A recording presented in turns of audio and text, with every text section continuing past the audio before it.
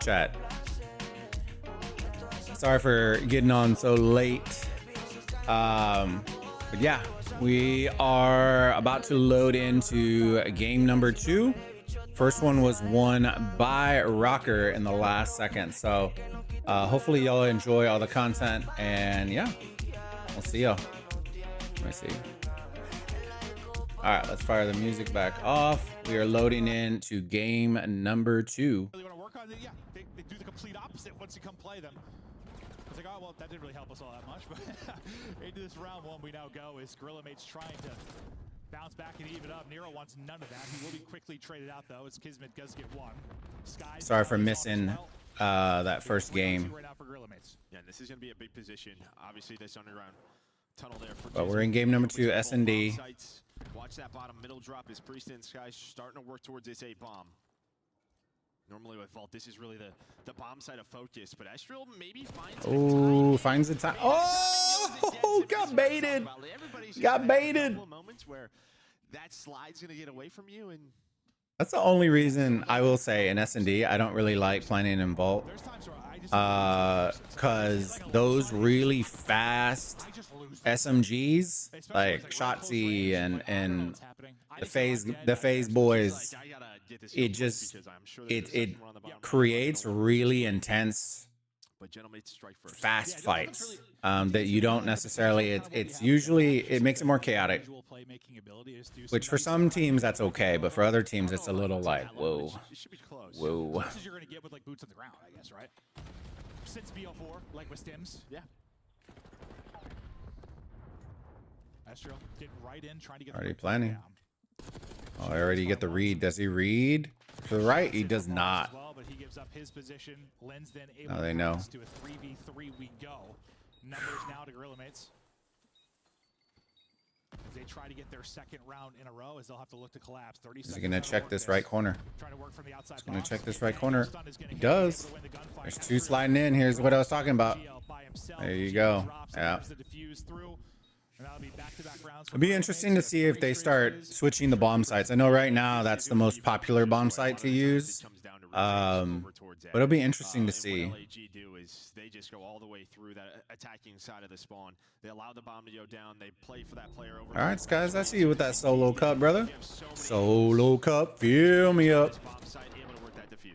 Can y'all let me know if the audio levels are okay for the in-game stuff, or do I need to turn that up? It's probably a lot more respawn, I imagine, but you were just like, you can get to sites fast. Like, there's gonna be a lot of quick plants, a lot of retakes. Yeah, you just kept saying turn it up a little bit. Fast, real fast. Y'all let me know though. Some bomb placements. If it was up to me, I'd change them. Yeah. It ain't up to me. Just get him. I feel like B is almost too deep, but A, they. We've had that before. Yeah, I mean, Skyline, I think you start fighting in 4 seconds. I'm serious. It's crazy. Well, Priest will be here. All in mid. Oh, it looks like they're going B. Oh shit, they see him. That COD timing. That COD timing. Now they're all gonna start rotating B. They already know.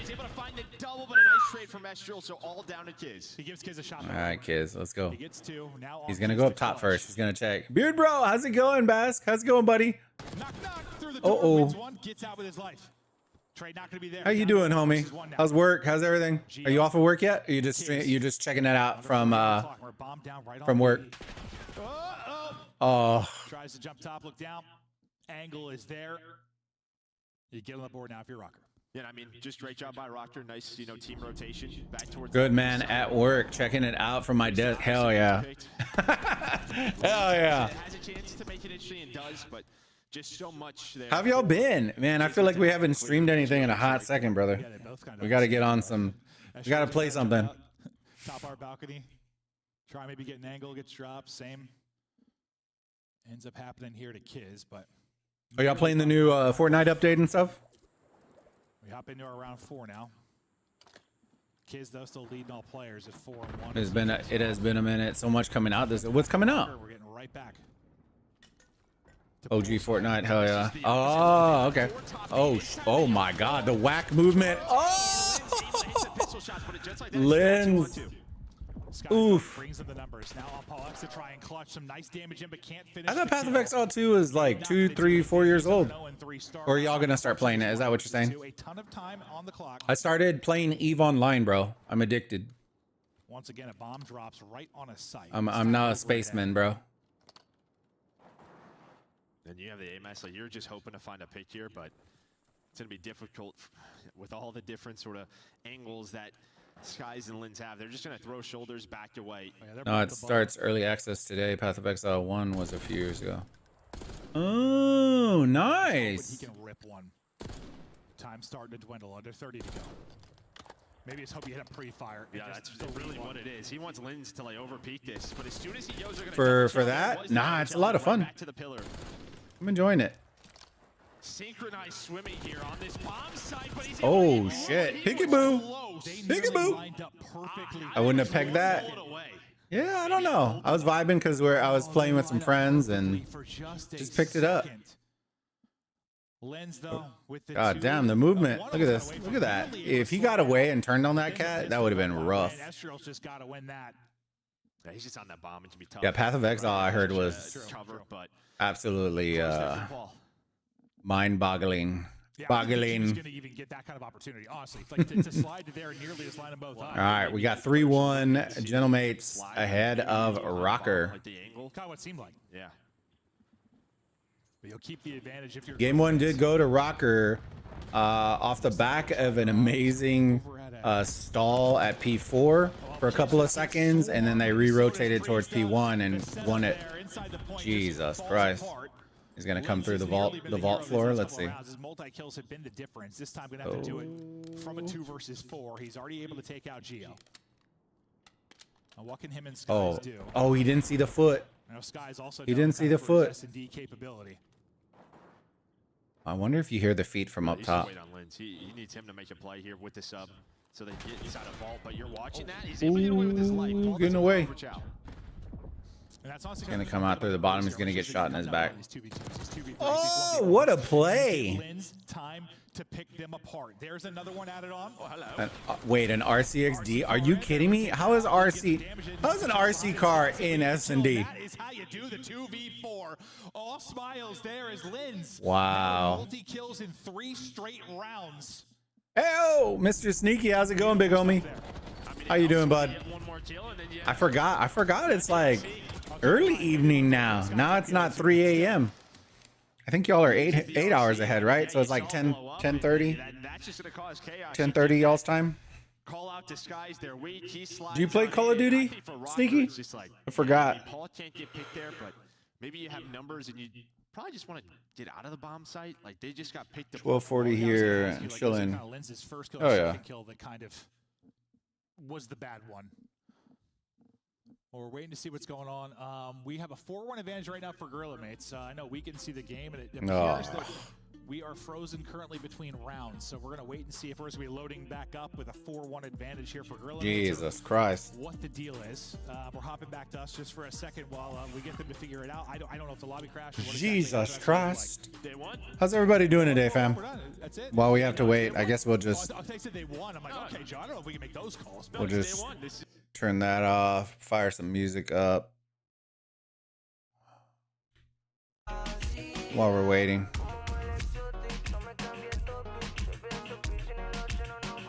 Oh, see, it happens every time I fire the browser up.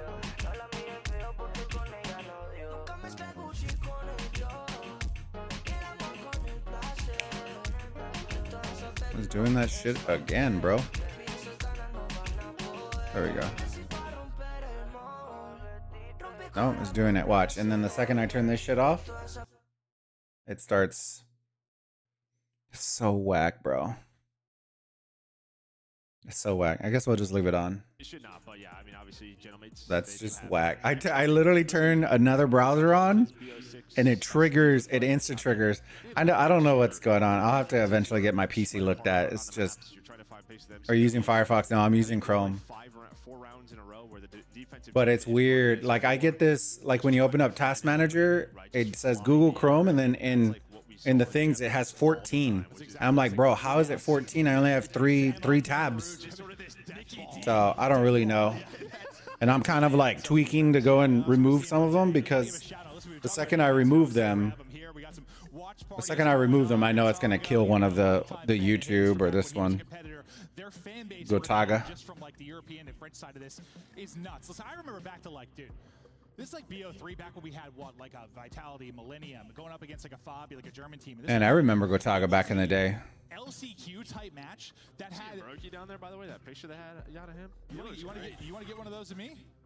I'm probably just hands a little bit lower. No. Oh. Well, no, anyway, that match, by the way, it was like a losers qualifier. Yeah, like 100,000. It was like 100,000 viewers. Yeah. Like the French fans, German fans, it can be insane. So That was 10 years ago. The French were always French fans are insane. I would say the same about British fans, especially in Call of Duty. Like I think some of the most fun Call of Duty tournaments that I've ever seen or like watched online were the ones that they used to do in London. Players for the most part run shit. Just a bunch of drinking, a bunch of, you know, just happy dudes.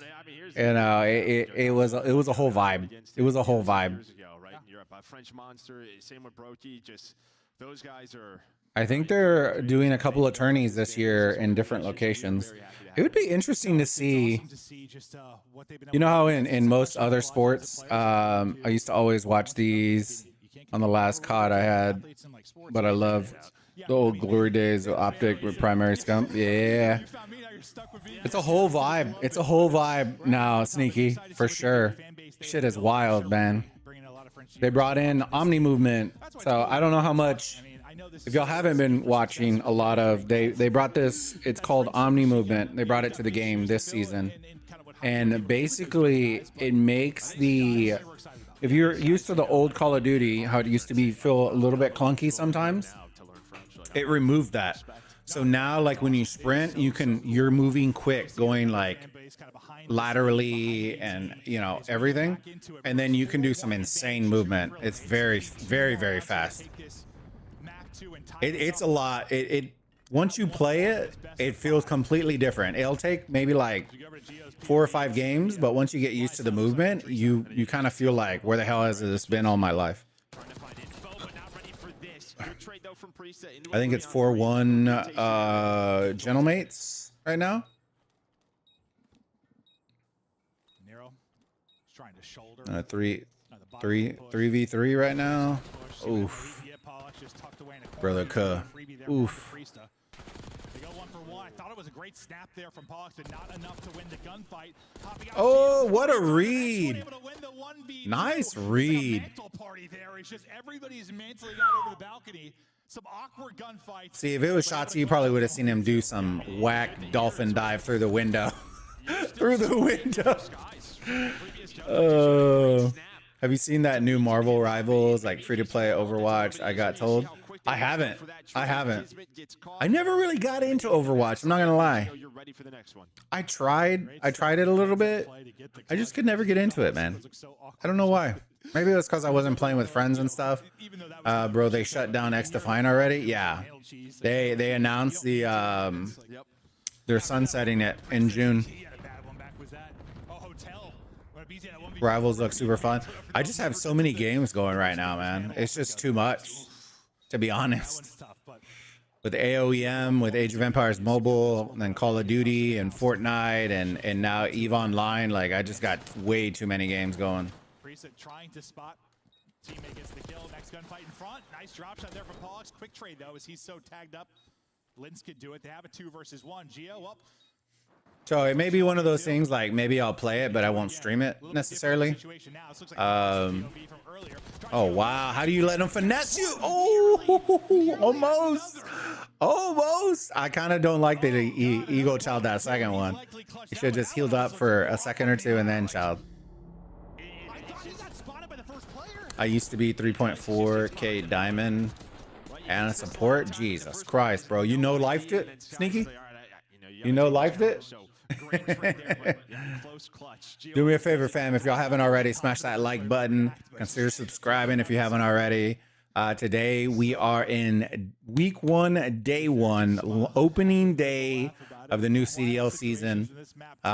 These are the qualifiers as we lead into Major 1. Oh my god. Oh my god. Don't let it. Oof. There you go. 2-2. We take a breath. Is this been the same thing every round? Like, hit it. Yeah. 2 or 3 die from each team. Skies has nice positioning here, but he's not gonna see them. Ooh, is he gonna read this? They're right underneath him. Oh, the Call of Duty timing. They get one. They both get through. Oh, dude, the Call of Duty timing is nuts. What are they gonna do? Okay, so they got bomb. Are they gonna rotate A? I think they are. The angle's like a little different for Skies or Priestley. You probably get one.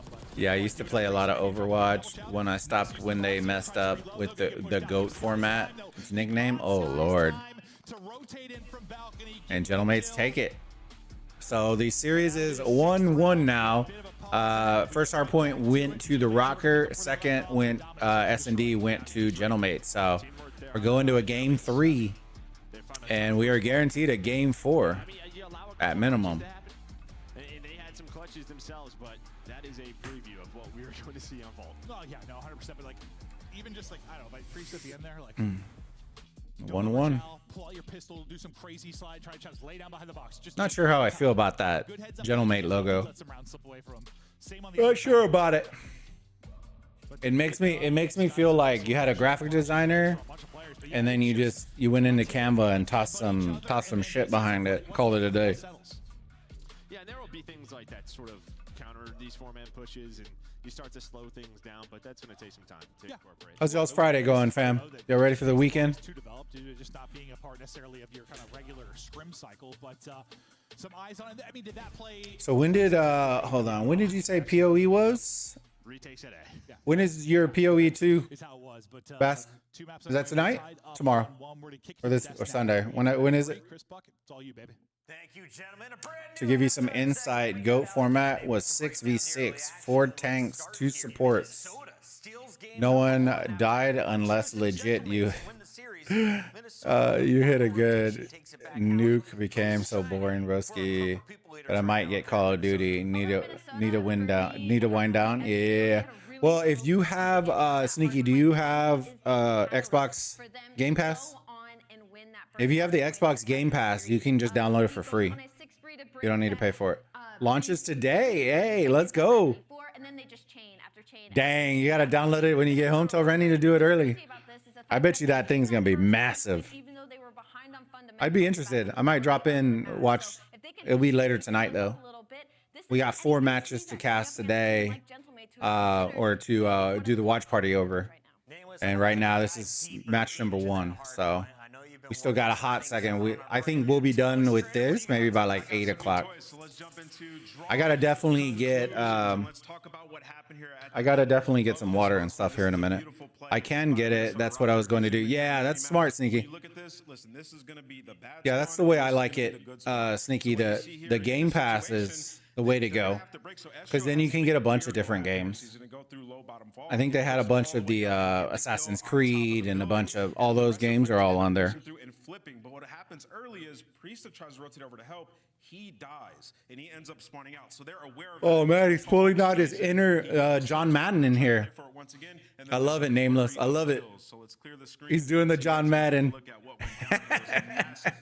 In this situation, you know you have. Those of y'all who don't know who John Madden is, he was a iconic NFL announcer for American football, and he was known for doing that, where he would bring it up, and he was like, "Yeah, and you draw here, and you go here, and there, and it was just by the time he was done, the whole screen had squiggles freaking everywhere. It was nuts, but it was funny as shit. Became a meme. Yeah, it's 100 gigs, but it's only 30 bones, so hopefully it's only 30? That's not bad at all. You should see Basket if they're gonna do it on Xbox Game Pass. Sounds like something they would. Isn't that why the games are called Madden? Exactly. See, Sneaky. I love the vibe right there. I love it. You're picking up. He has his own. The Thanksgiving games now have the Madden, because he was one of the first people. I don't know if he actually coined it or not. There's a thing that he would make called the turducken, and absolute madness. Absolute madness. You would take a chicken and put it inside a duck, and then put your duck inside a turkey, and then you would cook it. It was wild. I was like, bro, what? I saw Gordon Ramsay make one. I was laughing my ass off. That, you know the way he is, and that shit had me rolling. Had me rolling. It was like, what? It's so good. So many different flavors. Like I don't even know how you would do that.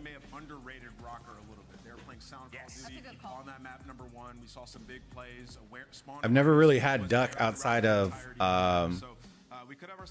them basting it and doing all that shit, and that's just straight baked. So I don't really know how duck would taste baked.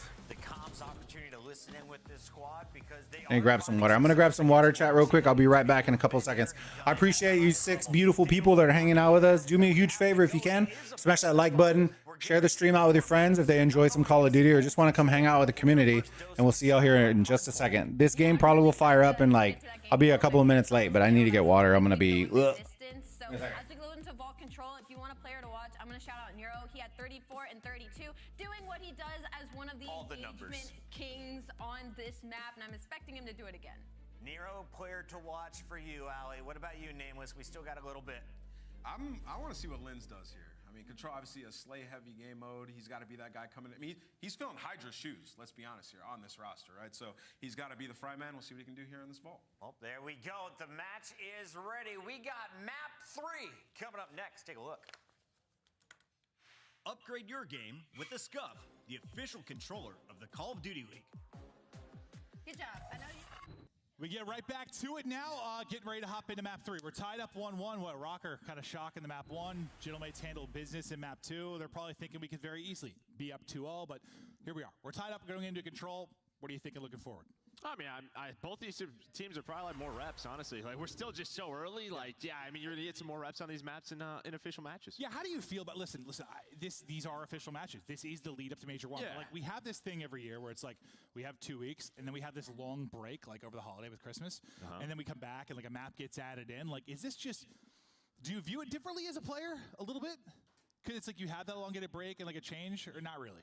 I mean, there may be even some more updates and patches, so like potentially, but yeah, I mean, this is almost like a preview in a way. These couple of weeks. Kind of view it like that a little bit, like kind of work on our fundamentals, still get stuff down, like it's still a new. But like you might not make champs at 10 points, and this could be true. This could be a match. Exactly. That's why it's a little bit weird because like these absolutely are very important official matches, but like it always just feels like a little different because it's so new. You're still trying to figure things out. There's going to be some changes that come in quickly, but.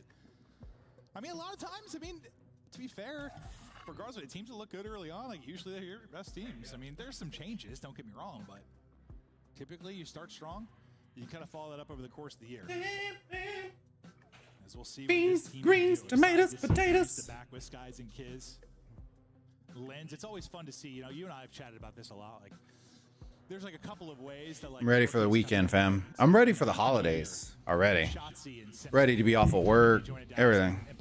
You join like in a United. You come in, you join like a God Squad right away, or a good team. But most of them, like, if you're good, you still come in. How did the gravy come out, Beard Bro? Mid-tier and work your way up. That was the gravy. I think a lot of that is just sort of. I'm not gonna lie to you, Beard Bro. I was a little worried when I saw your gravy video this year. Gonna take a chance on if they're gonna I was a little worried. Change, they're gonna take that risk.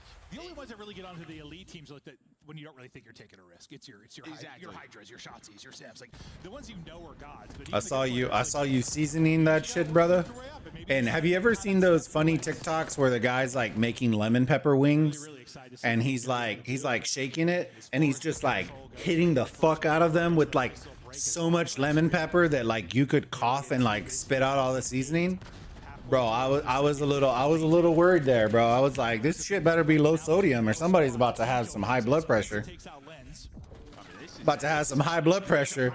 I literally looked at it and you were like whisking a little bit and then you were smashing. I was like, fuck. I was like, hell yeah. Put some flavor in that piece. It was flour. Wait, that was flour in the little container? Oh, okay. I thought it was seasoning, bro. I was like, God damn. Sheesh. My blood pressure was going up. I was like, It was like the fat cat, the heavy breathing. Just come in, throw an uppercut early on, and Gorilla Mates, they are just absolutely lost in the sauce as Nero is just farming them from art side. Give Papa another. 7 and 2 Nero. Jesus Christ. Second point about to be Oof. done. That'll be the kill. Give him another seven Let him straight cook, for Nero. boys. Round done. Wow. Strike Rocker. They hit. I mean, that Wow. was impressive. That is Get typically bullied. not what we see Jesus for Christ, that was controllers. fast. Usually it can be pretty tough to win an offense early in the year, even on a map like this. Like obviously it's the middle of the map, but there's just so many angles to get shot from. You get worked underground, catwalk, you can get pinched where normally 1 or 2 is going down, so you typically don't have a stack on. Gee, what a read. Or you have like a fight, like an extended fight, like a contest on the point. Like Wow. once they got on And look, he's just calm and collected right there, bro. He's just like, yeah, that was me. Easy to go away from B. Yeah. You can Yeah, that easily was me. route out. But then over towards B, like you have top art, you have all these different angles. You can push up the street, spawn them pools. Watch, now Linz is gonna pop off. Yeah, Gorilla's never had control of anything. Yeah, I mean, you had Nero and Art like right after they got the first point. I mean, Nero just right back to it. And he has the Hellstorm, so he did equip it. So we will have a Hellstorm. Okay, we'll see what that gets tossed into it. Maybe another nice start for an offense, as that looks to be about 3 down. But this is what I mean. Oof. Like even all right, you have 2 on it. Like you're gonna get a take, but there's gonna be another chance here for Rocker to try and retake this right off spawn though. Those gentle mates trying to find those angles, but this guy's gonna find that first pick. And now Nero just gonna look around, has the help of Paul. There's the contest. Ooh. 3 dead is Paul. Paul, He's able to get find 3. Find the Jesus fourth. Christ. Save the point, not gonna happen. The It Bulldog looks gets like done. if you know, you can almost snake mid movement. Yeah, you can. Yeah, maybe I'm wrong. Maybe I'm wrong. You can do some insane movement. Just wait, Sneaky. I think, let me pull up. I need to pull up real quick. Actually, if I do pull it up, I think it's going to mess the matchup. So I'll pull it up afterwards. I think, actually, I can pull it up on my phone. I think Optic are next, and Shotzi's movement in this game is nuts, bro. You can, just to give you an example, you can dive backwards in this game and dive onto your back as you're shooting. You can dive around corners and start shooting. You can do all that stuff. Like the movement is, you can jump through windows and turn around, and bro, it's wild. That's what I'm saying. It'll take a couple of games for you to kind of get used to it. Yeah, this is a terrible map for that though. For that. But it may not matter. Just right away you get a pick. Yeah, the movement is wild. I love it though. It makes it feel a little bit more fast. But snaking covers, snaking cover was always cancer.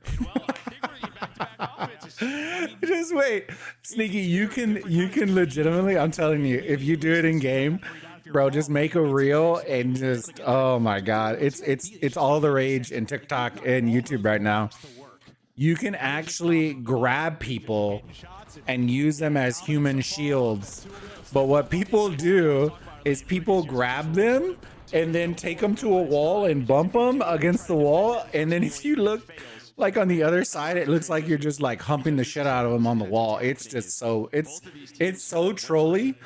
But you'll see people on TikTok doing it, and then they're playing like Luther Vandross music and like "I'll Make Love to You," and bro, I'm the Diddy meme. Yeah, bro, I'm just absolutely dying when I see those things. It's so good. Somebody, one of the creators I watched, played the Titanic song and then tosses the dude off the side of the building. I was like, bro, it's a whack. You might just have to give this up. This is what I mean. Yeah, you're gonna have to work up B Street. They're gonna go for this again. Nice. Okay. This time, the pounce and attack works. Paul will be the last guy up, and he's just gonna kind of tuck his Just do it. and back up, wait for reinforcements. That's our first sort of retake we've seen so Oh, far. I didn't see. No, hold on. Let me see. Watch, we're crazy. I think on X I posted the, It is possible to or retweeted the schedule for today. You're getting work done. Skies and Lens able to tally through on the feed. The Let me Bulldog, see. he's still Profile. trying Try to watch the push through on both sides of it. Nero able to maybe get the entry though, and now it's going to allow them to push around the back and pinch. So it'll be Lindsay's POV. Oh, did I not? Bro. Shocked. You've now got people collapsing on both sides. This guy's got to keep his head on an absolute swivel. He's able to take out 2, but he would have had to find 4 there. Everybody else got picked. So A looks like it's going to be taken. They're kind of just playing positioning for B. Okay, so Optic is next. So yeah, the movement for the next game is going to be nuts. It's going to be nutty. And give the Lion King speech when Mufasa gets thrown off by Scar. Yeah, bro, it's pretty good. It's so trolly. It's absolutely amazing. Can y'all let me know if the game, I don't know, usually I turn this down because my music. Can y'all let me know if the game sounds loud enough, or do I need to turn it up? That'll be the accurate number for what they're looking at for the entire game. You prepped your test account? No, I'm not gonna do it. I decided not to. I decided not to. Stun doesn't hit it. He would have stunned both of them. Instead, he gets taken down. Cool. A much better time this time for your Gorilla mates in defending B. Rocker trying to find his opening. You're down to 40 seconds. Gorilla mates a slight little life advantage. I decided not to. Increase that there with the kill behind Lens. I think you and Cigarum will still be doing it, but I have the watch parties. They do, so the weekend is Friday, Saturday, Sunday, basically from 2 p.m. my time to almost 8. Friday, Saturday, Sunday. I just finished earlier, so I just did like 3 marches I wanted to test. Yeah, I just got tired. I got more mad at the fact that literally everything I wanted, like 98% of what I wanted to do, they told us was going to be able to happen, and then they pulled it all off. Then they pulled the rug. So now I was kind of like, like, is the KVK, like, would I want to cover it? Sure. Right. But now I don't have a max account, which is dumb. And then the 99% that I wanted to cover was all the new heroes, and they pulled all that. So I'm like, what am I going to do? 3 players here. Paul, Estriel, Nero. Now just Estriel and Nero. Yeah, exactly, bro. It was just really dumb. It's one of those things, like, I felt like I was wasting my time. So then I just decided I'm not going to waste my time. I'm going to have some fun. We'll do some watch parties, chill, and have a good time. That's it. I mean, yeah, just good holds from them. I think like Kids had a couple of big kills middle of the map where, you know, really what we've seen from both of these teams is you're putting a player or 2 on it, and then you're trying to get someone through that lobby door, like near that line, and basically just get a crossfire. That player is just trying to not allow people to cross out of art and slide onto the point and contest. And Kids had a couple of big kills in that area on defense, allows him to get to that point. Allows him to hang on to let's see. Barely. I thought when the UConn called the 3 down, I thought that was it.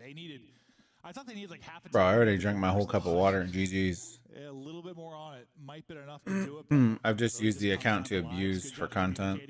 By the way, you want to collab again soon? Let me know. I told you I didn't mind. I didn't mind, bud. Either way. Just let me know. God damn, Neuro.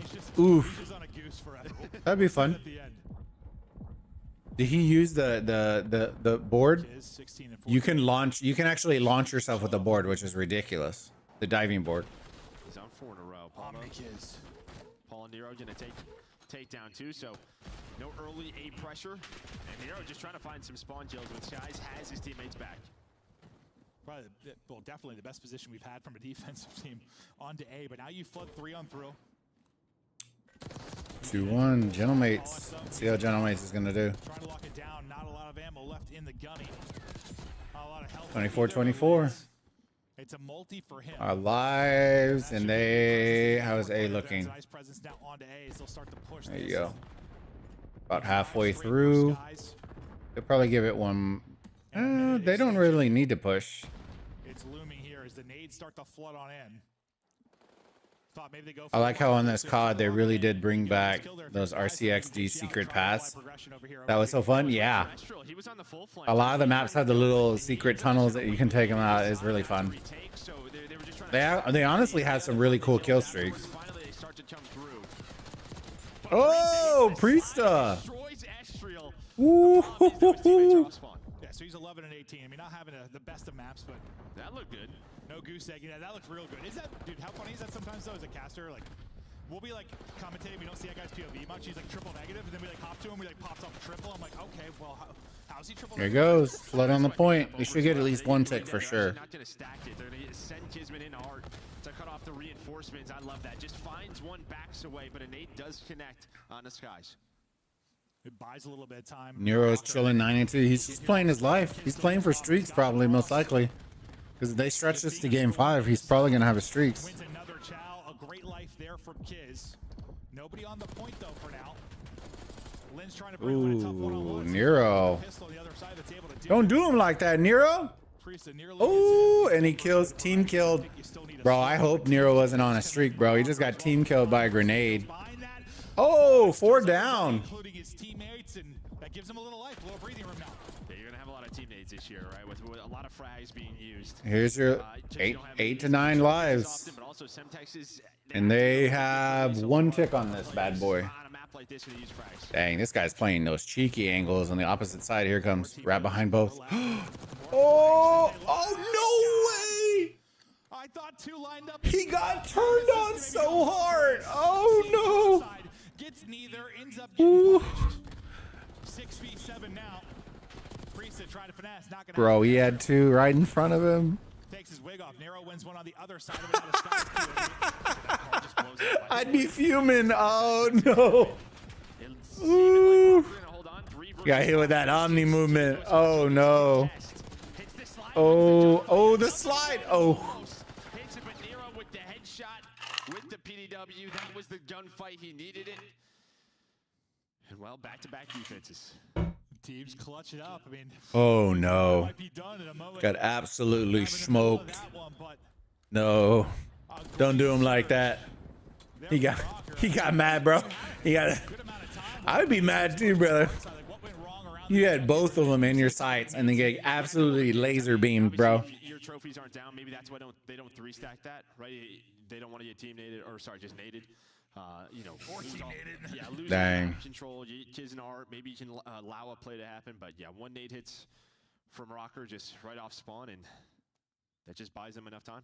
Well, we've kind of seen everything now at this point. Like, seen the offensive wins, defensive wins. Saw like an extended A-hold in the last round. Yeah, he looks that dude, that character looked awkward as hell running.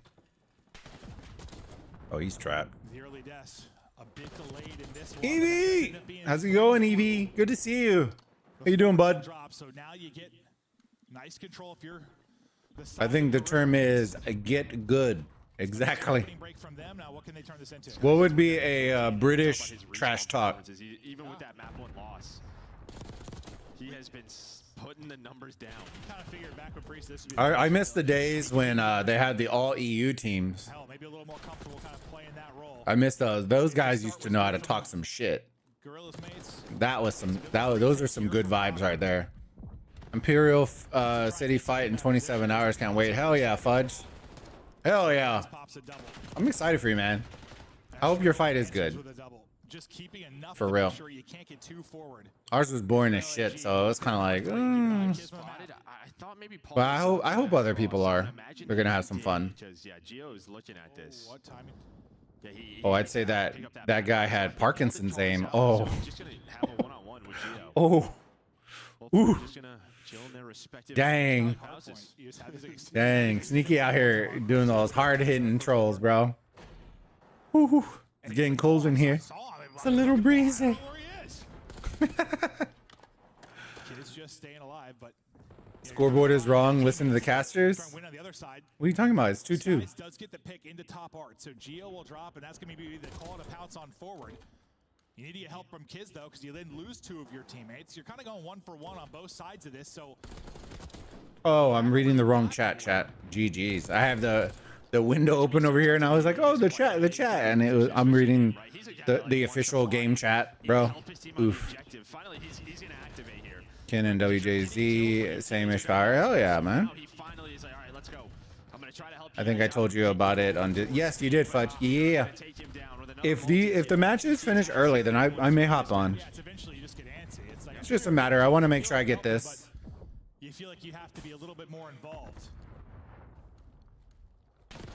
Nice, he gets a dead slide there as he tries to go Chowdy. They don't know the Kingdom is in the bottom right corner, not top. Oh Lord. Slides out and Chows picks him off the point. Now time is starting to dwindle. Rocker close to taking both of the respawns. See, 8 and 10. 8, 10. Let's see if they're gonna contest. They're pretty far off. Time is on their side. Yeah, and that guy. 12 seconds. You got one decent push through mid. Oh yeah, no, they're cooked. They're cooked. And it's just enough here from Rocker. That was a 10v6. They go 10-0. Rocker take 2 respawns off the bat. I don't know. Oh no. Evie, job's been crazy. Don't think I've ever made as many calls as today. Hell yeah. AOM has been kind of boring lately. No fights. I gotta fix that. 2 of the other whales on our server want to quit because of it. Evie, yeah, I understand that. I forgot, Evie, what server are you on again? So it's like Lindsay's like, I can't be here all game. Like, we have to go. So just some big plays from the SMGs from Rocker. Whew. I mean, they're up there as one of these guys clearly not played COD 4 tutorial. They never check their corners. Hey, when you can go around the corner and do this, I think everyone is just. Yeah, no, you're right. And nothing matters. brother, and then fly back, So far, a great showing here for Rocker. and then fly to the side, bro. You good? You don't need to check corners, bro. You fly around the corners like Superman. You fly around the corners like Superman, bro. We'll see if you can get it to a map 5. You're feeling probably pretty good if you're General Mates, but you still have to get it. I appreciate all the love on the stream, fam. Help us out with that YouTube algorithm. Smash that like button. Helps us out a ton. Can't thank y'all enough, truly. We're fighting. Bocage? Yeah, no, modern day Bocage. Yeah. It's funny how crazy Bocage was that like no matter what would like when you start laughing about like a crazy map, I just think Bocage always. Like it's just like my default. Oh, Bocage? Yeah. 50 kills, 50 deaths. I know maybe not quite that, but Yeah, 3 feet off spawn. Need to get some juice now or something. Keeping the hands warm. You know, it's one of those ones Watching the pros makes you understand just how not cracked I am as a player. You know what I'm saying? I don't know about y'all, but watching these guys, I'm just like, Jesus Christ. I remember when I was good 10 years ago. both respawns. They have done it in the clutch, and you would think, if there was one advantage that. All right, I think we're going to S&D. Would be like clutch type stuff, just due to the. But we are going to a new map, thank goodness. Whew, thank goodness. Slap that like button, just as we did to Chiss. Oof. The clutch or the comm needs to be on the playmaking ability. That's probably where I get the edge. That's not been how it's gone so far. No, it hasn't. Yeah, I mean, 7-point map number 1. The Server 16, brother, but yeah, kids are losing numbers fast. I don't know, fights just don't happen. Yeah, it's one of those. I've kind of, Skyline. I've been bringing that up to them too, and I don't know. It is what it is. I can't really say much more than what I'm saying already to them. I don't know. I'm not sure when they'll understand that. 2025 season, it's day 1 of a long season. Will Smith did to Chris Rock.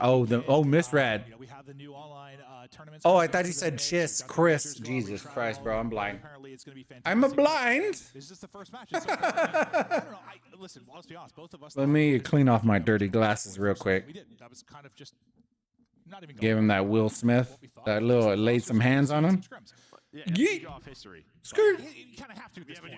Yes, but you have to go off history. These are my 2 favorite guys. Even if I think the only ones that I would have vibed more with back in the day was Courage and Maven. Seen everything at this point, but there's only one that I really had watched with the LAG side, and I thought they looked damn good. Like I thought it was gonna be a better showing in the recent. Dude, did Maven get buff?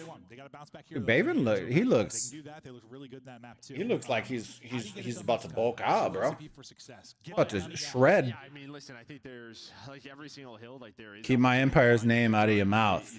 Make it into a short. Jesus Christ. P2 and P4. Now, for those of you who play ranked at home, P2's gonna look a lot differently. Eating ass and taking names. On in the CDL, The doors. Yeah, you can't close the the doors and make that impenetrable, right? Hot take. Will Smith did nothing wrong. Will be like, how much time can you find in your P1s and your P3s? Just in those. You know what I mean? He had it. He found out other people were slapping his wife, so he slapped them back. Did we have a map? What was the map also in AW that we played? It just wasn't in the way that he thought. Transformed to like another It's okay. part open in the middle of it. But we It's all good. The one part wasn't that a map too? Yeah, that was a search. That was a search and destroy. We played that. Yeah, we've had some wild stuff. Sure have, Joe. Yeah. Doors. I mean, players should deal with doors. I'm kidding. They do. I would if it was up to me, I'd delete those as well. Oh, one of your favorite maps. Let's see if they get the RCXD. See if they can use that little secret path for the RCXD. Could be done here in the hard point. Could be 3 respawn wins for Rocker. I wish they made an underground route for RCXDs in this map. They have an above ground. Do they have a below ground? I don't know about below. I know above they do. Because you can go below, but you can't jump to the elevator section. So I don't think there's a way out of that. They should add one though. We are going to be hopping out real quick and back in just because unfortunately the teams are on the wrong sides again. Jesus Christ, bro. Players' fault, coaches, admins, I don't know, but wrong maybe sides. someone didn't write it down. We'll be right back in. Yeah. But that is very, very important because we've had some maps. I mean, listen, it varies. Like, there's always a strong side, like always. A lot of times it's kind of just based on what side the P2 is on. But like, there's some maps where, like, over the past couple of years where it's like you might be getting 100-point leads. Like, it could be huge. So yes, we got to get the side. It'll be. I'm actually interested to see how well the CDL is going to do this season. I never want to talk about that game. I'm sorry, Joe. You know, that was So for those of y'all who don't know, That's my bad. they decided to. I believe they switched. I'm going to show my age, but what is it? The Basically like event vendors and platforms. So now all their Pro League stuff, all that is going to be run on Faceit. And if you don't know who Faceit is, they're the ones that handle CSGO. And who else do they handle? But I know CSGO is one of the big ones. And there was always talk about it, but a lot of their online qualifiers and stuff are going to be held through Faceit. Rocker looking to close it out. Gentlemates looking to push it to a map 5, but we are excited to be back. Hopefully you're excited to be watching, whether you're watching the CDL broadcast, checking out many of the watch parties that are going on, however you digest your CDL content. We love you. We appreciate digest that shit. The league and the broadcast. We try again to get back in. It's a beautiful overview. It's a beautiful house. It is. I actually like this map, to be honest with you. It might be. That's Scumpy's house? That's definitely. That could be Scumpy's house. Is that Scumpy's house? Nah, it's too small. It's got a panic room. That's what I mean, dude, for sure. A panic room for Scump. Jesus Christ. I think that's where Method's lives. That's what they call a stream room. His apartment, like within his house. Yeah. Pays rent. He can fit in those vents now. Map 4. Dude, Sneaky, you know what we need to do, Sneaky? That's true. Once you get on Call of Duty, some amazing content. I'm down to make this content with you. Are you ready for it? You also have one ball, or? You ready for it? Prop hunt. We're gonna play prop hunt games. I think those are gonna be the funniest things I've ever seen. Just make shorts of prop hunt. That's all I want to do, bro.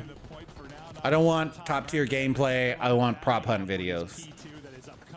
I want to see us die as microwaves and boats. You kind of just saw those parallel spawns there from 2 and 7. That's what can make this map tough. Like, there's just some openings where you're thinking you're blocked in a spawn, or that they're spawning on one side of the map. And all right, so we are hard point. Here we go. The spawns right now, if you are Gentlemates, you do have pressure though from Estriel. It looks like he's trying to sneak on through, and he does. He finds one.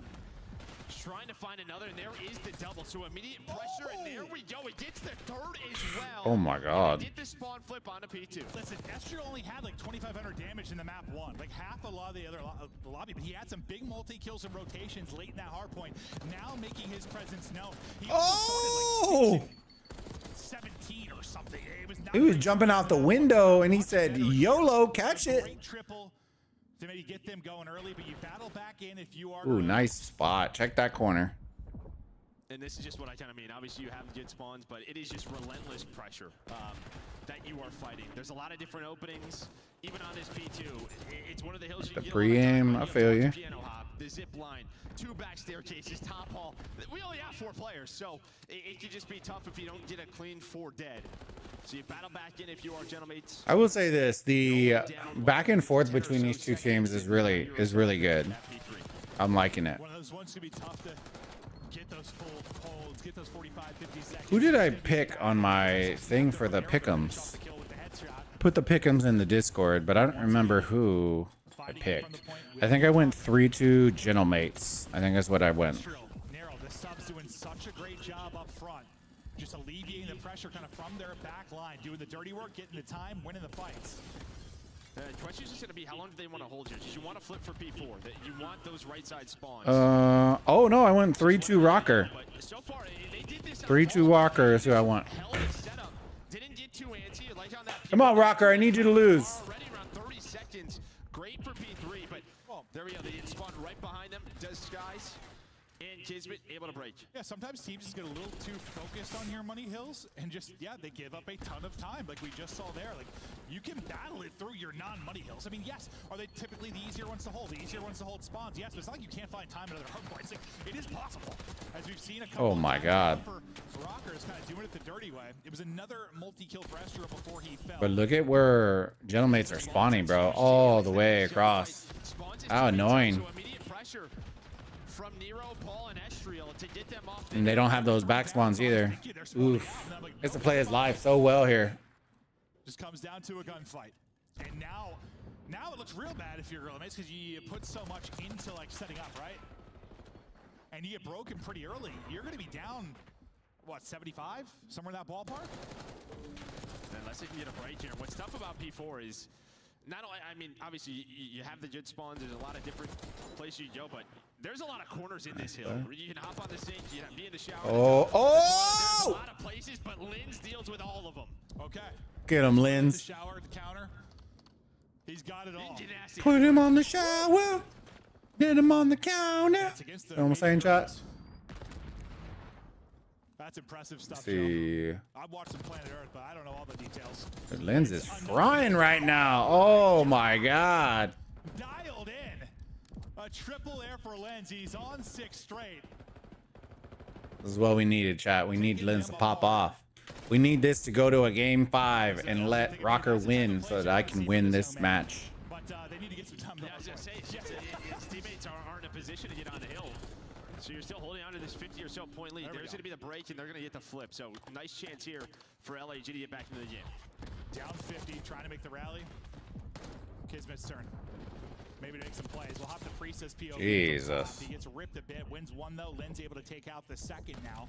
Lin's lead the lobby at 19 and 10. Nice strafe, nice gunny there from Kiz. I appreciate y'all hanging out today, fam. Thank y'all again. Going to be flooding through the bottom side of the map. You see it start to come forward. Linz is going to be the next one up the bat. He's got the angle. How many can he actually get? No multi-kill this time because one slides by behind him. Priest can't get the trade either, and he's got more. I think he's a bitch for slapping over a joke. My guy went woke in that moment. Nobody's really even been in the hill, but Hey. with the 5 spree, with the Hey. and now he is just finessing. I'll say this. You talk about somebody's wife, don't expect to not get the hands. You know what I'm saying? So the stuns, the nades come in. Unfortunately, they hit him, but they are. Shit, say it to my wife. You know what I mean? Yeah, I mean, Somebody's gonna catch some hands. They got into that 60, 70 point. It ain't gonna be a slap. Excellent job battling. Put it that way. And now we've got what, basically a tie game. 1 point separating for Rocker, finally able to get in, but I mean, you'll take that if you're Gorilla's mate. I think it also depends because for that it might have been like a really touchy subject because it was true, right? If it was a rumor, I think that's a little different. Now get ready You know what I mean? But for the next rotation. You'll have when you mess it, when you talk bad about people's spouses, it tends to not end well. They just sort of held a normal setup here. They didn't overpush. They tried to make sure they didn't flip. Chris Rock is professional comedian, which was telling one-liners all night. No excuses for the context and format. I think if you're gonna turn your stuff into a roast, then you probably don't blindside somebody. You know what I mean? Like even on a roast, you know you're getting roasted. You know what I mean? You're not just showing up to a venue and then getting fried by 25 people. Shake one out of his shoes, but then Lenz another they're playing. That's what maybe like players like him are really going to thrive here. It's like you said, you just get up, you shoot, get up, you shoot. Let him get into a groove. Like we know he Did has much that worse? kind of Probably. I ain't gonna lie. he wants to play with some pace. Priest having a solid map as well. Skies will get picked there off the desk, but it's 5 straight now for Kiss. Another for I didn't Priest follow to too deep into it. take the third with him. I saw that one time Like and the slang advantage tracked it, certainly going. and then it just popped up all over. You're only up 15. That's a big double by Nero because this allows them. All right, they're up by what is it, 15? You don't have LHG 18? setting up a layer, maybe pushing out bedroom, but now it's Lindsay again with a multi-kill. He's almost up to 30. Dude, these spawns are just so unforgiving in hardpoint. These maps are so small. He was just diving back there. I thought he was dead to rights. And it's 2 headshots pop up for him. He is shooting right now. Kid's still on this same streak. Trying to maybe get that Hellstorm, not able to pop. If you've not seen it, you'll laugh off stream. Golden Globes. Oh lord. To the back line and Priest and Skies, and they're able to deal with it. I'll check it out off stream probably. 3 straight hard points. That's funny. Put together if you're LAG now. Rocker really need to kind of slow the bleed. This roof is giving me vibes from a different game. Yeah, they're gonna go for this one last time, and I mean with P1 coming up, that works. But Skies Which is catching game? the pinch. Linz is out through the vents. Skies just trying to stay up. Almost wins that gunfight. So I mean, you break up 10 or so seconds. Oh dang. And you have P1 control. You had it, but This is what we needed, chat. We needed Gentlemates to win this. Let's see if anyone can get some time here. Kiz just tries to tuck in on the corner. Can't quite snap to the second. I thought maybe gonna take out 2. Skies has got his help from top balcony though. And any seconds here kind of devastating to the Rockers. High rise? LAG just getting closer and closer to victory. Now over the 220 mark. Priesta. Wait, they're getting high rise? The map? Just using the hot tub as best he can. He's got another one. Another triple. I think is Jesus Christ, Lens. that he's had within this map. 32 and 17 out of the young man. And then they're still gonna lose. Well, they kind of want to find their replacement for IG. Oh no, they're gonna win. Maybe they've got it. Maybe he'll be finding that kind of form. It's big shoes to fill, but he's doing it right now on this map at least. Now just 10 for There the you win. go. This is what we need, chat. Kismet. We needed a 3-2 win for Rocker. Still, the time is there. That's what we needed. LAG able to win it here. You've got to get in. You've got to contest it. They are able to for a split second, so the tick doesn't go through. You've Stop got a in there, chance bro. now, but you've got to be flawless for 100 points. Yeah, I mean, They got this. 100-point club. yeah, even if it's a great P2, they're just gonna hop on P3, right? But yeah, I imagine with how messy these P2s have been, they're gonna find a second. Watch them come back, chat, and win 250 to 249. Did y'all see how that guy just moved? That's the Omni movement. Trying to get back into it. Here it comes. Linz, guess what? He's got a There you go. We're headed to a game 5. It's an iconic one. 36, something that ballpark. We'll take a look It at had on the right side that statue on one spawn. To be fair, we talked about that same thing into some of the search rounds. Like honestly, even more than. Oh, you talking about Raid? The multi-kills that he was able to have. Raid? The big playmaking Yeah. we saw in It wasn't on the roof though. It was on full display. Was it on a roof? And that's what I think they're hoping to get a more I consistent know. outing of. Give me 1 second, chat. I'll be right back. And then we'll be ready for game 5. Yeah, I mean, that's really it. That's why they went with him. Yeah, yeah. We joke about it, but it's sort of let's rebuild that formula that we had with what, an MW2. Yep. Try to rebuild that formula, and he ends up, 35. And Priest, I mean, we were kind of going back and forth between those two because they were absolutely frying.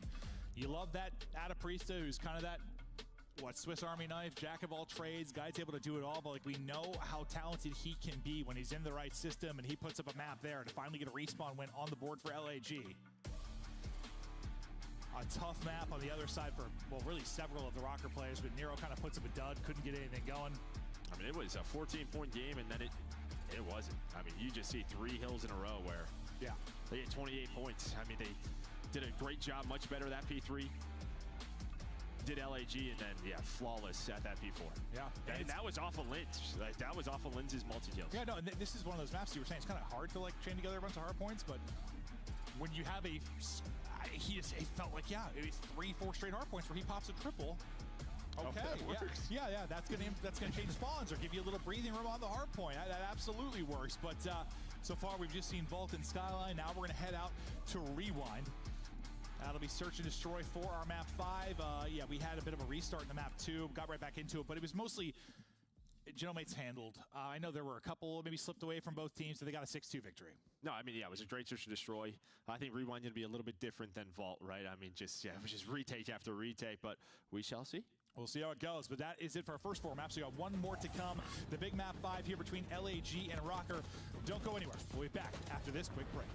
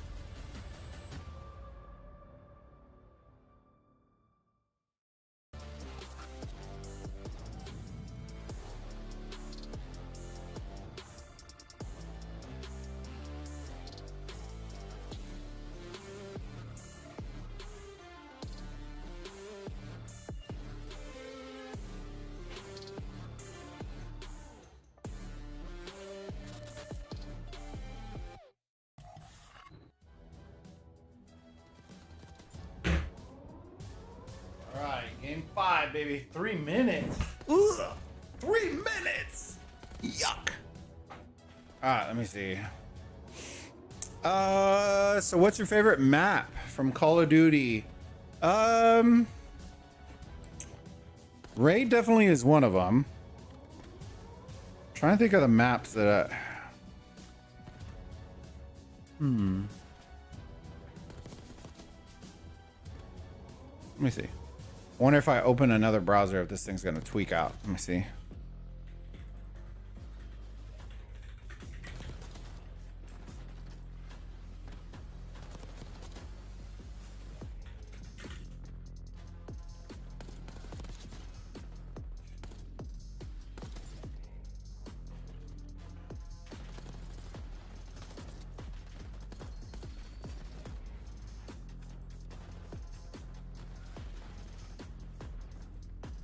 Oh, it was which one was this one?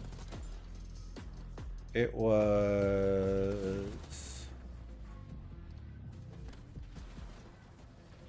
Summit was one.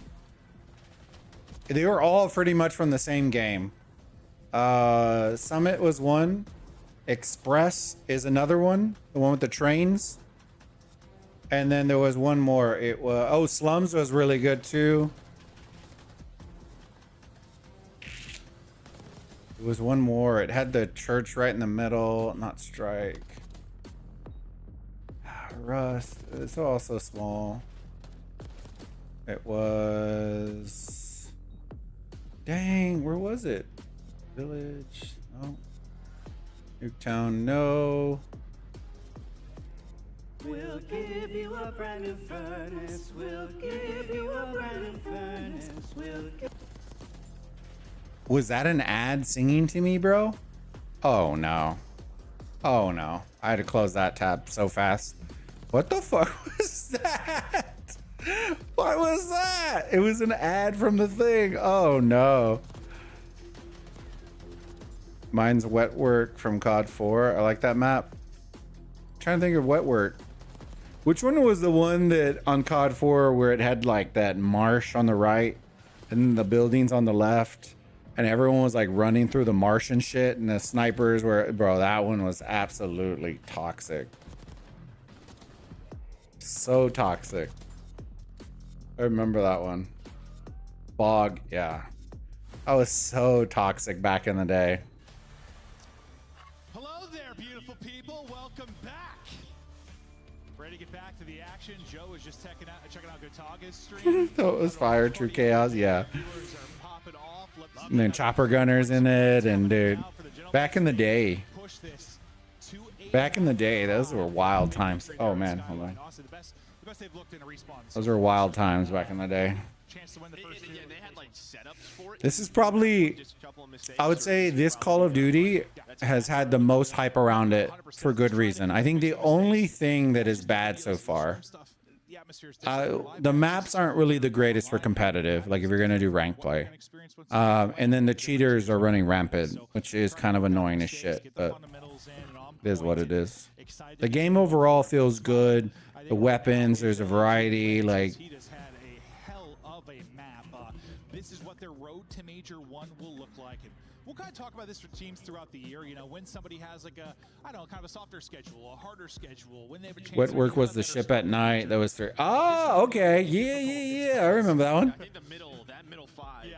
I died in that campaign mission several times. You know, Rock, you're going to a game 5. Let's be quiet. See this New Carolina. You know, it started shooting somebody, and then all the things would come on. I was like, Jesus Christ. Not sure yet about Falcons. No we idea. see them in a couple of matches, but yeah, the middle stretch. At least you know you have a break there after the Optic match. That's true. Yeah, they're gonna need a break. Because we'll have kind of that break for Christmas. They come back, you know, have Hacienda thrown into the mix. Team some time to scram, maybe work on. It's also big updates. Sometimes it can be right before the break, right after the break. We'll see how things will change. Sometimes it can be spawn update, run update. You know, we'll see all sorts of stuff. And that's what's All right, Beard Bro, gonna pack up and head home. Hey, I appreciate you, Beard Bro. Don't forget, download your game. Don't forget when you get home, download your game. We get ready to go in now to this map 5 on to Rewind. I might hop on your stream later on tonight. Go check it out if you're gonna be streaming it. Tied up 2-2. Offense first.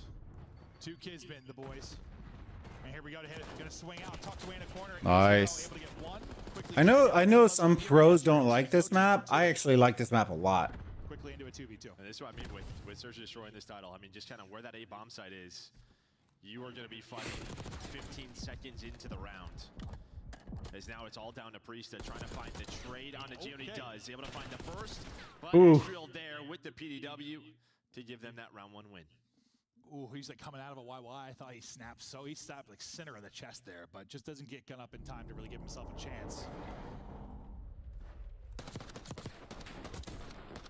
Estriel, I mean, God, he's had some clutch moments. He started out with a huge. Okay, so we need just a quick check again.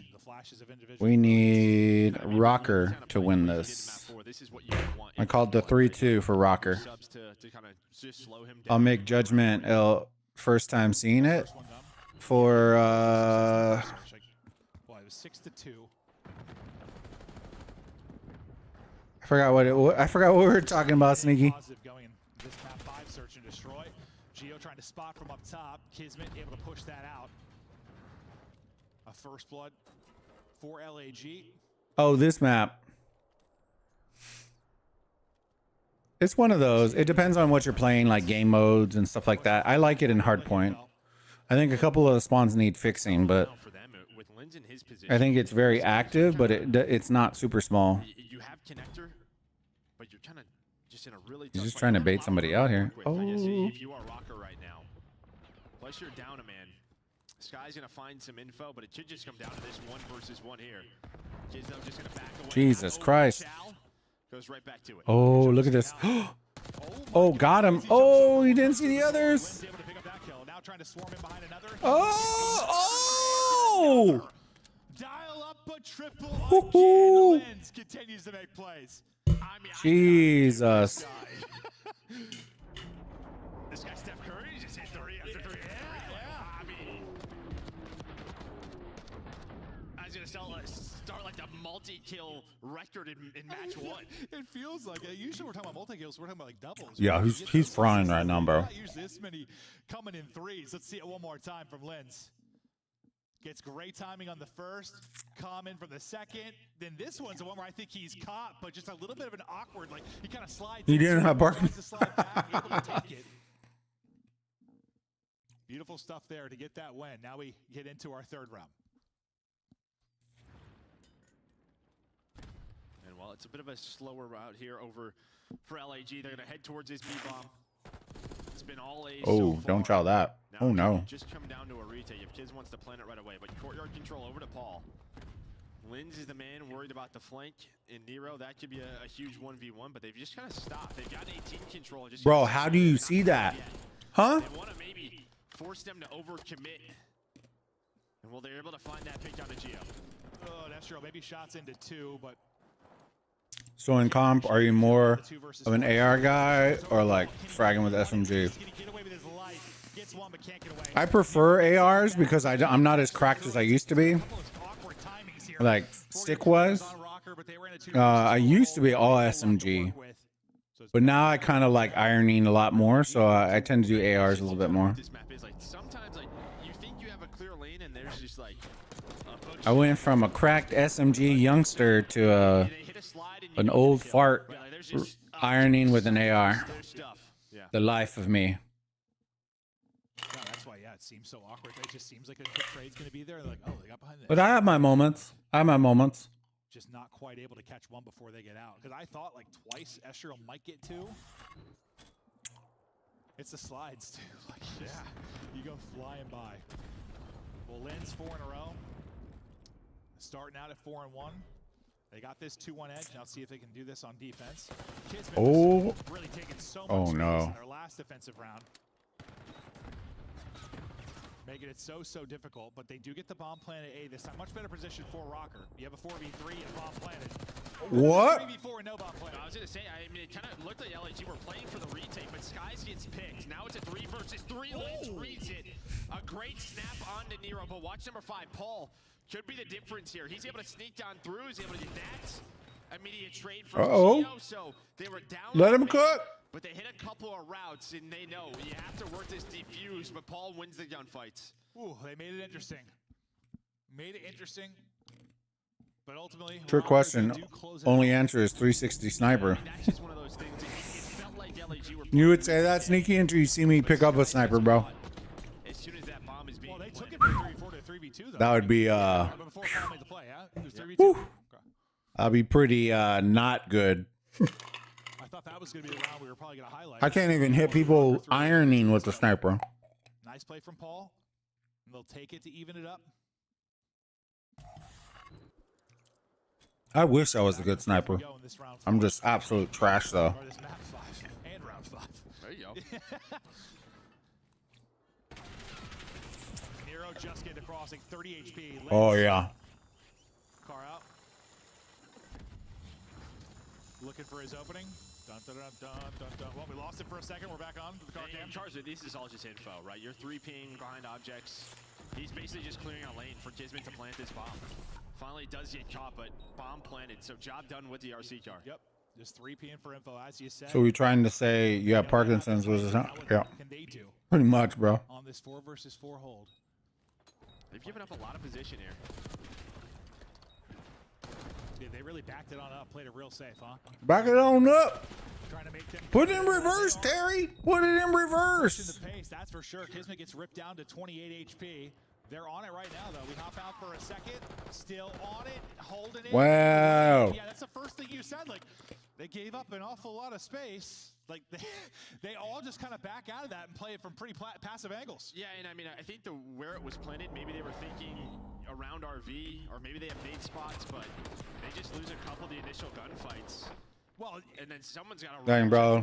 You almost scorpioned. They just got tagged to the point they had to back up and give up angles. Yeah, like, even if they didn't die, like, it's the same.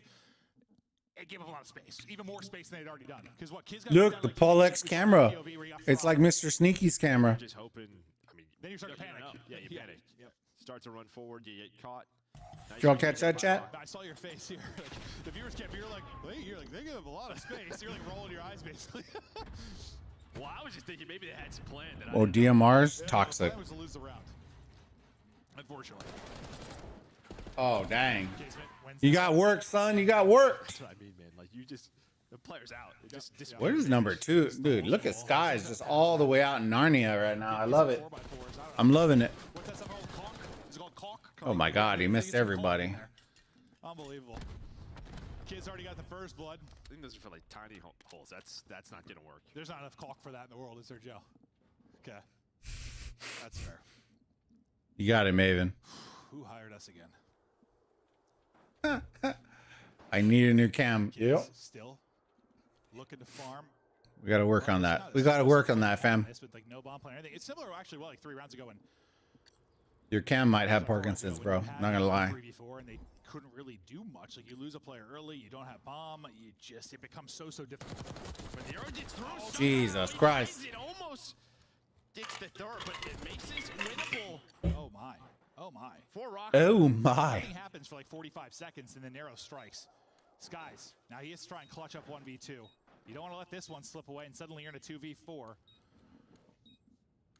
In the round count.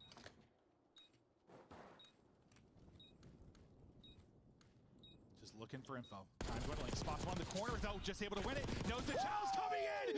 It's Skies. Huh? Wins the 1v2. Bro, come on. He's been doing that for a long time. Oh, What's going on? A clutch. Skies brings it to 3-3. And I don't know what the initial setup was in the 4-on-3, but I mean, Nero just can't cross the street and get to it. Yeah. It's like, did they almost just like get like bored or get lazy? Like, it just took so much. Maybe they just didn't think he was already dumpster in that position, but well, Skies tucks 2 away in the dumpster here. Woo! Oh, dude. I mean, just a great. You got that weak-legged table, bro? Gunfight. Geo shot just like all right behind him. You got that pro gamer setup, Sneaky, the one that has the. You remember back in the day when you would post up on those white fold-out tables? Here, car. Watch the car hit the door and blow up. Cars drive around everywhere. Kismet's terrified. I was terrified. Car's been destroyed. They did a first blood off a nade from Linz. So now they're just slowing down. They're just trying. We kind of saw this earlier, over towards that B bomb after a first blood, where they just kind of waited to see what does Rocker do. Oh, did he miss like a stormtrooper? Dude, I don't even know, bro. Hit an opening. He was having a pina colada. Objective with the trophy. It's Friday. Here's the cross to the plant.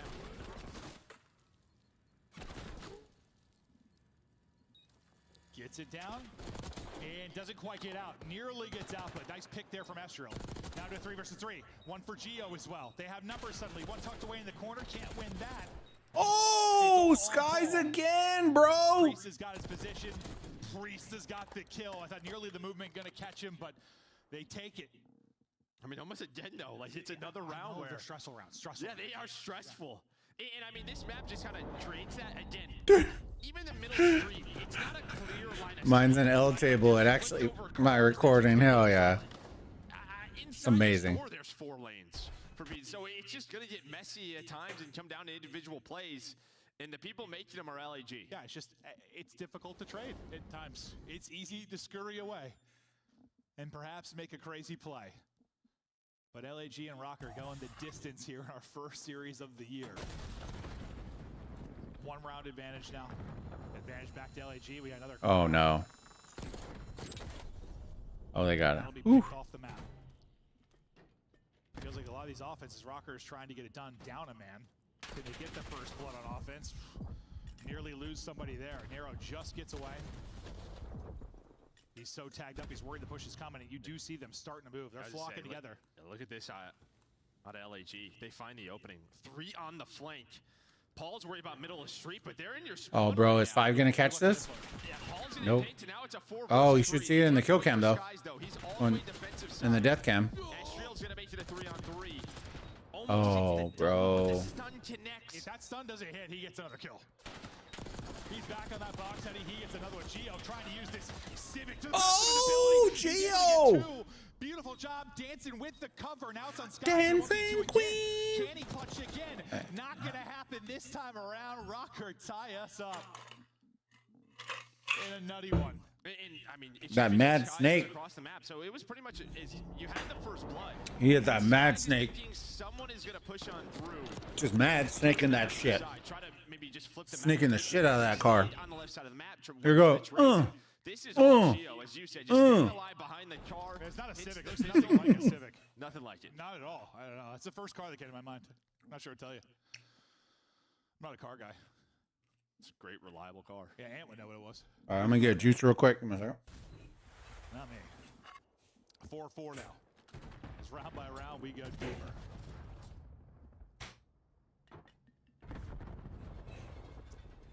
Passive offense here so far out of LAG. 4-4. As they've gotten, a couple first They're bloods. both playing pretty slow right now. Things up. They've done a great job getting first bloods on offense. Can we see where Estriel is? Yeah, there we go. Thank you, observers. You guys are the best. But yeah, I mean, you have what, 2 teammates watching. He was duty in that car, the hell up, bro. He was oiled up. He was oiled up to the maximum and ready. Backed away. Neither gonna over pursue. It was a true slip and slide experience. Yep. He just gets isolated once Kids gets the info. Another first blood on offense for Gorillas. Gio, can he use vehicles to his advantage again? Not this time. You get a pick on either side of it. You got numbers to LAG. Linz trying to get the trade. Dips away. Pre-fires. Oh. Wow, 9 HP. Should have just kept running. Wins that one.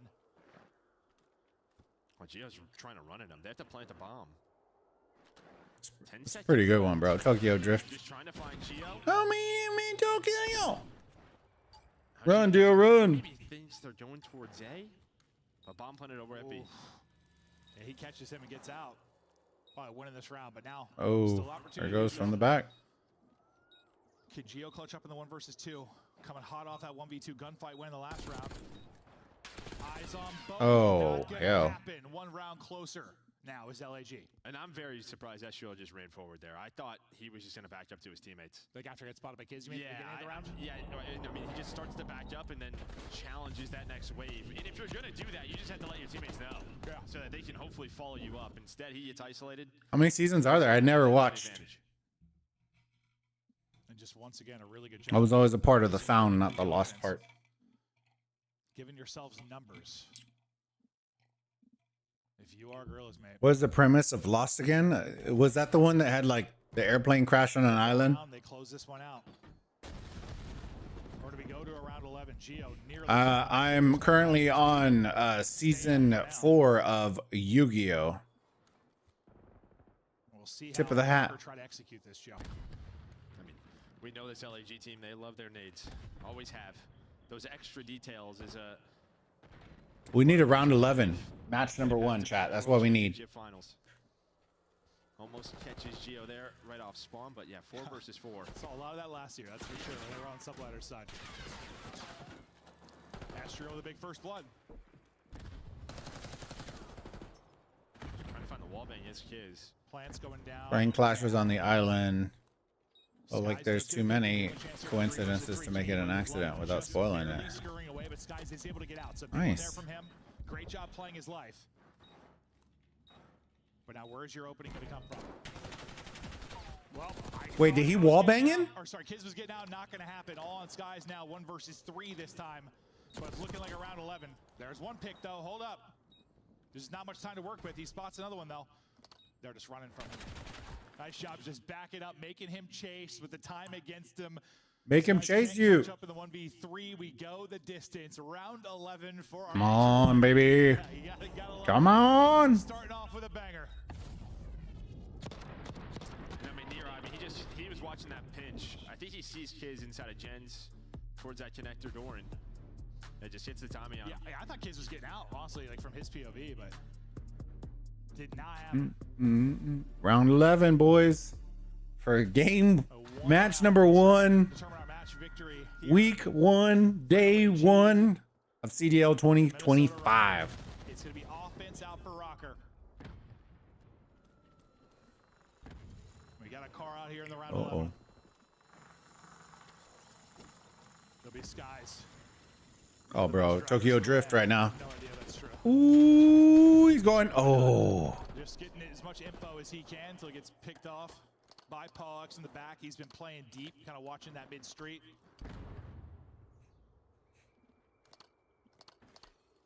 This just might be another A-read. Coleman, yes, this is the first match. First match of day 1 so far. Next, we have Optic versus Boston. Let me check real quick. I think it's Optic versus Boston. Starting to see that bomb move towards A. Maybe trying to give himself a one-on-one with Paul in the back, but Kiz gets ripped up a bit. He backs out. Optic Boston is next. Looking like it's going to be a retake here. Should be a really, really good match. I'm excited to see how the champs look. Oh, oh! He can't do it. It's down to Skies. Down to Skies. Come on, baby. Great job staying up and reach out as Paul Rocker take it in around 11. First prediction correct of the season. Thank you. Thank you. Let's go 3-2. Already scoring points, boys. Already scoring points for the season. Next, we have Optic versus Boston. Should I go break out my new Optic jersey? Dude, that thing is an absolute fire flame. Flame on. That was really it. And then once bombs planted, he did. Like Skies was trying to get info from like. But I will say this: they were not meant for the chubby tubbers. I got a 2X, bro. I felt like a Vienna sausage trapped in the can, bro. I'm not gonna lie. I felt like a Vienna sausage trapped in the can. It was a 2X, and I never felt more jacked in my life. I'll go put it on. It's like flaming green, bro. Look, let's see. If we lose, then I can't wear it for the rest of the season. Rocker get the victory, and like, no one really jumps off the page for me that much from like an individual standpoint. Just every guy kind of had their team effort. Most of them, like we couldn't really see the stats, but I think what jumps out to me is like the multi-kills from the subs, right? I think Estriel and Nero really had some impact moments. Well, some impact moments, and they get a series victory. So a hell of a start there for Rocker to break down the first series and get ready for the next. We'll kick it back to the desk. Dang, Maven looks like a model these days. And what a series! Black Ops 6 is off to a fantastic start. A round 11, game 5. And not only are all three of us wrong, the community was wrong with us as well. Minnesota Rocker pulling off the first shocker of the season. It's the first upset of the season of our first match that went to a game 5, round 11. You actually cannot make that up or a better way to start off the season. And I do have to tip my hat to Minnesota because, again, we hyped up how good this LA Gorillas Gentlemates team is supposed to be. And Minnesota Rocker, even when they had that struggle in that map number 2, they bounced back to that map number 3 vault. Nero showed some consistency throughout this entire series. I know the casters said maybe there were difficulty kind of pointing out a star here for Minnesota Rocker, but I think for me, it had to be Nero. He stayed consistent through a lot of these respawns and got them out of a lot of sticky situations. We're totally unbiased in this chat. We're totally unbiased. Check this hot fire out. But I feel like a Vienna sausage just trapped in this thing. Just sucks in my body. Just sucks it all in. We saw in the control and their back-to-back defenses, like just excellent plays, cleaning them up off of B every time they needed to, and then in this search and destroy, they gave away a big clutch to Skies, the 1v2. But Yeah, I think, what did I put it as? Did y'all do the pick'ems? If y'all didn't do the pick'ems, then y'all should. I think I'm gonna start doing them through the whole season, and I'm just posting them on our Discord. Yeah, I did a hot 3-0 on mine too. And then we had Falcons and Royal Ravens, and then after that, and then I have that one going 3-2 to Falcons. I think that is the first time that I have personally. Do I look swollen in this shirt, chat? How back stacked do I look? Do I look stacked? Right? It just accentuates my look. Just gonna be like that, just looking absolutely thick. I bet Boston catch them first game and Optic wake up. That is a known thing, Sneaky, for sure. He opens up 9-2 to start control. What do you think of his performance on the SMG? So Boston has quite a few new. Their team is different. Like they got it handed to them, and then they come into this control, and Nero's like, "Let me put the confidence and the momentum back into our side." He opens up with 7, a dominant offense. You like it? Minnesota Rocker, and then they go on to win 2 defenses. They put together a group of Slayers, and they got the job done today against 3/4 of the World Championship Subliners roster. I like the jersey. I think the only thing that I'm kind of leery on is the material, because this is very like, I want to say athletic feeling. So like, it's hard to explain because it's full polyester. It reminds me a lot of like back when I used to do soccer. They felt very soccer jersey. I'm very surprised that they're to me, especially in the search and destroy. When you're going up against Team Gentlemates, formerly, they're definitely not breathable. So if you start sweating, bro, you're gonna be sweating. Sweating. Coleman, I do need to talk to you in the near future, Sneaky, about MGE stuff for our server. This is Sonic Boom 42. I asked Scump to hook me up, and he got the script 3-1. Tell me about the squad. How do we feel on opening night? Hell yeah. Man, we feel great. Our scrims have been going good, so we have a lot of confidence going through us. We all trust each other to play the game, and we won. Gio, congratulations on this win. I mean, it is a proper upset. And I think you guys know that heading into this is a big way to start your season.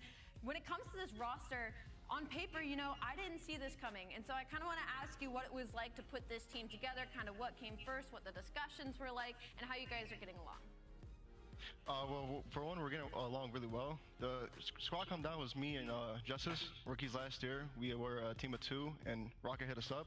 And then DK became a free agent, so we automatically scooped him. And then we wanted to be good at search, because we know our respawns get really good. So that's when we picked up Paul, because he's been known for being really good at search and destroy. So we knew it was going to mesh really well once we did the squad. Smart. Yeah, clearly that worked out. We see you guys in that game 5. Absolutely phenomenal. You know, a lot of people didn't really know where to rate you guys, even in the coaches poll. Like, people just didn't know how you would perform. Really? You as well played like a vet. I didn't know that.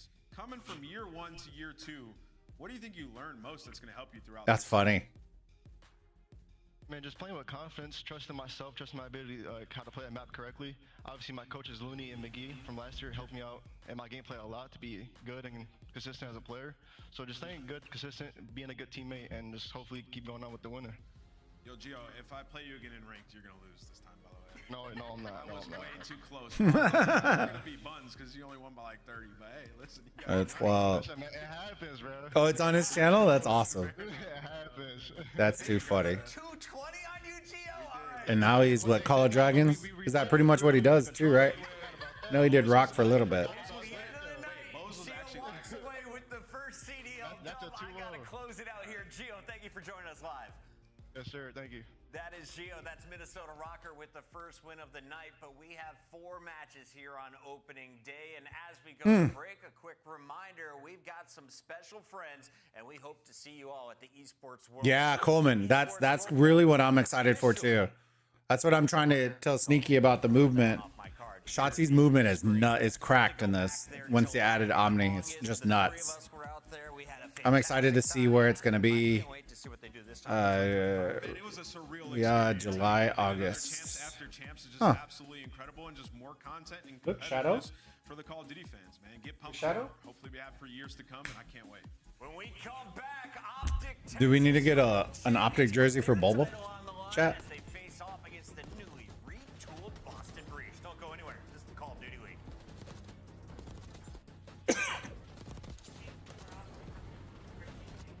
Get him a Tay-Tay. Just get him a manly Tay-Tay.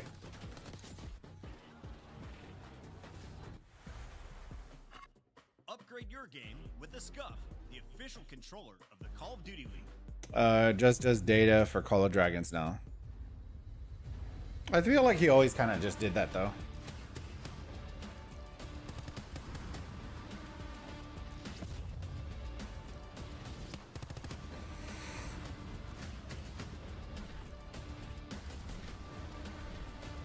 I'll wear this jersey for this match, and then I'll switch it because I'm gonna feel like an absolute sausage for the rest of the night.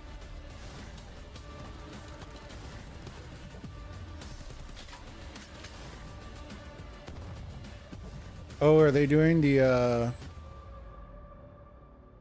no, Call of Duty points. Ew. Ew. Wonder what maps they're gonna do. Coming up, map 1, Skyline. Ooh, okay. That's gonna be a pretty fast-paced one. A Skyline hardpoint. Oh yeah.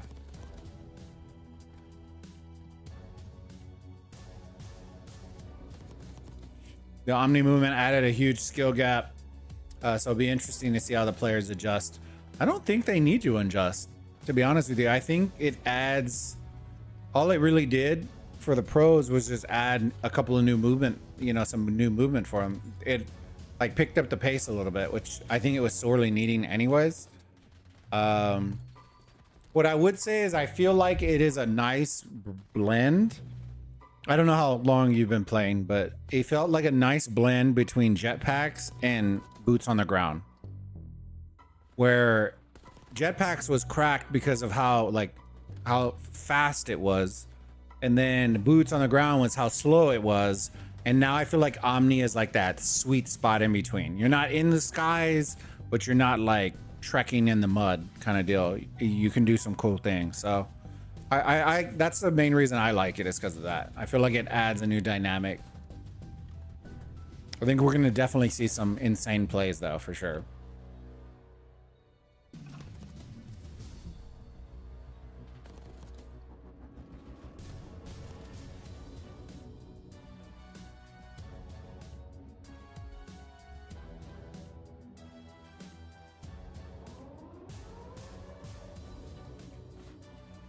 I think you're gonna see, if I had to take a guess, we already know that Skyline is one. I think you'll definitely see that castle map. I forgot what it, I went blank on the name. The one that has all the zip lines and shit all over it. You'll see that one most likely. And I'm trying to think of what they're gonna do for S&D. I feel like S&D, I don't know. It'll be interesting how when they add Hacienda, what that's gonna end up replacing, because they'll 100% play that one. Yeah, I definitely feel that. I don't think slow ARs, like insight players, are gonna do well this year. I don't know, man. Like, I think it depends on the maps, right? Because a lot of these maps are so small that you can just iron sight the shit out of everything. As long as you have cracked SMGs. I think slow SMGs are gonna do bad. Like, I will say this. I like 100 Thieves, right? But I'm interested to see how Envoy is going to mesh with Hydra. They're completely different playstyles. So that's the reason why for me, it's different. Hydra's super cracked, super fast, and Envoy is very slow. So that's the interesting part. I'm not sure how that's going to work, or if it's going to work. I think ARs, you might be able to get away with a little bit more than a slow SMG. Call of Duty League, and we closed out the 2024 season with this team, Optic Texas, winning on home soil in front of a sold-out arena. What a tournament, and what a finish as they take down the Subliners to wear the most recent crown. 7 years. It was 7 years since a championship was brought home to the Optic Texas camp, and they couldn't have picked a better year to do it, with the addition of Kenny as well as Pred getting their rings for their first time on this organization. Namus is going to tell you why they're great, but It's not the first time, but don't know them already. we'll forgive it. Texas. Oh yeah.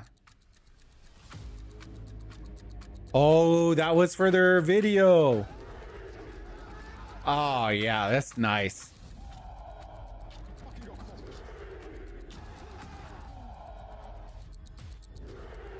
Kenny did a vlog video, and they were doing this, and I didn't know what they were using it for.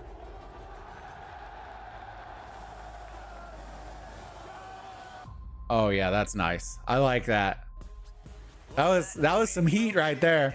Oh, Dashi didn't do it. His pictures with his ring on. He said he was gonna talk shit while wearing his champs ring.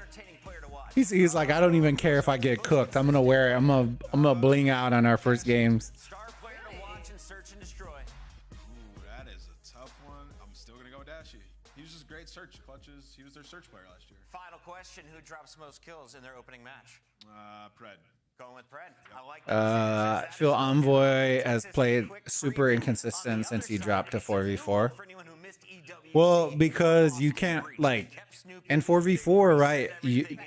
When you're the player that's always doing the flanks, you're then leaving your team in a 3v4 every single time. So it's tough. I think it works, but it's just one of those things that does. For the Boston Breach, they have a lot of, I want to say, firepower now. With the addition of Firepower, their slaying is going to go up a couple times fold. The biggest question, though, is everybody is asking, is we keep building around Snoopy.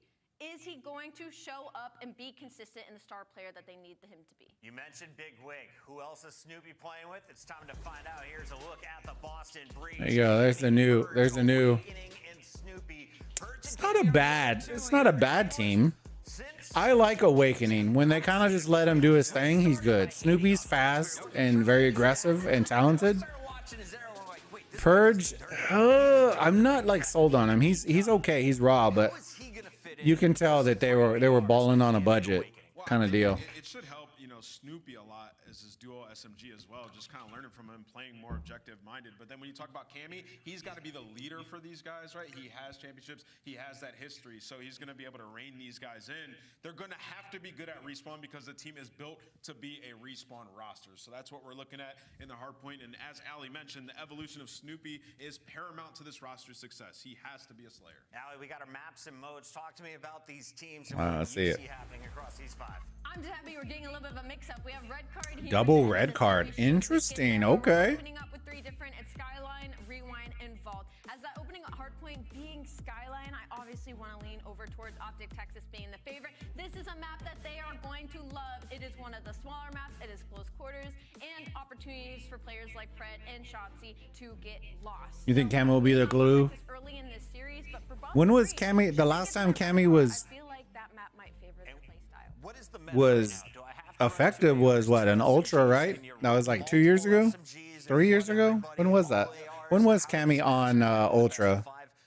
3 years ago?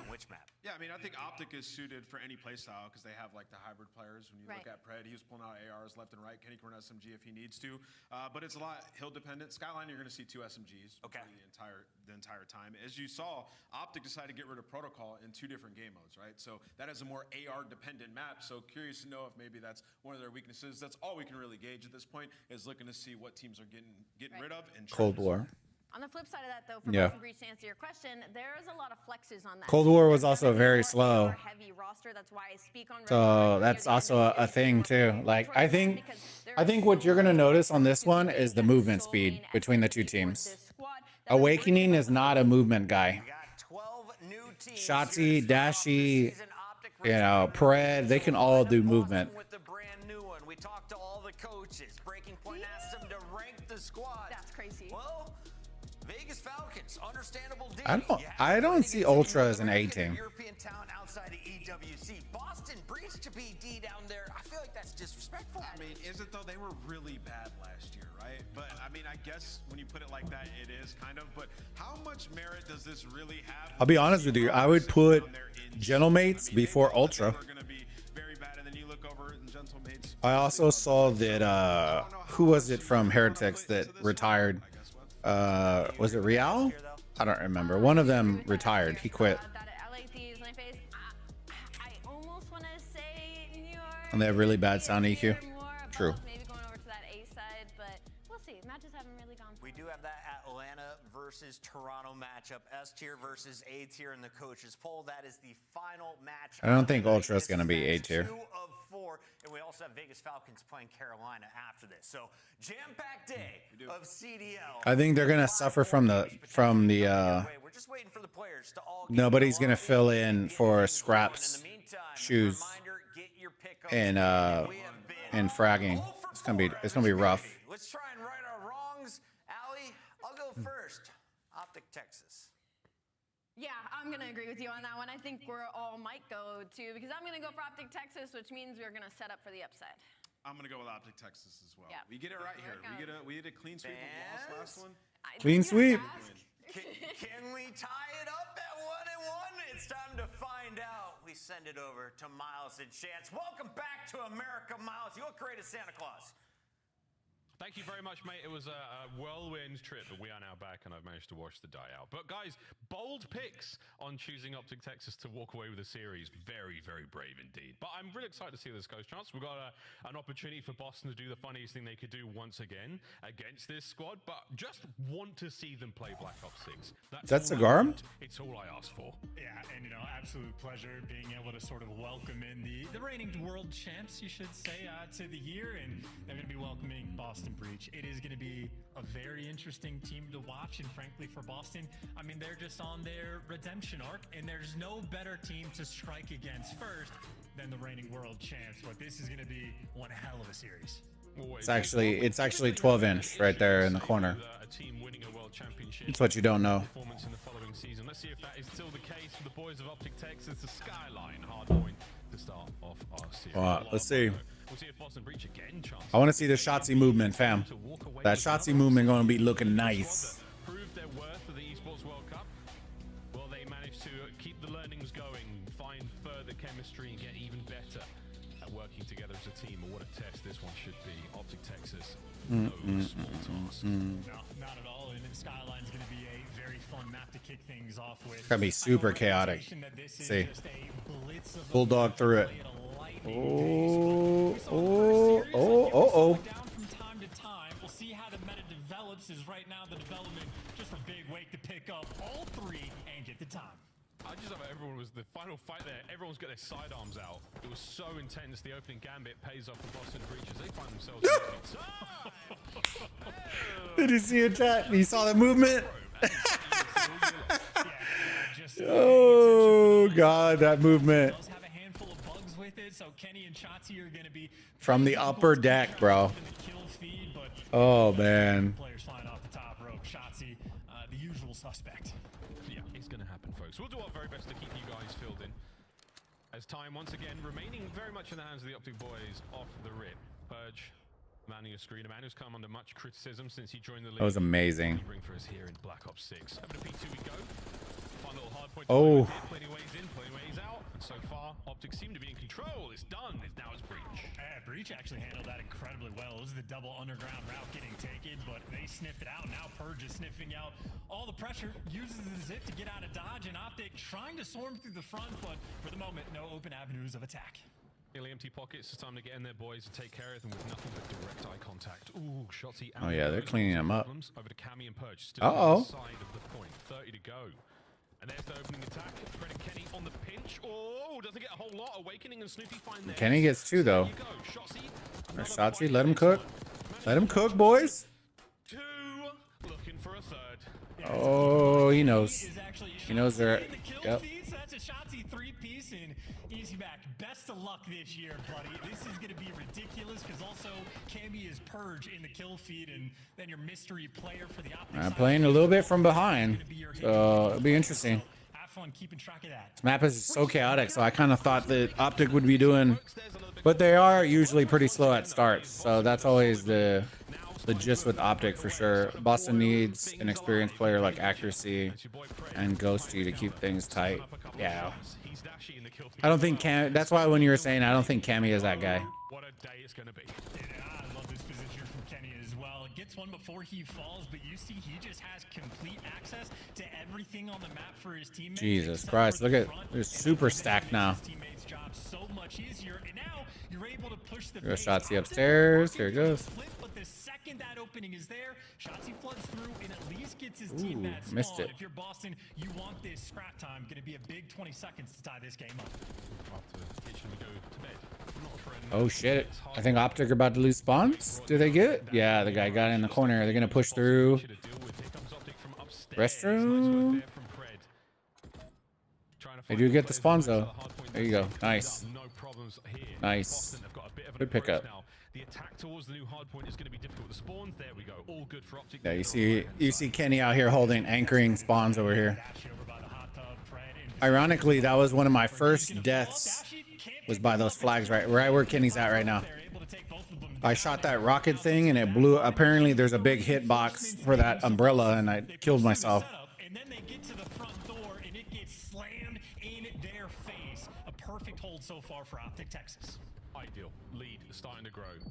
Next attack here from Boston Breach. Snoopy, what have you got? A little bit of back and forth. Dang. Nades, doesn't get a whole Get lot. smoked. The man to bring him down. Awakening next up to the plate. Will it be a swing or a miss? It looks like Dashy. He and the boys come on through. Clean house. Again, Optic Texas, a magnificent bit of work in the showers. Yeah, perfectly executed. I mean, Don't take him in the shower. there was maybe a second to contest time, but utterly flawless in that. Y'all see that movement going backwards? A nice little cushion, so now you can play a little bit at a slower pace, but Shotzi attempts to make the move. Every single player on Optic falls, and it's looking like P1 might be the biggest buffoon right now the Boston has. Hey, it's the saving grace. They're back in it. Dossie trying to find the break alone. Does just that. Cleans up the trophy as well. Here comes the nade. Semtex, perfect spot to be in. Can he find more? No, nice work there on the approach from Boston. A little bit of back and forth here on P1. Still plenty of time to go, as Boston still fighting firmly in this hard point of Skyline. Oh, Pred, wow, that is timed perfectly. Oh, Go's about to go for the spawns. Nope, missed it barely. It doesn't get traded in the back, but you have, well, Shotzi in the feed there to pick up the kill that Pred ended up dropping. Oh, the movement. Might have gotten picked apart just a little bit on P1. Look at this movement, bro. So smooth. Oh my God. Sliding backwards and forwards, and bro, he's oiled up. He's oiled up. Damn, son. Shots here with a 2-5 spree right now. It was Kenny in the feed, but it's lies. Here comes another. So that angle that you saw right there is because he's laying on his back. Because he's laying on his back. Oh Lord. Oh bro, he's playing 007 right now. Golden guns. What?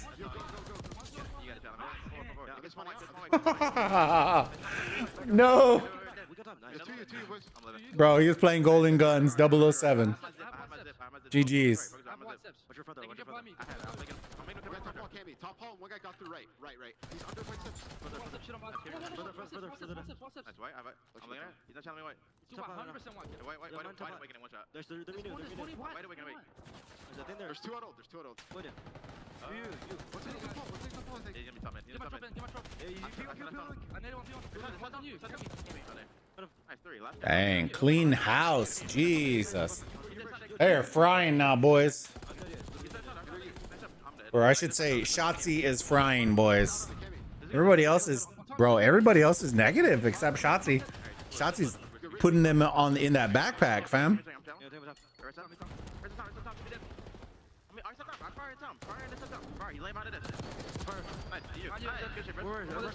I get you right in. Watch out. I got it. You're good. Oh yeah, you're good. Close. Alright, there be it. They're close cards. Go. Lead that guy. I'll hold up. I'll just care. Almost. I'm looking piano. I'm looking piano. I remember. You waking up. I can open. I'm with you. I'm waking up. Wake up. Give me 1 HP. There's two back. You I got one. Look at her. You go. I'm waking up a little bit. He might try. He's made Tom. He's hiding Tom. I think a little bit. I'm playing inside. Sure. Two going short. I have it front. Average small. I'm holding short. One guy catch 1 HP. Get my shot. We heard all their chants from Optic Texas. Patience. We heard praise. We heard it all. Great looks. Nice pickup. Fully streaked out. He has the health to play with later. Yeah, I mean, we've already watched one undeniable streak coming out for him, so he's building the montage resume straight from the jump. Absolutely. Wow. On this hill, now it's Pred going to be there to pick you apart. Boston, I'm surprised they didn't use the Pred right there. And then push as they came in. Kind of wish they would have used it there. That's one of the only spots on this map that outside of P1 that you can kind of use it on. So we saw Boston have a little bit of fun beforehand. Final 10 seconds here of this bathroom, and it is going to be all green. Awkward spawn situation right now. I wonder if Optic are aware of that. Again, Breach will be behind them for now. It's still number 5, Purge on the far left-hand side. Shotzi, forget it, boys. Don't even worry about it. I'm going to make it rain. And here comes a big hit. A lot of information passed out. Couple of missiles. Bro, he team killed his whole team. He killed. Oh, Shotzi, bro. Yeah, sorry, Purge. Welcome to the respawn game again. And I mean, just like that, Optic full control of the map, full control of time. You can get Kenny blocking spawns, and he'll be in a power position to help you out. This might just be a game. Yeah, here we go. Right into the Semtex of Shotzi. Awakening, done. Toast, cooked. Look at Kenny with the 3-piece, bro. At least map 1. As this has been an absolute run from Optic Texas. Sprees across the board. It's all 4. As these boys have come out swinging. A champ's victory and a slight hiccup at EWC has not cost them their 6 seconds away, boys. Game may not be over yet. Fred, he's trying to close it out. Wow, laser beams from Dashi with the 3-piece. Oh man, the boys are ready. The boys are ready. That was nice. They started out slow.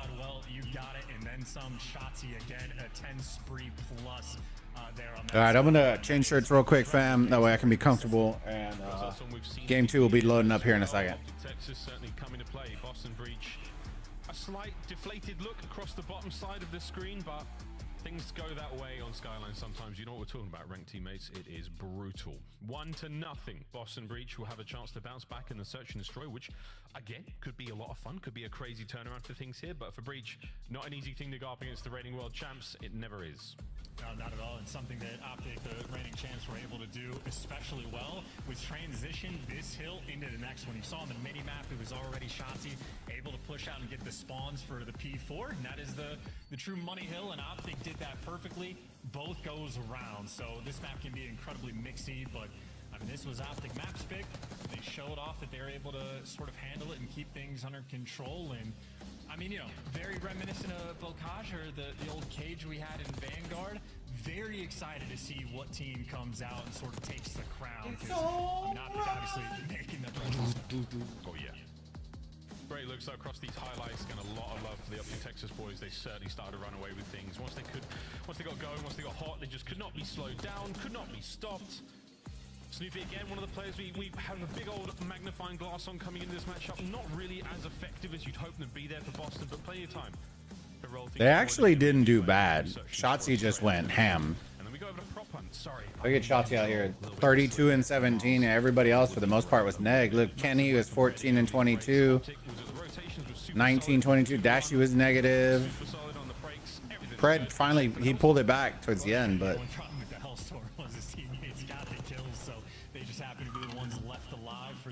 the fodder, as it were, for the Hellstorm. But either way, clean, efficient work. Shotzi absolutely in his happy place, an absolute competitor on the map, and if he's having fun like that, it means pain and misery on the flip side. Again.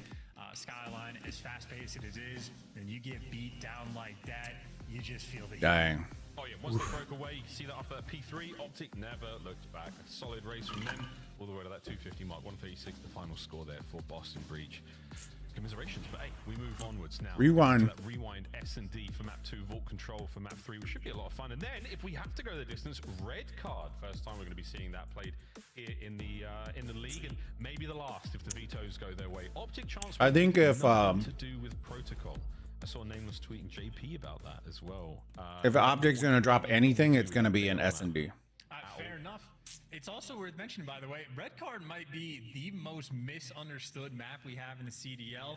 I know you in the community are probably on the same sentiment of like, haven't seen it super often. I've only been able to play it once in ranked play.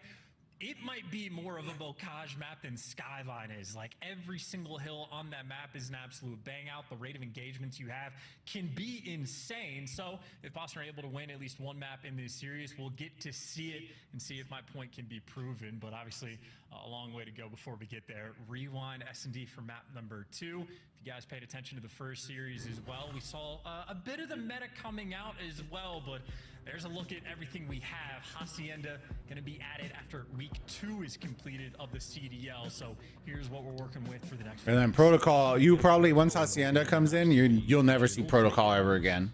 Otherwise, a little bit of red card love for S&D and Control and Farpoint. I'm stoked, man. I'm excited. Can we do it for science, Boston? Can we win a map at the very least, or can Optic throw for science? We'd love to know. We as fans, I think you'll see Hacienda but we won't be seeing that. in Hardpoint quite a bit. Again, an absolute bang out. We saw that game 5. I'm interested to see how it plays 4v4 though. Thoroughly enjoying that one. Clint looks good. Proud of Clint. He looks damn good. Looks so trim.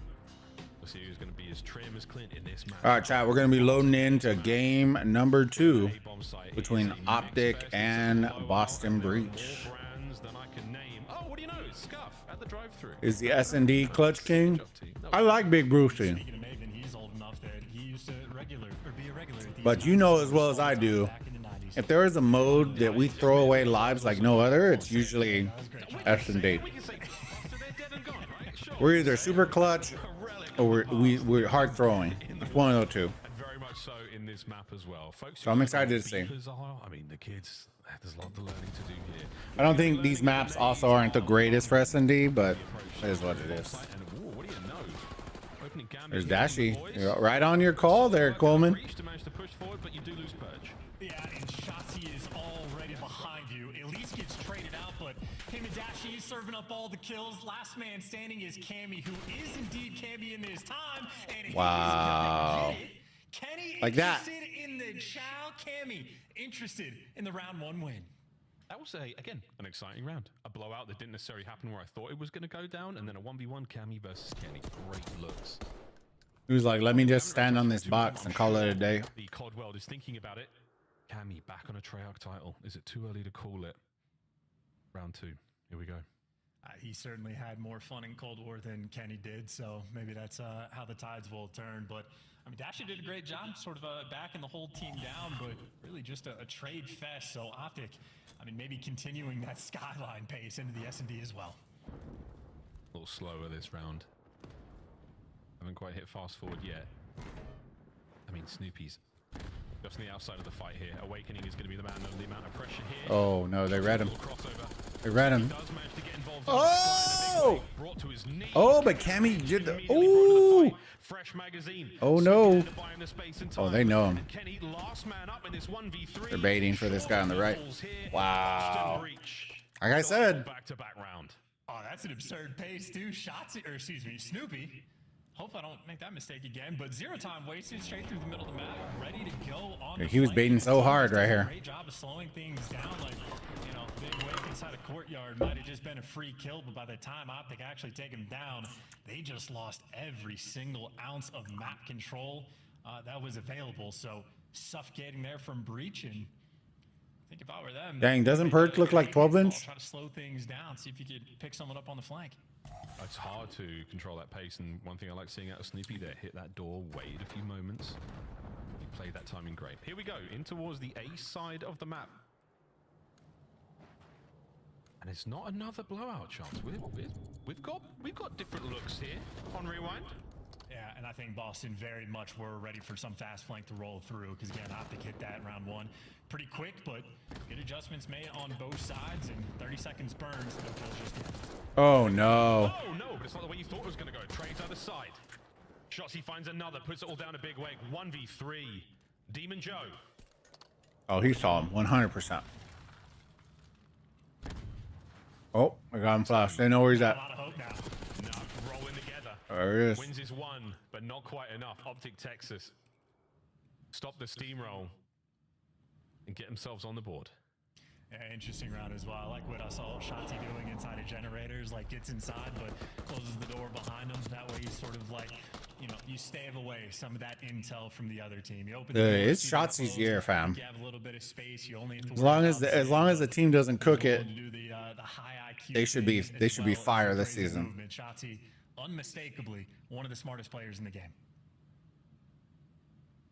That boy's been on some trajectory since he started things going back in the MW 2019 season. On board with him now. Nades up, won't connect. A little bit of intel passed either way. Ooh, does catch a stun for his troubles. Here comes the 2-2 split from Boston Breach. They're going to run into trouble any second now. Oh, he's just out in Narnia, bro. Are about to be full of bodies any second now. Come on, boys. We're on the edge of our seat. Snoopy pops top. Cammy's there as well. Trades are in. And it is a Bomb's in a super shitty spot too. Okay. Dashi 1v2. I think he's gonna read. I think he's gonna read this. Yeah. He definitely got something. There it is. Oh, line him up. Big Bruce doing what he does best. Full pockets. Snoopy, you're in trouble. Oh, he clutches it. 1v2. Oh man. Kobe. Hard to even get hype about. I'm not gonna lie. Like, it's in the cards and he plays it perfectly, but I just don't know what Boston we're doing. Wait, the clan tag. Dang. Kobe as well. Kobe. It's a clan tag. Ice cold. And a massive round victory there from Optic. I mean, that's just the Boston special in my mind, though. They had perfect execution, get a man advantage, and then they just toss it away in one of the worst possible ways. So Dashi, I mean, again, perfectly played, but it quite literally does not get easier than that. But that is exactly what you want for the 2-2 equalizer. Bit of a 3-speed there from Bruce as well.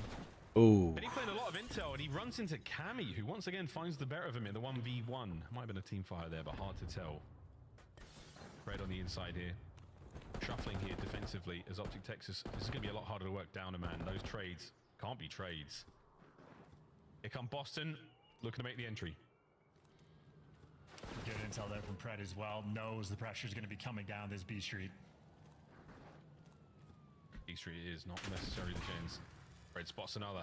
Great job on the tactical retreat. Trophy there to help him out at 45 seconds. Spots at least one. Will be going for this fight.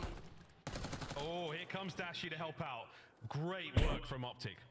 They don't overcommit, and they manage to make it a 3v2. 3v2. Oh, and Dashi had a great pickup as well. Shotzi. Everything going right now for Optic. Yeah, nades are in there for Shotzi. Spots that Awakening, might be able to take the fight. Oh, yeah, see, Big O is usually pretty slow, so that's what makes this hard. Last man might be able to get the plant, but this is a difficult 1v2 against two of the finest submachine guns in the league. Oh. It's gonna wrap around through mid. Gets out of dodge. At least Is he wrapping all the way around? But now the question is, good play. On your side, that it's already on it. He checks it. He does. Oh, gets shit. His life. 30 seconds to continue the dance. Oh my God, Snoopy's got another lap. Shotzi. What plays? To get the defuse. What great plays. There's 4 million places where he could be. You may as well hop it. Or here comes the corner. They're either side of one another. 10 seconds, and I don't believe it. Snoopy, Nice. Great play. you have clutched. What a round. Dashi's map awareness is on a little low. That's pretty crazy. I called it. Yeah. Well, they still got to win. For the kid, Miles. Redemption for the kid. Toss the two. I don't know how somebody's hopping the bomb and we ain't watching over him. That's kind of rough. Momentum, and that is perfectly timing as well. I mean, Pred maybe, I don't know, a half a second, 3/4 of a second off of getting the defuse, and I mean, he's just able to catch shots. He just takes a quick little reposition back to where he came from, and the bait ends up being perfect. Shotzi might get the kill in the end, but Snoopy there to crush that momentum. It's beautiful stuff. I think there was a lot of players and a lot of fans as well worried about how that. Oh, hello. Okay, Demon Joseph. Oh, goodbye. Okie dokie. Is anyone an Optic gonna get one? Yeah, Pred. Good luck, mate. He's going down swinging. I saw one. He's on one. Gonna isolate the fights. That heady though. Gets his second Awakening with 2 on the round as well. Boston Breach. Wind in their sails as they fly forward. And shout out to Awakening on that one. That's a blink and you miss it. Just rips 2 heads off the opening break, and I mean, effectively just calls the round. So maybe a little bit shades of what Boston were trying to do their previous offensive round, play for that pressure to be rolling through the middle of the map, and well, that's exactly what happens there. So I'm gonna have to dig a little bit deeper into that strat book. We'll see what they can put together on Rewind. I want to see them go burger. Hey, I'm enjoying this Search and Destroy quite a lot. Everyone came into this game saying Rewind was their least favorite map. I am loving it. You take that and shove it. Shove that nade too. As we said, look how deep they're pushed up on burger. It's a bang out. Oh, Snoopy. Jesus Christ, dude. Over to Purge. Gets at least one. Kenny now fighting for his life, and he can't slide away fast enough. Another banging round from Breach. And that is just everybody in the right position. We're thinking those 2 Optic players crawling through mid, like great time to catch those players by elephant, but Boston simply had all their bases covered. And I think this map especially is nice just because you sort of have different looks in every single direction, different pre-nade spots used to capture different sections of the map. If you want to work flanks, you can do it. If you want to just hit through the center of the map, you have opportunities as well. So different teams are going to be able to build out different styles. But right now, Boston firmly in control, around away, and we're getting 2-5. It's crazy. Come on. For science, for the fans, for the Emperor, Cammy delivers. Pred now trying to catch out anything. Not errant Boston member to be found and flooded to the inside of the storm. Oh my God. Bomb site now crawling. 2 HP in a dream, and this homie's running out. Of the map on Shotzi and Dashi. Right now, Shotzi is just dragging so much attention, and I was gonna say an opportunity for Dashi to find a kill, but those Boston players crawling near each other, there for the trades. But Shotzi is able 1v2. to get his bomb down. A tough round of clutch, but he can get it done. He can get it done. He's got to move a little quicker than this. Oh, he's managed to escape. Purge goes for the immediate defuse, and Shotzi now. Will his spider senses tingle? The answer is nay. Wait, that's map, folks. Oh, got the damn. Boston Breach tie up the series there in the search and destroy. 1-1. Here's a red card. My 3-0 was an incorrect prediction. We'll go see if we can get the whole map count, the whole map winner, but we had a 3-0 in this one. All right, be right back, chat. Game 3 coming up, or sorry, match 3 coming up. Amongst the best in the league, and I imagine he was given great directional calls throughout that rewind, especially for the hop towards the end. I mean, the amount of times that Boston are just bouncing back and forth, flooding together as a unit. You need a good commander in those moments, and I assume Purge delivers, but we've delivered his cells to at least a map 4, so very excited to see a red card hard point, but obviously vault control we have to deal with before we get there, and again, we saw it in the first series as well. Those A captures were happening quick, Miles. Oh yeah, real quick. A site is going to be a lot of fun. We'll see you guys in rank play when it comes to the A hits. Are we going to Vault next, though, folks, to play a game of Control? I'm only kidding. We're actually going to be going to a commercial break. No, I'm not, guys, because it's a brand new season, and I've just reverted to old ways. We're actually going back to the desk to play with Ant and his Telestrator. Yeah, this thing's cool. New things. Love to see it. We got Ant back here with some more conclusions to draw, but Ant, first, let's talk about the big picture. Coming in, Optics expected to be the favorites, world champions. Were you guys expecting a 3-0? I was. I'll be honest. I was expecting 3-0, especially when you talk about Boston. The coaches poll came out, and they're at the bottom of it. You know, people are saying they're just not going to be good. And, you know, Optic come out that map 1, looks like everything's going to go great. And then, obviously, map 2 could have been a little bit. I have to disagree just a little bit, just because Optic Texas tend to do this at the beginning of the season, where they go up against a team where you're like, they're gonna bop them probably. You know, they're just coming off of a great season, they have a great lineup, and then they have a few blunders like this. So the fact that Boston Breach took that map 2 isn't too surprising to me. 2 matches, we're guaranteed at least 9 maps. I'm a happy pucky. Let's jump into map number 1, though. Optic takes care of business in the hard point. Ant, walk me through it. Yeah, so let's jump into drawing conclusions, and let's talk about Optic Texas here on that Skyline. An excellent P2 rotation. We're going to roll this clip here. You're going to see Shotzi. I mean, this guy's absolutely insane. Finds 2 kills, and he's going to rotate towards the back of time. He loses this guy up top, so he knows they have to clean him up at some point. But as it stands right now, currently, Optic have the spawn. So what you're going to see here is Pred pushes up, dies. So then Shotzi is going to get up top here, and he's going to find 2 players right here, kill them back to back, right? And then what happens is he knows his teammates are spawning out. So we're going to pull up the map here in big zoom, and we're going to talk about this. So all his teammates are spawning over here, and he knows that there's players that are located somewhere around him, but he knows that there's only 2 because he just got 2 kills. So he's going to reposition and find a kill here on the back stairs. And what that allows is his teammates to get pushed up closer to time, clean up the last player, and then Shotzi's like a bull in a china shop. He can just go absolutely insane and pick up the rest of the kills to find the streak. So as you're watching it right here, Shotzi's currently blocking. His teammates have just caught up to him, and he's just finding kill after kill once they get set up. Shotzi's an absolute madman when he gets up top here with the SMG. And there's 2 really big points there as well, and during this clip, is when Shotzi gets that first kill, and then he goes and doesn't chase for it, right? He backs up and plays his life, because he's like, I'm not gonna run into somebody's pre-fire, and as you pointed out, his teammates coming in from the front, because of Shotzi's presence right there, they're too worried about him. They're like, we are still missing a player, and Shotzi being the player we're missing is not how we want to go down. Boston's in frantics, his teammates come for the break, and they get the time and the win. Boston feeling Shotzi's presence. So did Kenny. Let's take a look and see what happened after the 10 streak from Shotzi. Here's how we used the missile, and these new ones, man, they go boom. Oh, Lord. I mean, yeah, he calls in. They're already showing the bloopers. He was just a little like gun happy here, just sprays it everywhere. Doesn't care who gets hit by it. Finds 2 of his teammates, but in the end, he ends up taking out Purge. You can see Bruce is sitting there like, how did I die, man? Calm down. The? It's all fun and games there for Optic in the hard point. But It's good to see some life from Boston this year. Yeah. Strength and search and destroy, at least when you run at each other and fight in the middle of the map 8 times in a row. Yeah, I think it's just the way Rewind is going to go for a little bit. It's funny that we got to see 2 different versions of it, because our first series in Rewind, it was very strategic. The offense, as we saw Minnesota Rocker, tend to slow it down, kind of force the LA Gorilla mates to overchow, give some information, and give some space. Whereas in this series, what the hell would you call yourself, Gorilla mates? Over and over and over again, and who could get the first pick and who could clutch in the 1v1s and 1v2s.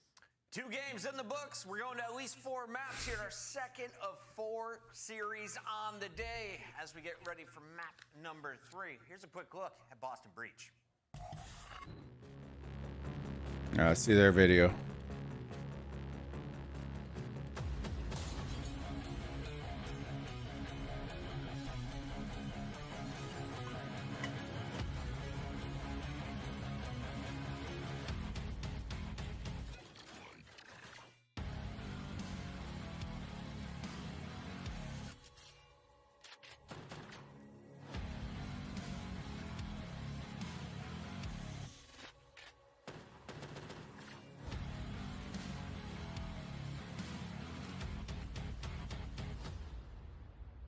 Oh yeah, not bad. Everyone's got such good intro videos this year. This is great. This is a good year. This is a damn good year. I didn't think the Optic one would be better than last year, and it's better than last year. The Optic one last year was pretty dope, but all the championship stuff from this year's one, dope.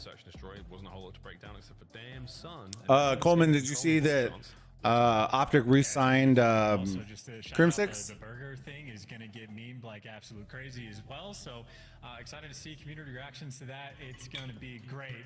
No AI songs this time, but yeah. Vault, another interesting look. You thought he was clever drinking that cup with cod pot on it. A rewind S&D. I think we might also get 2 different shades of a vault control as well, because on the offensive side of things, you really have 2 options. Either sort of get that 4-man wipe to capture points, or you send a mercenary in and just go for the spawn kills. So I don't know if I'm thinking on the side of like Optic, you had like a Pred on an Outbag or a Fortress like control. He was the guy. If he gets behind enemy lines, his absolute wheelhouse to cause destruction. So I think Pred will be the player I have my eye on to see. What does an absolute wheelhouse do? It's a fun sort of style point, you know, harkening back to the MW2 days. Those apparitions of Outbag with Fortress running around cannons, running around top at the back. Just to bring him back, Coleman. Ooh, scary stuff. I'll never forget the sound. Just to bring him back. Pitter-patter of footsteps. I also think, in my mind, it also has to do with the car stuff, because, you know, Optic has Optic Racing, the brand. I feel like they could easily bring him under the Optic Racing brand. Keep things rolling into the control. And then sponsor his shit. Hard point on red card. That's the next map. We'll find So to me, it kind of makes sense. You get to bring back, have all the original 4. It doesn't quite go much better than that, chance. It's a little slow. I don't think he wants to coach. I don't think he wants to be a part of Call of Duty, period. He's doing the racing thing right now. I know he's doing pretty well on that. So I don't think he would want to do coaching. On a similar wavelength, it was Rewind that Boston were picking. Vault. I'm going to be honest with you. I think this is going to be like a 3-1 control for Optic. They are pretty solid at Vault. It is what control is and potentially will always be, if not prop on, the swing map, the difference. I'm just happy all 4 of the original Dynasty are now under contract for Optic. That's exciting to me. He was the only one missing. I mean, even Nen was talking about how Linz is no longer on Rocker. Man, it was a tongue-twisting day. And it continues here, folks, with Optic Texas taking on Boston Breach. This is going to be a fun vault control. Let's see how things go. You know what? I'm really glad. Just a weird thing here that pool's got no water in it. I'm real glad about that. Yeah. Oh. You know what I mean? You know what I'm saying, folks? Let's get it. There's a water truck there, though, admittedly. That could be tough. Here we go, straight into the opening gambit, and it's Kenny. And it's actually Kenny who does get those first floods. The player names are all in the right places this time around. Persia going to find out something here on the side flank. Dashy's Lion cut to pieces, and now you've got an opening to get on a B. Yeah, this is Did you watch the Optic Dynasty versus the current team? Oh yeah, it was exactly what I thought it was gonna be. Legitimate. I thought it was gonna be as bad as it was, and it was bad. On different points, gonna be playing for the kills. Yeah, love this. So they managed to maintain that presence towards Wow, big O. Look at that nice heady right there, dude. Now the zone still being captured, and there's the coverage from Purge, who is on a tear once again. Second segment of B, long gone. Eyes towards. So they're overextending to jump through mid for A. After opening break is just deciding these rounds for the offensive teams. That is insanely clean work out of Breach, and that's basically a solo capture the entire time. So they've been able to strip away 11 lives from Optic, and they have 2 minutes to work with.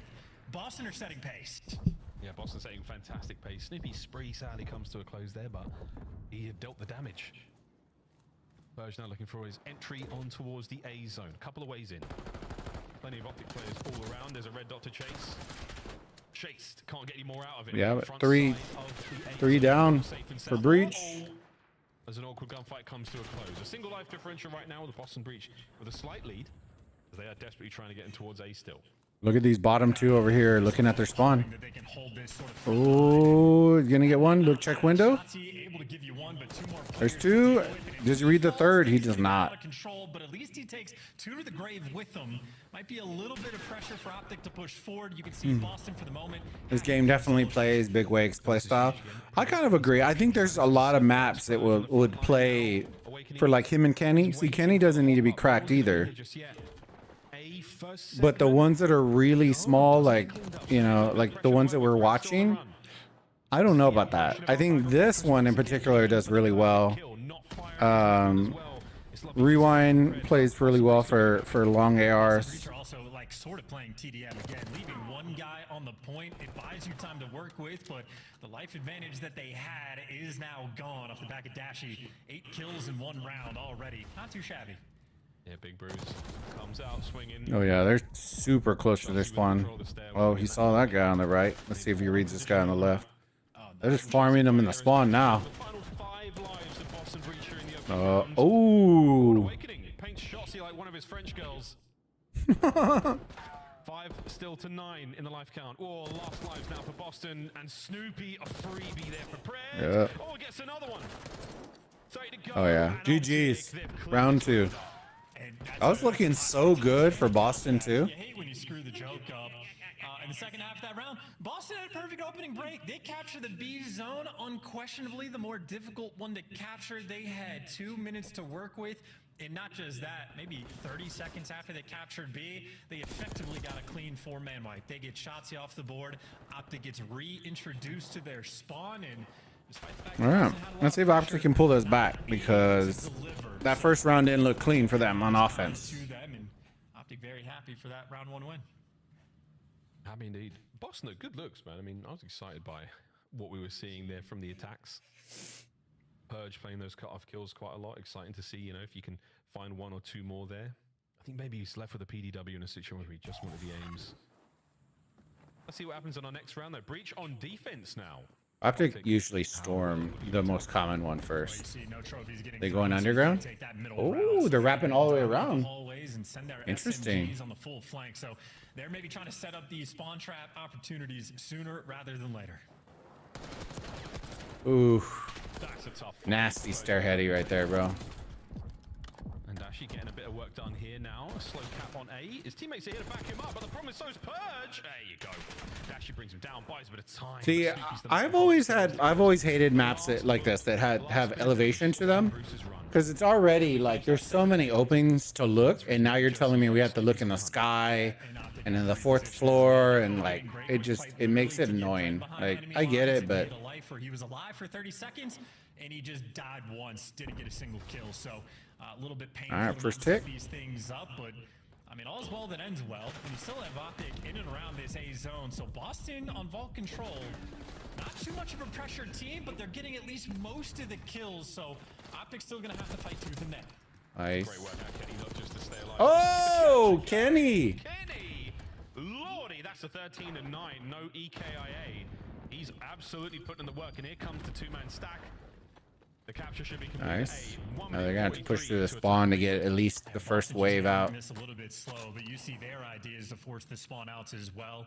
Awakening pushing up in that gold section of the map. He's forcing the spawns over towards P2, but on the flip side, Shotzi making moves as well. Spotted on the cross. I think it's just gonna attract a lot of attention, which is good. Player to root out.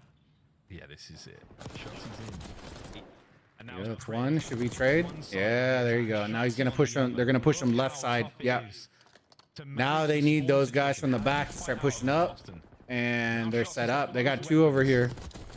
Yeah, there it is. They need to get this number 5 out. They need to get Purge out from here. Purge is timing it up really well, though. I think they're gonna come from the underground and double push. Purge has never made a move, and well, Shotzi is making moves.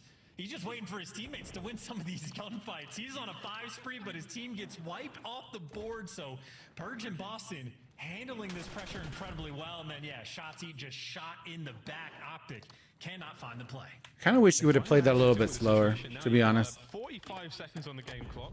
Not a huge The teammates were all in the spawn, so even if he won that, it wouldn't have done very much. Still, so for breach, tighten your belts.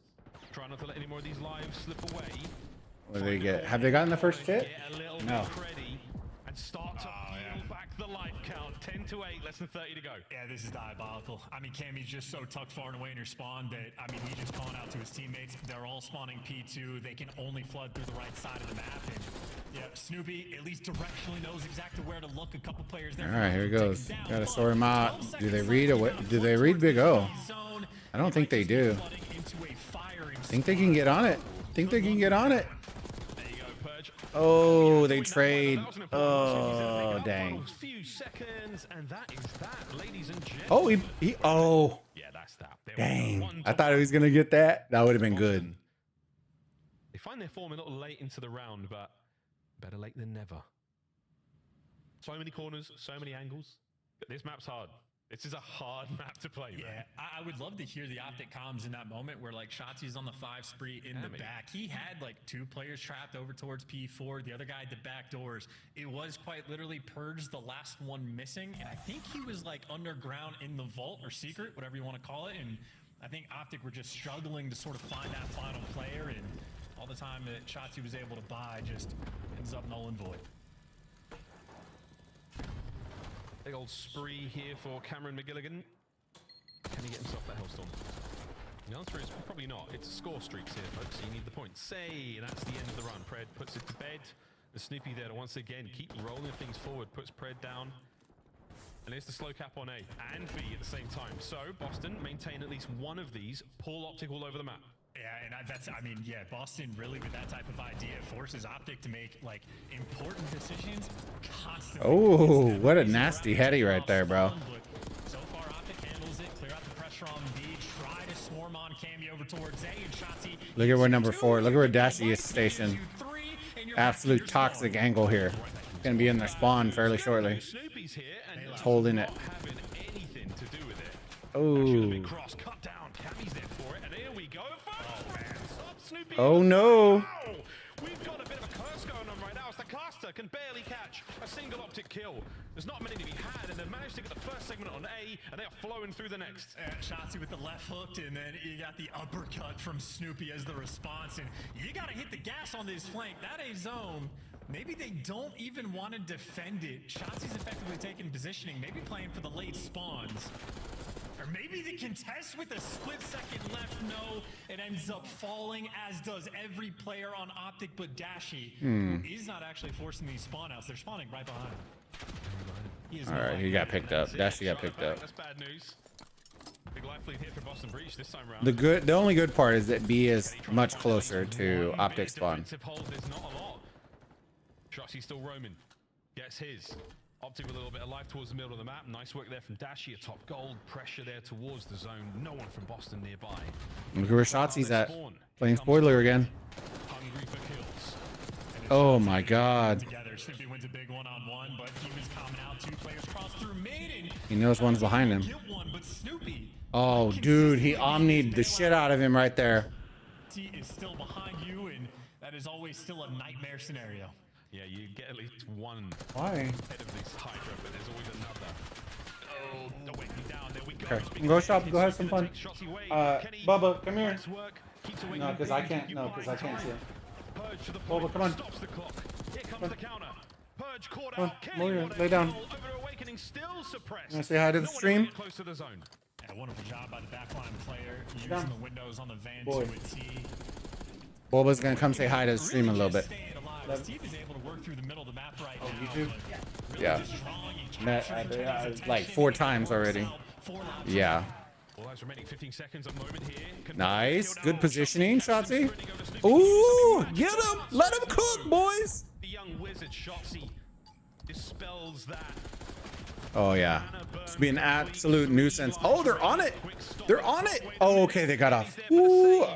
That was a nice save right there. That's incredible stuff, dude. Kenny loves those sort of like chow spots. Like that van could blow up. He's All right, 2-2. Well, I was clearly wrong. He's there ready for the plays to be made, and even though Purge is eventually able to catch him, just right back in the mix. And I mean, maybe on one side of things, Awakening does a nice job to sort of buy some pressure for his team to work up the middle of the map. On the other side of that coin, Awakening never crosses the 50-yard line. Not actually able to. Yeah, but on this map, I don't really think you want the ARs really pushing that far up, to be honest with you. I'd rather ARs be holding down this side, street side, right? Because the line, there's really not very many spots to hide, unless it's behind a car. Another round here for Boston Breach on defense. Object map point. Take lead in the series. Shotsy comes. Let's see if he gets him behind the bus. That's 3 under the feet as well. Yeah, that's just Oh, dude, he's already gonna be spawn blocking over here. Wait for it. Look at the positioning. They're gonna check this corner. Oh, he didn't get him. Oh. Oh, there's Pred. Oh, did he see the third one? Now you've got a bit of an Now the spawns are all cooked. See how they're all spawning in that bottom left corner? That's because he's holding that building. Once you're in this building, your spawns are cooked.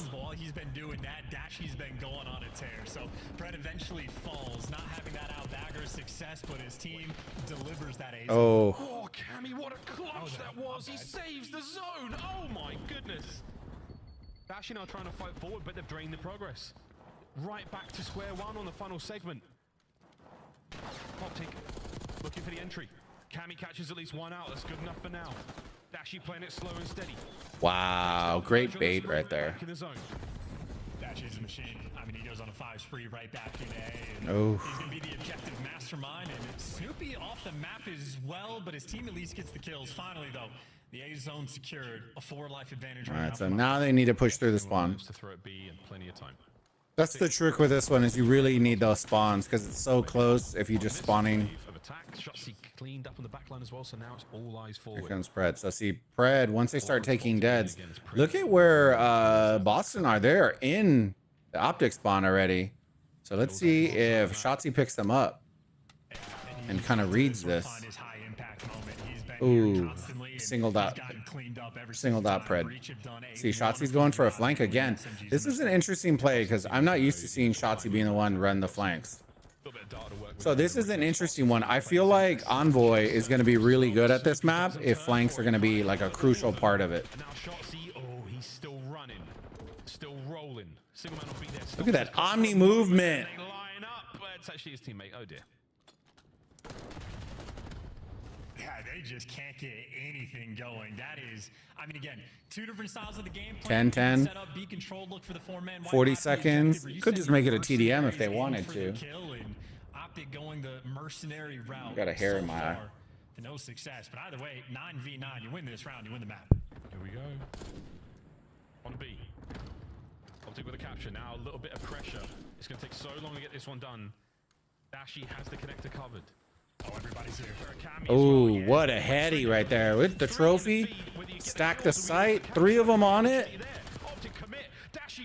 Big O gets 2. Second segment on the way out. The cutoff right here for Shotsy. Needs to turn around, bro. Oh.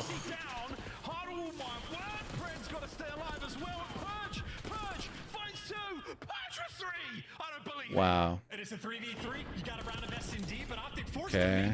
18 seconds. 3-2. I think Shotzi's gonna have to dive into the point. She finds a kill at range. There you Number go. 7, Snoopy has got to somehow pull it out.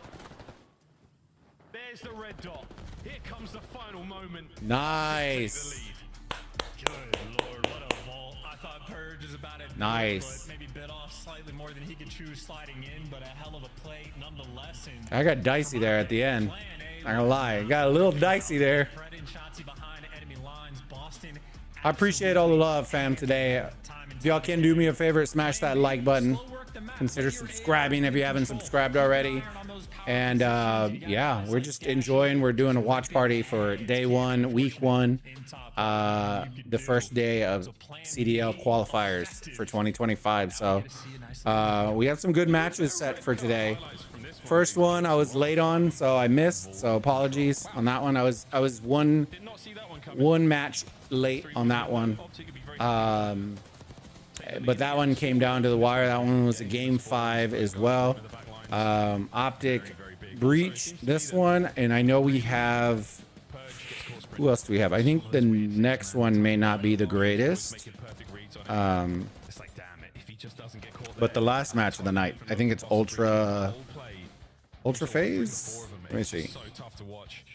You could feel the tension in those player cams as well. But a great start to the season. Ultra Phase, yeah. So it's Falcons versus Carolina, Ravens, and then Atlanta Phase versus Toronto Ultra. And that's how we're gonna end our day today. Should be a good time, and then we'll be here tomorrow doing those 4 matches, and then Sunday as well. So. Needed to do a better job in the middle of the map dealing with Dashy early on because he was the one certainly draining a lot of those lives. But a good look at Vault, a lot of different options. I've been doing man, I gotta stop the yawning. I've been doing a lot of content, so been tired. Where there is just a ton of things that you are constantly needing to keep track of, but Optic again, reigning world champs, handled that pressure to a T. But now it's time. I'm on the wavelength. The red card is as much of a bang out as Skyline, or at least going to be close to it. It's hard to really compete with that type of pace, but I think it might be close. Yeah, it might be close. I mean, look, here we go for science. For science and for fun, red card hard point. Is it as much of a bang out as Chance expects? We'll find out, folks. Either way, though, good luck to Easy Mac on the stats. I know it's a tough one. Prayers. Prayers, man. It's been a real tough series so far. The previous series, maybe not as much, but this one has been a nail biter. But yeah, we go, man. Red card, Optic, a match point for them to take away their first regular season victory, if they can get it. Otherwise, we stay on red card for a search and destroy, which again, very, very interesting to see how that's going to play. I think a lot of people expected not many red cards in general. Just as a map plays, I think the community sentiment or the player sentiment is haven't loved it, let's say, but who knows? Still a long way to go. In a similar way to Rewind, though, it's one of those that, like, it feels like if you play a Rewind control, you get to the B zone on offense, like, instantly, you're like, this just feels weird, but I think they're both maps that do grow on you, because, again, I think people have the idea of red card being like, oh, a Warzone POI. This map is massive. There's 1,000 different angles you have to check. It can feel uncomfortable when you're peeking out and you're like, I can get shot from 37 places. I don't know what to do, but it is a map where the repetitions really become a crucial factor. So this is Boston's map pick. We know they have the repetitions on it, and we know that this is a map that can be played at lightning speed. And I mean, a lot of different sort of themes we have for like spawns as well. It's like the good spawns on P2 aren't the good spawns. Were they playing red card? I think they were playing red card, right? On P3, you can get spawn Road to Major 1, you have to be very delicate. C9, Optic Texas Surge. to be delicate on their Road to Major 1. Not playing phase. Steamroll the competition. Kind of don't know how I feel about that one, though. Well, it looks like things get a little dicey for them towards the very end of this run. Cloud9 might be a pretty heavy bump in the road. We'll see how things go. And again, a couple of questions. Dang, a month break. Shoot. With the coaches' predictions, we've seen the power rankings, and as far as things go, you know, Optic Texas being a S-tier team, Boston Breach being down there in the D tier as low as we can technically go. We'll find out if that's the case. Boston Breach, can you give them the D and force that game 5? All right, hard point, red card. Sure your big O steps up, Awakening and Cammy gonna have their work cut. See, I don't think. On this map, 'cause, you know, See, I'd like to say I think this is the style of map that Big O is gonna suffer on, because there is no clean long lines of sight. A lot of it you can get to all the angles from short angles. So be interesting to see how Big O does on this one. Absolute shooters willing to chow. You got to bring your A game. Yeah, A game indeed, folks. Here we go. P1, right in the middle of the atrium, or in the concourse rather. It's a mess. It's a lot of angles again to work with. But it's Awakening and Purge with a bit of a crossfire there. Lovely shots. Those interlocking fields. Okay. Okay, Boston. Shit. positioning from Burt just drags the attention of Optic. They have to spend so much time to clear it out. So, I mean, hey, opening break from Boston is perfect. You have shots with a single kill. Finally, Dashy gets on the board, but this is a P1 that is looking destructive. Yeah, now you have the counter-attack opportunity for Boston. Right, cool. This is what happens when we lose a man or two. What do? We find our kills elsewhere. And Purge maintains a lot of. I hate this map. This map does get pretty toxic. I will say this, in multiplayer, this map is absolutely toxic. The amount of betties and junk that you get around corners, and it's just horrific. Catches Boston off guard, and now Boston heads on a swivel. They're worried about every single direction. An Awakening Purge might give you 2 kills, but Optic ready to pounce. Dashy able to clear out the backside. You got flanks rolling through as well. It's a mini map of chaos. I mean, Kenny Beck just spawned on top of those Boston players. So Snoopy's 2-piece might help, but for how long? You've got to keep the kills going. You have to keep the space working. And Purge, lovely bit of nice work there. In and out, gets his. And now Optic again back in the time. So all these kills amounted to basically nothing for Boston, but have only just got their first bit of time on P2. Yeah, they're just cutting their losses as well. Purge takes that deep route to try to flip the spawns because you don't want to end up in this exact spawn trap. Effectively a tied-up game now here on P2, but Optic, for the first time in this map, they are now comfortably in the driver's seat. They can control the pace on this rotation.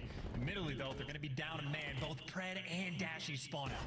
That's a tough long journey here in Raycon across map. Oh, dude, if 3 and 4 die, if Pred and Dashy die in this back, they're cooked. Oh, look at where 7 spawned.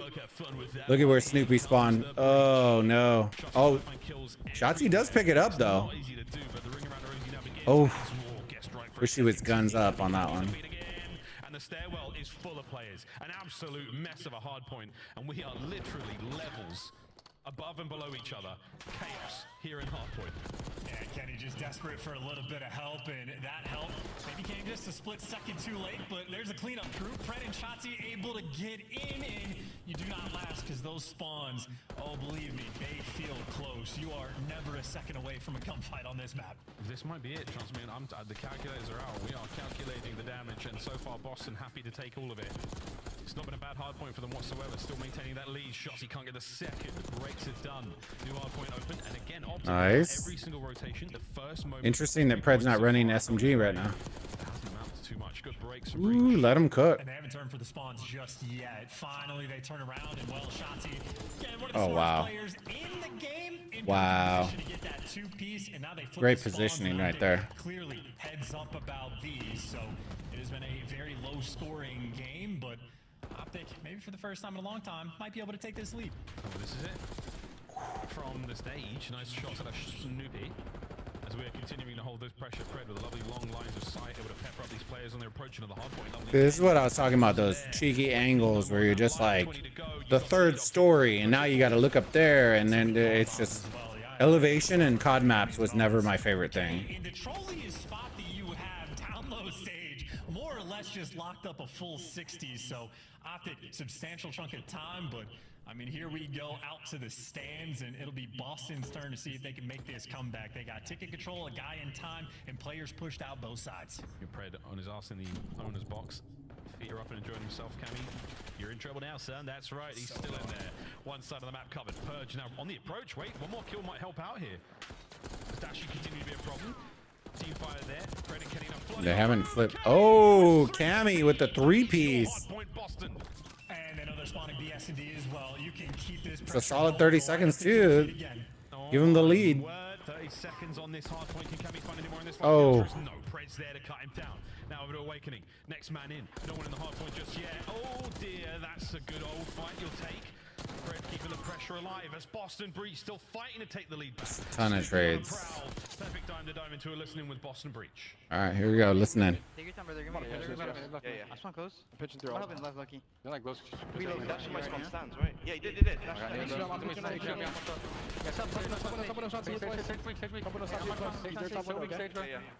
Trust their top window still. Take that first. That's one plus. That's one plus. You did? Okay.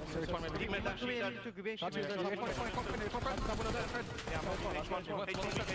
soaking. on that, bro. I'm gonna try to take it off. I'm gonna try nade. Okay, I have my close. Good pitch on her. Yeah, here. Get some nade on side. I'm gonna pitch, bro. There's two more this side. Much more.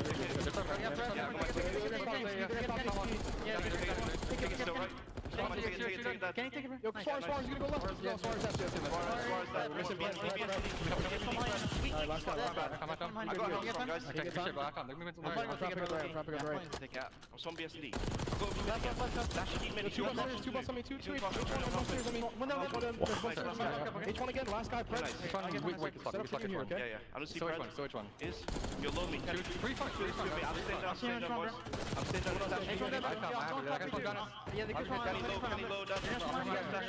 One even one more front. H1, he's gonna try sidewalk. H2, sorry, H2. Alright, they're all in the back. They're all in the back. I'm named across the time. Nice, already H2, already H2. Yes. Prep, yep. H2 got me. One by the arrow. Come into street. Nice, Yeah, I'm shrinking, boys. I'm shrinking, okay? How you doing now? Dash it up. Nice shit. Okay, nice shit. One diners. One in diner.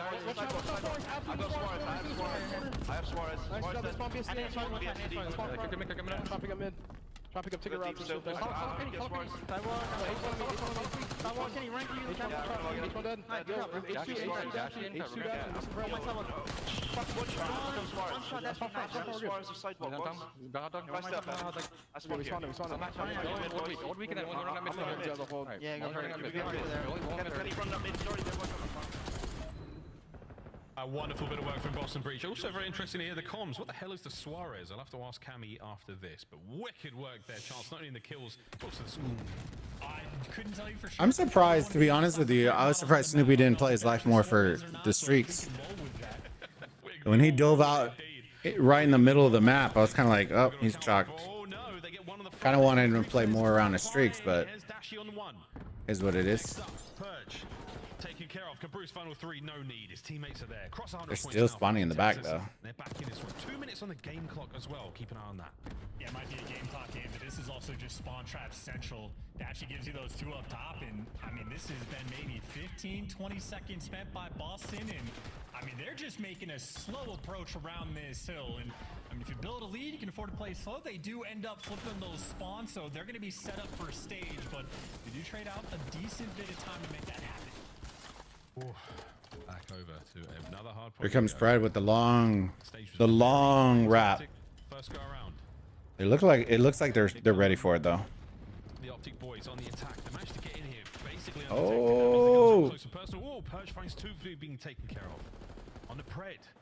Can he get any out of this life? He's cut the reinforcements off, but they've cut him down. Over to Kenny. As Kenny now battles forward, this is an opportunity for Optic to get in there, but can they get the kills? He's shooting down low again as well. This has been his home. He got 49, or I think like 50-something seconds of hill time on this one for stage, so... They can connect these 2 hills, so this is what's going to be interesting. They've been owning the stage hill on the side of Optic.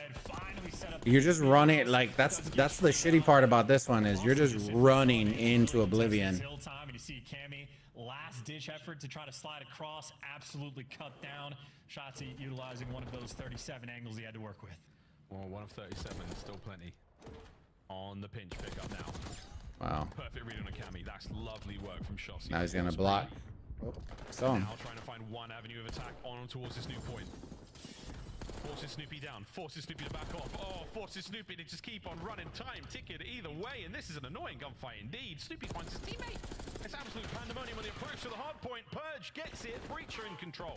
Oh, that's brutal. That's Snoopy. Literally, if he would have waited like 3 seconds, his other teammate was there for him. So slippery. And here we go. An awkward nade from Snoopy. Trophy doesn't get there in time.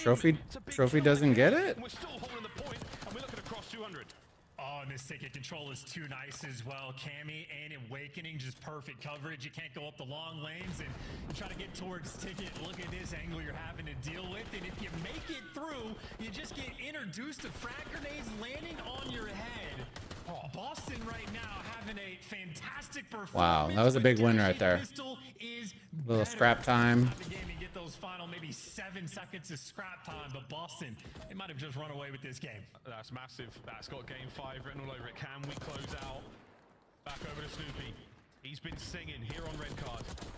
Awakening at range. Lovely shots into Kenny. Identifies the spawners immediately, but they read him. In the point we go. Can Cammy hold? Red dots on that minimap are absolutely being picked apart by the Optic boys. They've got themselves in. Purge with a deep breath. Oh, but no air in the lungs to get into the point as Optics stay alive. Yeah, easy pick up there from Kenny, and now it's just all guns forward. And guys like Awaiting and taking rounds 30 seconds on. All right, but look how well they're blocking this though. I mean, oh, they got Shotzi over by the stage. He delivers the rotation, and he's just able to play so slow on this section of the map. Boston controlled performance so far on red card, but here it comes.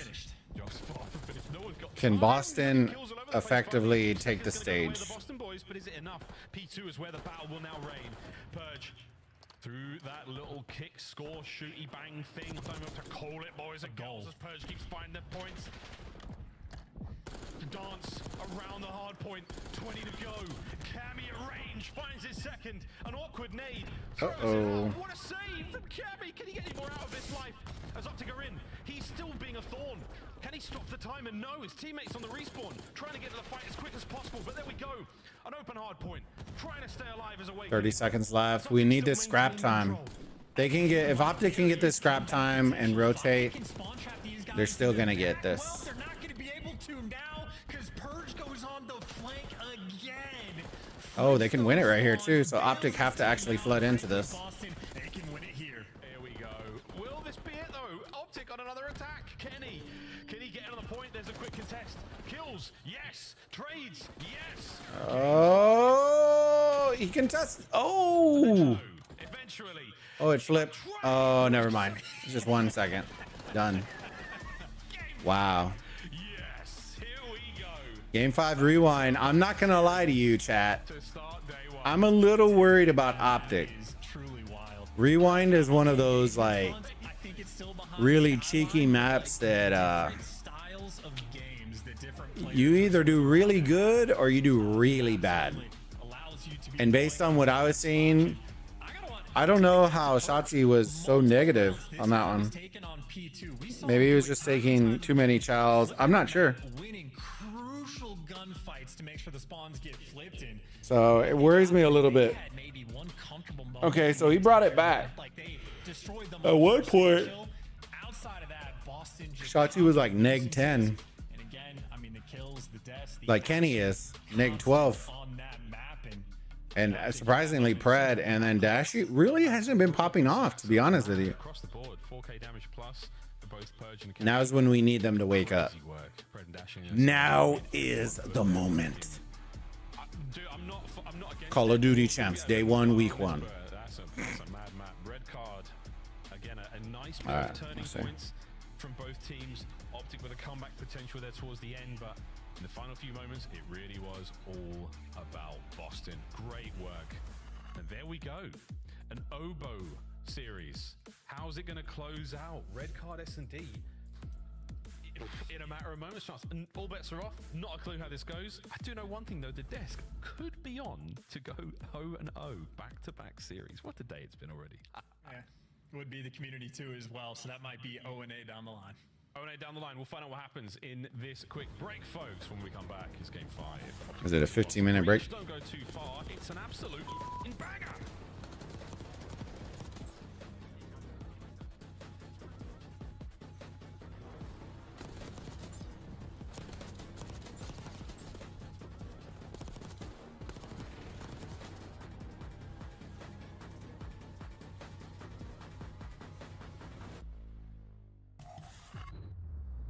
He was not feeling that. He was not feeling it.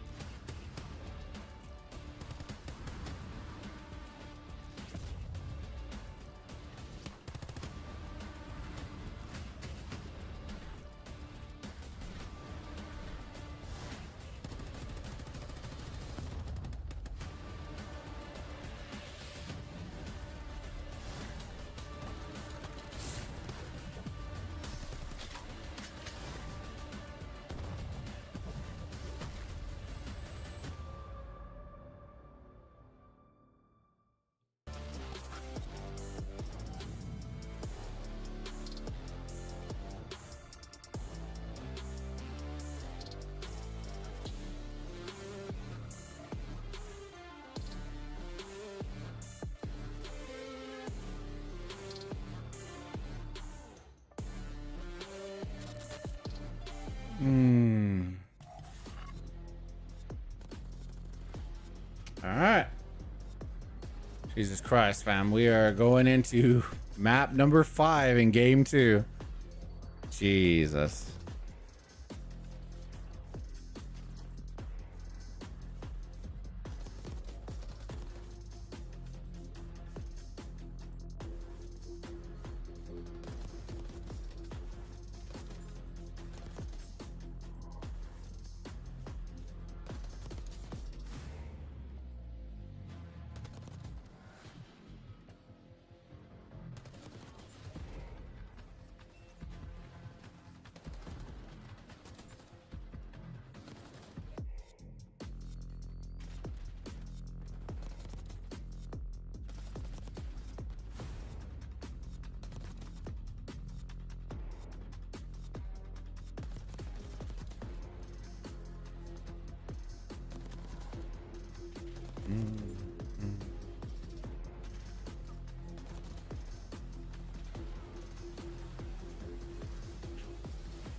Two minutes, fam. 2 minutes. And we're into map number 5. We're going to be on red card S&D.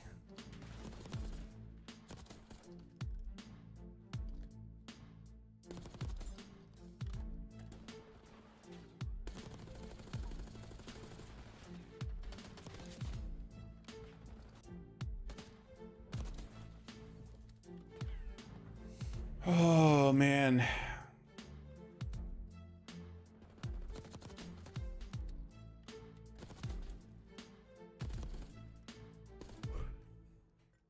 It's been an interesting day so far.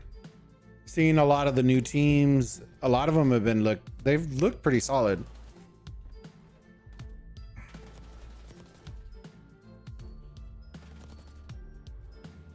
I think we're gonna start to see some of the bands switch out for Optic, because some of these maps they look lost. They look pretty lost. So it'll be interesting to see if they change their vetoes next time. Based on what I saw, I don't think they should play red card. That's just, I don't feel like they have the map movement and where like the spawns, all that stuff figured out yet on red card. Because Shotzi should have been draining on that map, and he wasn't. Maybe it was just a bad map. It could have just been that too.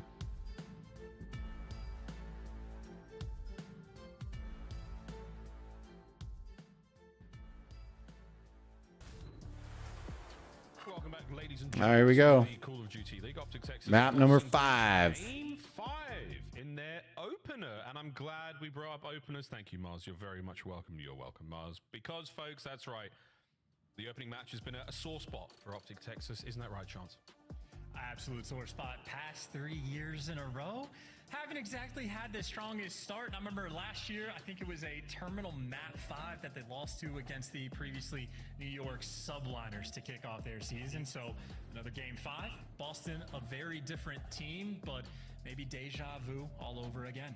Indeed. Well, Brian, stats for with an absolute banger. Every World Championship squad during the CDL era has won their season opener the following year after winning champs. Empire, FaZe, Thieves, Subliners, Optic. We're about to find out. Game 5. Here we go, folks. We're going to break that curse. Brilliant stat. That's a tough one. A curse, if you will, or is it destiny? We'll find out in a brief moment. We stay on red card for all you red card lovers out there and all you red card haters. Whatever happens, someone's enjoying it. That's just the way it's going right now. But all bets are off. No clue how this is going to go down. Red card S&D. It's going to be interesting. I'm not a huge fan of the map.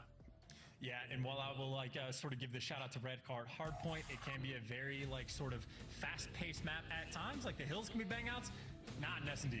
S&D is going to be played very differently, and maybe a small similarity to Rewind in that you can attack both sites. You do have different options to work with, but with just the sheer size of this map, you can't afford too many rotations to different sites.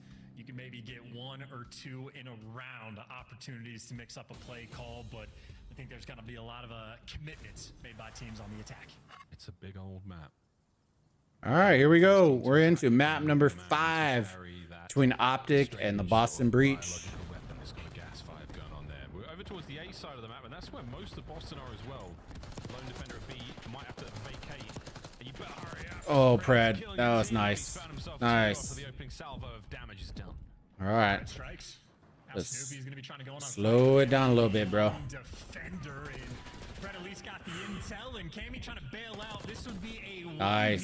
1v4, but There you go. obviously he's one shot and not able to escape the I like that he didn't just recklessly run out. He played it. He slowed it down, played his life. They just send Fred in for the kills, and my God, did he get him? You got 3 of them. Is Jackal working well? Now they got to play around him for streaks, It's still good. Normally, which is interesting because Pratt is a very aggressive player. So Yeah, it's not bad. The Jackal's see. definitely the pudding. he's a couple away from streaks. So. All right. Round 2. I'm just saying, if I see that gun, I'm waiting for that kid to drop 70 on me. I'm terrified. Another A hit. Boston pump the brakes quickly here. Optic, they're defending this from deep. Also, they've dodged all the nades and all the stuns. Cammy's still holding on to his, and this is tense. I mean, this is shades of MW19 where there are 4 million windows in St. Petrograd. You've got too many things to look at. Snoopy, the tunnel vision his way into a kill. Jesus Christ, that stare. He's gonna go down. Oh, get wrecked. Shotzi out here doing the Omni on him. Ooh. And 48 seconds And just like left, that. this is Oh, your we're still down. We're down to a 2-2. rotational call. 2-2. Here comes the rotation. It looks Together, like. gonna be roaming towards the back, but look at how deep Oh, Shotzi is in the shoot. spawn. They got nobody. No lines of sight going towards B. The Shotzi's all the way around. He thinks he's flanking right now. It's too big to know. Get those bombs down and go for your 2-man. They should pick it up by now. They should have already known. Strap in and find out what happens. Here we go. Big responsibility on Awakening too.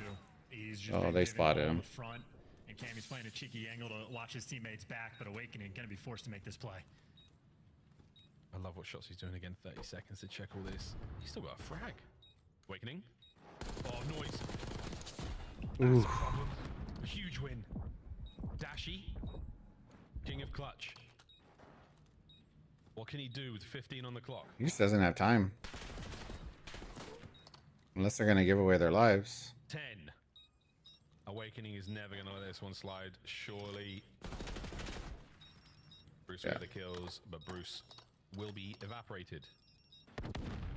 Or not. Well done.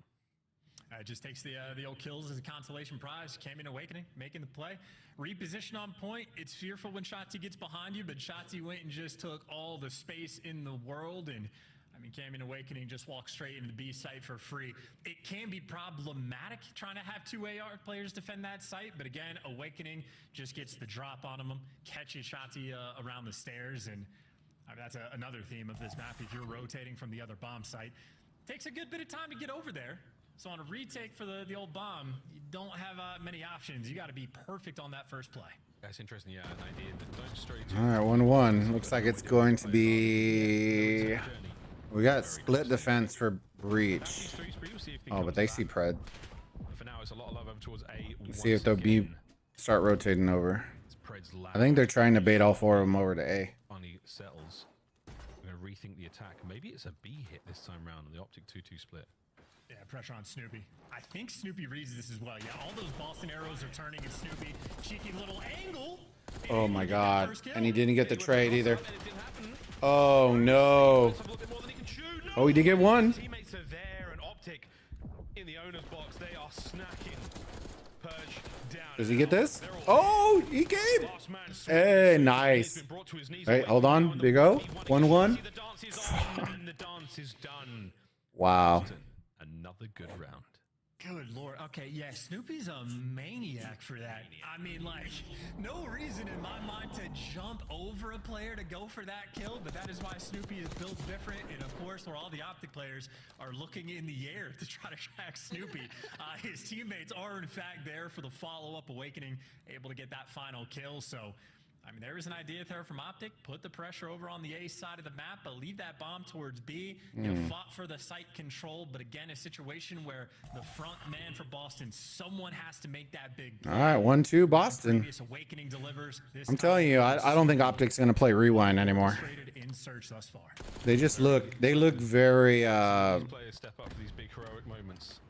rusty. We'll say that. A selfish way always pays off for the team. A little bit more of a quiet opener this time around. We've still got a lot of frags in the back pockets of the Boston players. Now we wait. 1 minute to go. Just trying to get intel, and well, there's eyes on one. He's gonna connect. Dang. Are perfect. Dash, he doesn't get out of dodge, but where he falls, Cammy does get traded. Good positioning for Purge. Banged up around him. Purge, lovely reposition.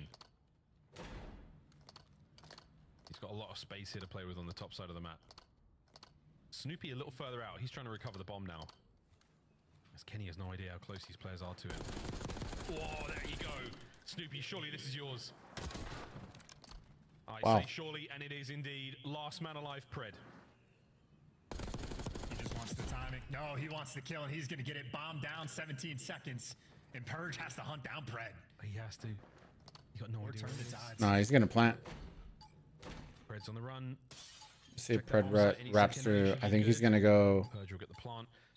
And now the battle is on. 1v1. Will Purge be caught sprinting? Oh, nice read. Does absolutely nail Nice read from the side of Pred.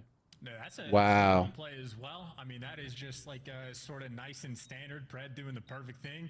Gets a kill on the opposite side of the map, goes for a full reposition, and he gets in the angle in the post plant that he's just able to trap him in. He can see if he runs out to the left, and nope, catches him running out to the right.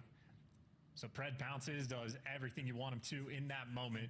Round count tied up at 2-2. So on the rewind, we had a Big Bruce 1v2 clutch to tie the game up at 2-2. This time it's Pred clutching a 1v2 to tie up the round count 2-2. And after that on the rewind, it was nothing but Boston. Optic want to get something done on an attacking round. Will this be the one? Very standard look. See, they just look confused right here. See what I'm saying? At this rate, I kind of just want them all to hit 4 stack a bomb and call it a day. They look very confused in the map. They're all in the middle, just learning, just turning in 3. Oh, bro, he was super loud. Yeah. That's gonna sting. First blood Purge. Yeah, red dot chasing. Not ideal. Just too tight of a setup coming in there from Boston. But Camby gets caught again in back-to-back rounds. So we do have a 3v3, and Pred with this pressure on the B site, are you wrapping the bomb here, just letting him make the play? It looks like Optic want the team here in the mix. And they're gonna have this site control. Snoopy calls it. Too many players to deal with though for Pred. Purge now up close and personal. Pistol in hand. It's one. Oh, Bruce, so much damage dealt, but enough for Boston to clean up the round. Massive work out of Purge. Yeah, Purge is dancing with them, man. I was expecting, like, Optic got 3 players here. You got Snoopy on defense sort of by himself, but Purge doesn't even need to wait for that third and final teammate. This bomb site feels like a four hit stack. In my mind, is absolutely diabolical. That's what it feels like to me. Different corners and spots and whatnot you have to check. Granted, that's the entire map, but not a fun place to be, and Purge takes full advantage of it. Just out here playing with confidence. So much confidence, and again, he sees the game plan and he executes as best he can. And when it works out, man, it is unbelievable stuff. Big fan of the newcomers here to the CDL, the relatively rookie. Perfect stun connects there. Purge will be pushed back for a brief moment there as Kenny and the boys, again, holding that line quite deep. Oh, we heard the car. See out. We'll see where it's going. Just that silent little buzz. Roaming the map and getting you a first blood. Oh, it's got hops. It manages to dodge a little bit of space. I don't think it got any damage there, but it creates First dead, Purge. bit of discourse on the map. You have to look for it. You have to be aware of it. And Cammy, your barrel is going to protrude there, son. That's a problem. Shotty in the back. Might be able to catch out a few more here. Oh, Snoopy shoulders, and what a gunfight this is. Frag grenade to slow him down. Dashy sent in for the kill. Takes care of Awakening. Nice. And there's the final. It was great positioning. Beautiful work. That round is absolutely cooked. At the second Pred gets that first blood, you look at the mini map, see the position that Shotzi's in, and you go, oh, this is all but a guarantee. And Pred 10-3 as well, so I mean a 1v2 clutch to keep his team in it. Gets a Was it killer 3-3 right now? as well. Shout out to the first blood. Pred machine-like and just feeling his lips. Hey man, we've all got our bit nervy. things. Yeah, definitely a little bit nervy. I mean, there's a lot on the line here. It's the stats, it's the prestige. Winning champs and coming into your first matchup. We're at 3-3 in round count. And this is a nail bite of a red card indeed. Yo, Kenny and Shotzi are both rocking a donut right now. Up top over by the hedges rather than down low, but same sort of style. I don't know. I just feel like That's tremendous damage again, already dealt to with his movement, I don't know, like he should be able to get in like really good positions. Slow things down again. Dashy just dealing with shadows, dealing with shoulders. Immediate tactical retreat. Might be able to catch Snoopy here on the play as well. Big Bruce, what timing. Good gunny as well. 2v3. He won the flank fight. His team lost the Wow, just wall bang that poor guy. That's his 11th kill so far on this map. Makes it a 2v2's Cammy and Awakening. Oh, Fred, you're so close, so done. Down and out now. Over to Cammy. A little bit of teamwork gets the dream work done. Oh my word, folks. It's another. It's 4-3. Can Optic tie up again?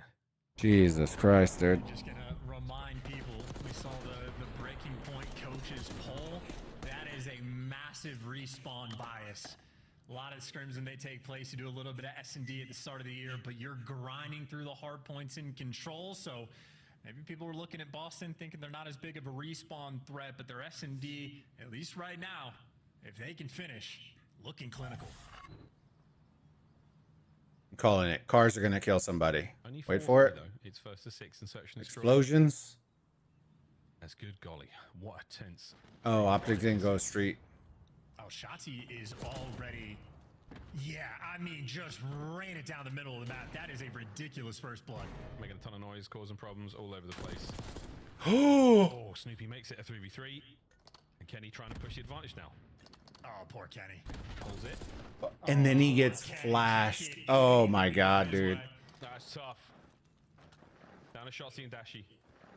Shotzi started the round so strong. Oh, you may have seen another one. Awakening, did he spot him out? I think he did. He's backed on up. They're trying to take care of Dashy on the other flank as well. Dashy dealt with, all down to Shotzi. For match point, Boston. 3-1, This is right? so tough. Shotzi didn't get spotted either, I don't think. He had a free flank in that moment, but just assumes that he gets spotted, hoping Dashy can make the play, and here we are in a hopeless situation. I don't know, he might be able to make Why is he hidden every window under the sun? He's going for it. Slip sliding into trouble, Boston. Match point. Eyes on the prize. One more round. And you have Shotzi getting a first blood on red card in the first 10 seconds. All right. Let's see if the 5-3 curse is going to strike. Purge play that spot behind ticket every single time. It's a real thing. Shotzi gives you that complete round collapse by the rest of the team. Optic, we have seen when they are at their worst, it is because of their S&D. And they are one round away from starting off their S&D on this year 0-2 to Boston Breach. But what a way to start their year with a big comeback like this. 3 straight rounds. Let's find out if we can write that story for them. Shotzi, nice opener there. Purge with immediate trade through. And again, it is absolute chaos, Purge. Here in the final moments. Can Purge find his third? No, he cannot. Oh, that was a good bait from Shotzi. He knew the second he started shooting, that guy was going to start popping up. It's Cammy's 5th in a row. Oh my god, Now Dashy. 1v1 against Dashy for the map.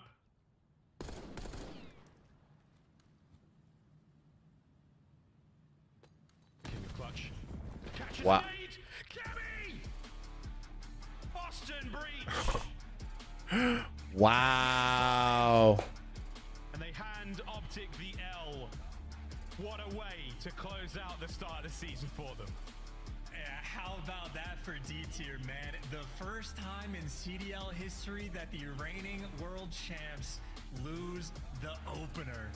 And Boston able to get it done. Well, we didn't call that one. 2-4-5, a clinical red card hardpoint performance that I know That was a rough and then an S&D map where, set. I mean, frankly, not even remotely close. I don't know what the stats are going to shape up to look like because the scoreboard is broken, but I think Kenny's going to be sitting on a 0.3 or 0.4 for S&D in that series, and Optic as a whole, I mean, just utterly handled. Shout out to Boston Breach grinding at the start of the year. You talk about the early impact of the CDL points as well. You need them at the start. It always helps for seeding. In Breach right now, I mean, they've just created themselves an opportunity. Good job, production, there for bringing up the power rankings. That was nice touch. Whoa, Girls took the L though.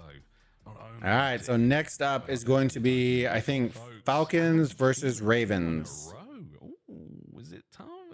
What's going on, Dan? Falcons versus Ravens is coming up next. I turned on my microphone. Thanks for the delay there, friends. And as Chance mentioned, the first time our world champs come into opening day and walk away with an L. We are 0-8 as a community right now on our predictions. We suck at guessing what is going to happen in Black Ops 6. Honestly, I called when we all win for Optic Texas. That was going to be an upset Boston Breach win. So honestly, I think I should get a point for that. When you do call both sides, you do tend to win, Alley Cat. Let's break down what we saw here. All right, I'll be right back. Next map's going to be coming up here in a couple minutes. Be right back.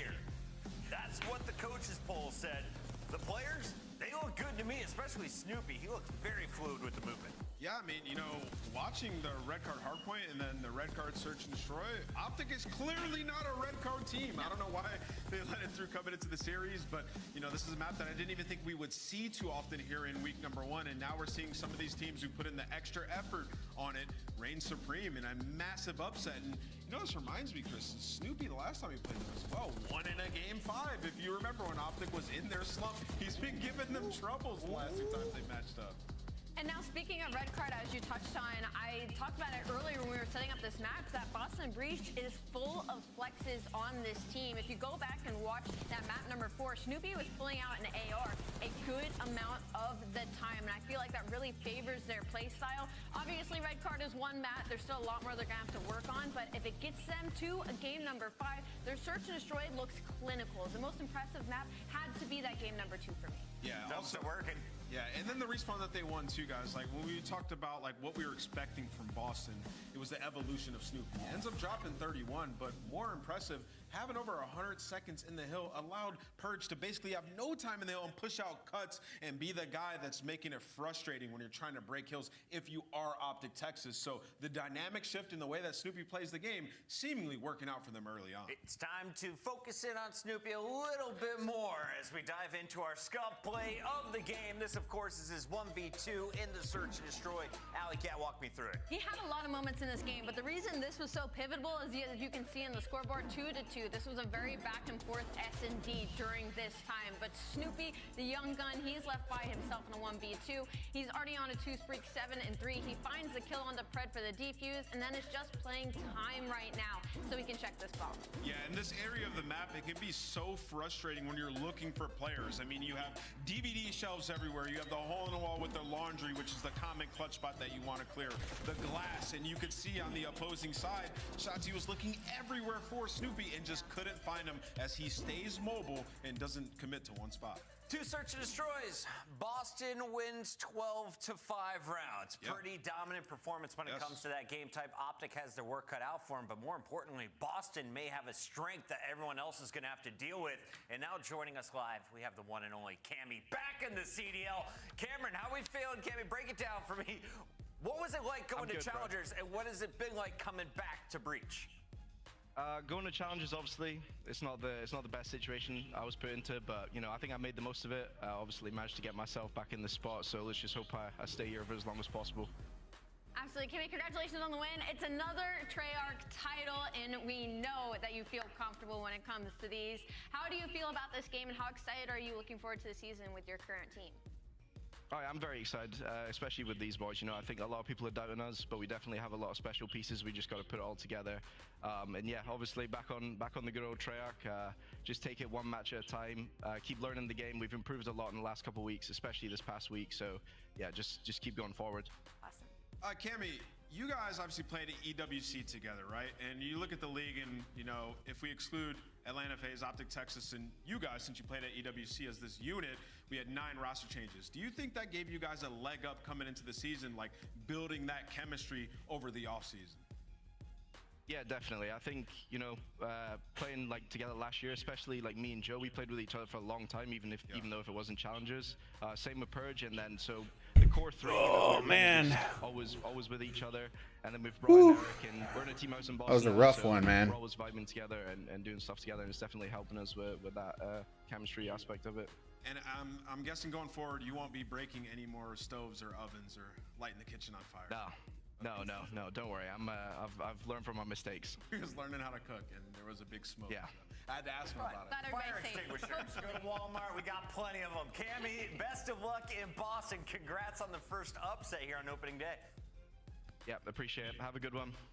Much love to Cammy and much love to Boston Breach. We now have back-to-back upsets if you're looking at the coaches poll, and we could see a third. We have another battle coming up, but before that, reminder, Esports World Cup featured the Boston Breach. Dang, they're already pushing the Esports World Cup.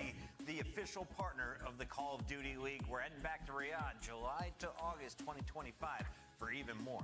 And it was such an experience. I couldn't even put it into words. It literally felt like I was at an amusement park for esports. So if you can make it out, also make sure to mark your calendars because it is something that you've got to do at least once in your life. In the meantime, we're going to break. When we come back, you get a new look at a brand new Vegas Falcons roster. They take on Vegas Falcons. We come back. This one should be an interesting match. Because both teams are going to be fairly new, and we haven't seen anything from Falcons, so they're a brand new, literally brand new team. Call of Duty League.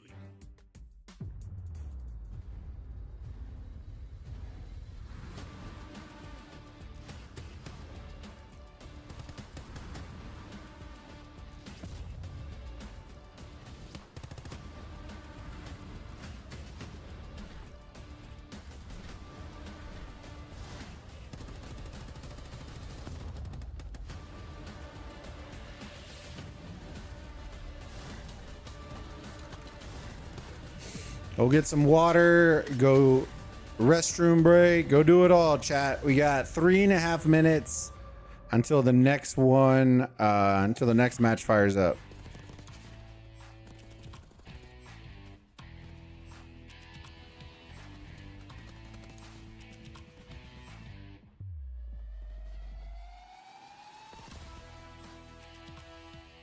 Do do.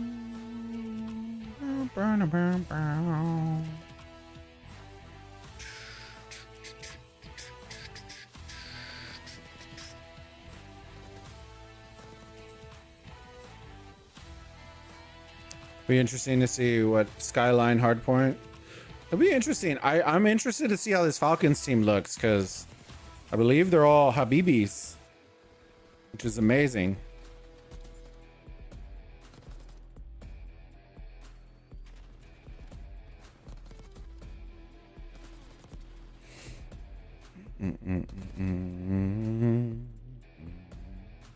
I think they're going to be a lot better than most people think. Maybe not in week 1, but I think they're going to get there.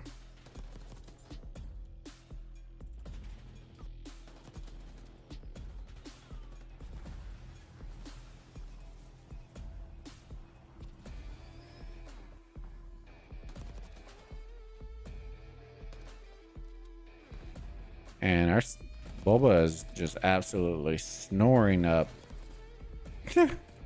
He's snoring it up right now.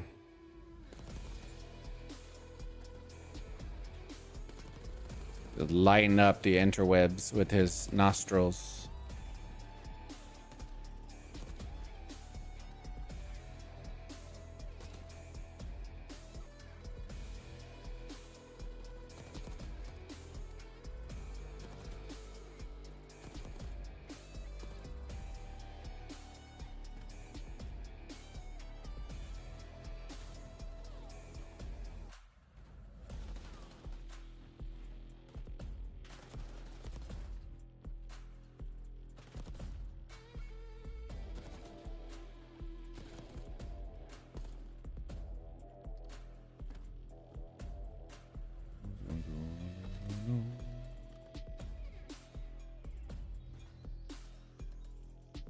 All right, 1 minute. 1 minute.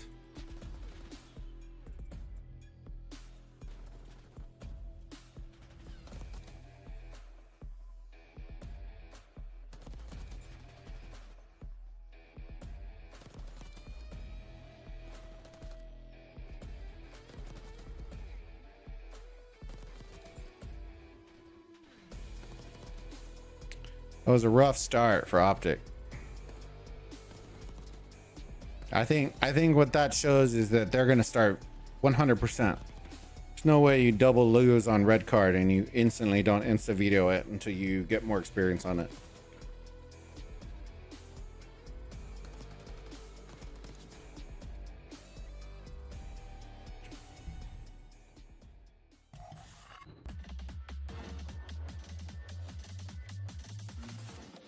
See what Falcons looks like.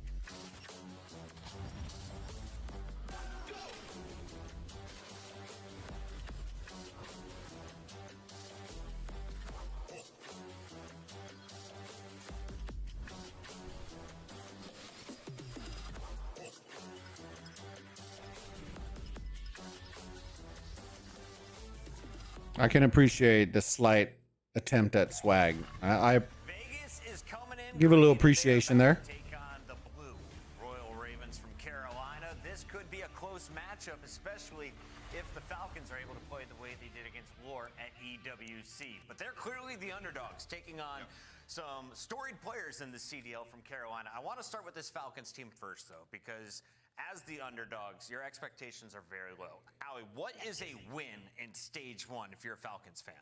A win is a win. A win is a win for Just the getting a Falcons. match win? Just getting a match win. For them, just because the expectations are low, like we talked about earlier, the confidence is everything. We heard from Clayster during the pre-show and headquarters talking about, you know, they have a lot of confidence and they're ready to kind of be the underdogs, and that's what they're going to need for the beginning of this season. Clay, of course, moving over to a coaching role. We talked to him about it. Did you see this move coming, Nameless? Well, I mean, kind of. It's my boy right there. But That's my boy. You're my boy, Blue. Going over towards the Falcons, but he decides to go down there and help them because they have a lot to learn. And what better player to bring in than Clayster, who has been around forever. He's seen everything and anything in Call of Duty, so he's going to be teaming up alongside Luti to help develop these guys. And I really think Clay can be of massive assistance to them, like tempering expectations, because the region they're coming from over there in Saudi Arabia, they've been dominating everybody. They're the best of the best from out there, right? So they're coming over here, seemingly probably going to be the worst team off the rip, just looking for upsets. So they're going to have to temper those expectations, and that has to be Clay. But listen, you know, we say that the talent is there. Clayster is historically brought up a lot of young players.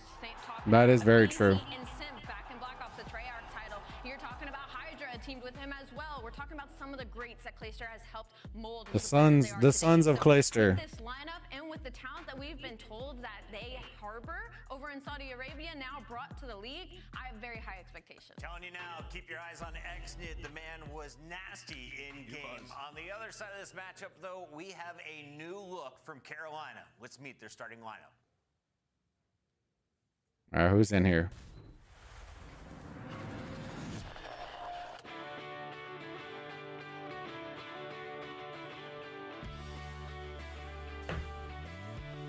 Oh, bro, are they trying to do?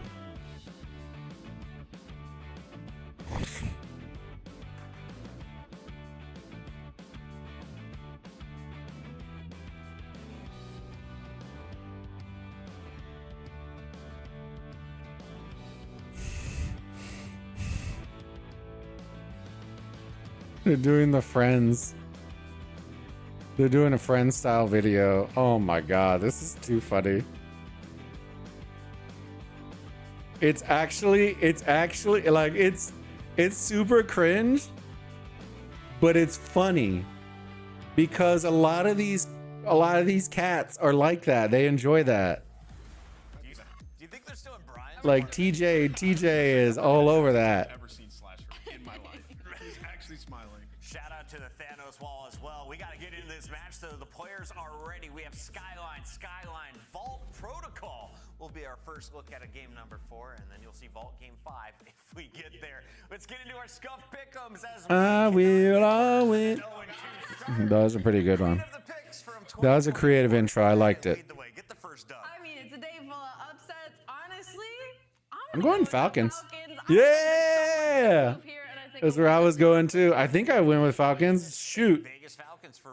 Pretty sure I went 3-2 Falcons. Go with Carolina.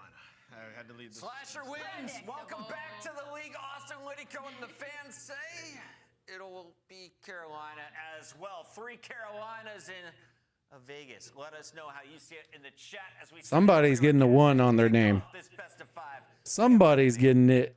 Thank you so much. Yes, we continue on. It's been a wild day. We've been going map 5 all day. Maybe the madness will continue here, but this is an interesting one. On one side, we're excited to see this new look Carolina side. On the other side, kind of our first look really at Falcons in this league. And it's interesting because a lot of times when you're like an underdog and you come in and there's low expectations and stuff, like people want to root for you because you're the underdog. Like we think of, like you talked about with me, like Heretics kind of when they came in, right? But it's a little different because like Heretics like fought their way through that relegation. They qualified. Right? They qualified. In this instance, you didn't. You were just kind of bought a spot, gifted a spot, came in. Like there was a lot of pressure on you, right? Like, yeah, and I mean, listen, like they have some good EU Challengers results, right? Yeah. Like they were top 4 in multiple elites last year. They won an elite at the end of the year, so. Like they have worked their way through challengers on the European side. Now, will that pay off here? We'll see, but yeah, we're just not sure what to expect. I just gotta feel that pressure. It's like you're moving across the world. All right, here we go. All the stuff that's got to go into that, and now the pressure of just kind of getting a spot in the league and trying to perform against the best teams in the world. We'll see. Can they brush all that off? Maybe Clay's the guy to help. I mean, he's seen and kind of faced it all. Maybe he can get them in the right mindset. But we'll get right into the hard point. Kicks will be the one set up, trying to get shots in. There with the boom. It's a nice little setup. Well, so far so good. Racking up the time. Finding the kills out. Nice. Are on point. Nice. Really some great time here in P1. No, I mean absolutely. There you go. 20 seconds. Chase just staying alive, playing his life. He has Roxas looking over him. Finally some contest out of Vivid, but he gets taken down. A Slasher is able to find a double. He's on 3 in a row. He's just going to stay down, trying to contest, but with 10 seconds left, it's all about this gunfight maybe right here between Gwyn and Kicks for spawns for P2. He actually gets all the way through behind Gwyn. Gwyn is able to find one. It's just when his Kicks go, and there we go. There is that kill, and he gets this spawn. Exit spawns up, and now you're in a great spot here. All right, P2. Great job. Oh, yeah. There they go. Clean them out. Falcons holding down lanes. They're set up. They're set up. Royal Ravens team, which I don't think we have up in, like, your S tier, your top tier. Maybe some improvements, but you get in one. You're not facing, like, Thieves, not the face right at the game. Yeah, 100%. Yeah, I mean, this is still should be a very good team for Carolina. Ooh, Gwen. Nice. Vivid in a permanent AR role, which we haven't seen in the CDL. Yeah, I mean, he plays with such pace. If he can do that with an AR, and we've seen him at times, even 20 seconds. A couple of times we saw him in the CDL, always kind of want to pull out an AR, like he would do it on some hills. Looks like what I will say is that Falcons, if they can hold a setup, they're going to be really good. Because their rotations and their times are pretty solid. They just got to win gunfights, and it's just hard because some of these individual Raven players are actually very cracked. Now a chance to answer back to your Falcons, but Exton's going to be the only one up. Kicks at least finds one before he drops. TJ now back into the point, trying to dip, dance, and dive here at bar. Yeah, we saw in the other one, this kitchen hold is brutal. It's 2 straight there from Vivid. Trying to break it. We saw this in our first match. They're not trying to flip the spawns quite yet. When are they going to go on forward? Maybe it's behind that. TJ and Slasher, nice little teamwork there between that double, and there are the spawn flips with 20 seconds left. So great timing from Carolina at this P3. They soak up a ton of the hill time. Now they have spawns for P4. And sometimes when we talk about teams coming in that play for the region, think of like EU, APAC in the past, like there's not that much. Slasher's heating up. Like hard point or control, right? It's gonna be like ooh, Gwen with the 2-piece right there. maybe you can catch them a bit if you don't have reps against a team like this or a play style like this? I mean, like, I just think back to old champs. You know, when we would play an Australian team, a European team, we have no idea about. Mind Freak, your Tainted Minds, whatever they were back in the day. You don't know players' tendencies, right? Like, Slasher's been competing for 10+ years. He knows everyone's tendencies in North America. In Search and Destroy, they're not going to really have a clue of what this player likes to do. Yeah, so it'll be interesting to see how that plays out in the map too, but with a good start from Falcons, it's been a nice rally here from Ravens. Gwen leading the way, Rookie of the Year last year, up to 12-8. TJ, though, coming off his most consistent year. What's its BO4? So here's a little issue that I see right here. Nobody's anchoring these spawns. They are flooding into the restroom, but if somebody from Ravens was flanking down by kitchen, you're already starting to see them spawn out. Look, they just 4-banged in there because nobody had anchor in the back. Similar, like if you watched when Optic was playing and Kenny would anchor in the back by the tanning chairs. That was them anchoring. Wow. You can start to clean things up. TJ though gets the kill up the rope, dances out, and then drop. A little bit of a flurry there for Falcons. Really great stuff at P1. P1's been dominant for. Yeah, I mean, Kicks has a minute 15 already. I think a lot of that is here. Oh yeah. Kicks has been soaking up at P1. As we say that though, the Simtex will connect. They're down by 20, which isn't terrible, to be honest with you. Nice little nice. From Vivid. Hits the shots. Exton will drop. See if TJ is laying on his bump, trying to get up close and personal, but Kicks will take him out. It'll be Gwen in the same position to pick it up. He needs to get down, get some trophies down. Got spawns here for B2 again, and this looks a lot like the first rotation. I mean, Kicks 3 in a row. Only 3 seconds left though. It's about to flip. See if Gwen. Ooh, Gwen gets somebody. He gets traded. Oh no, he doesn't. He's still up. Now he got traded. There you go. Now Falcons have the back spawns. Here comes TJ. You'll be the first man up alongside Vivid to put pressure on this hill. We're sticking with Kicks for now as he is on 5 straight. Ready for the next gunfight. Snap is in. Headshot through. TJ deleted. Reed there for the backstep push. Slasher is able to take out one. Oh, dude, the COD timing on that. Kicks just tries to dip him. He gets the help there. A Booge there to get the kill. And yeah, a really there we great go. P1 and P2 again. This time much better P2 though. This has been... What have you got between the P1 and P2? Like, a couple points here?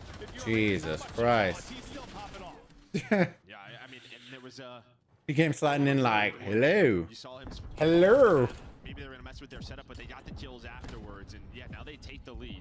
Carolina gonna fight for some scrap time. That's gonna allow Exit to already be on the hill for P3.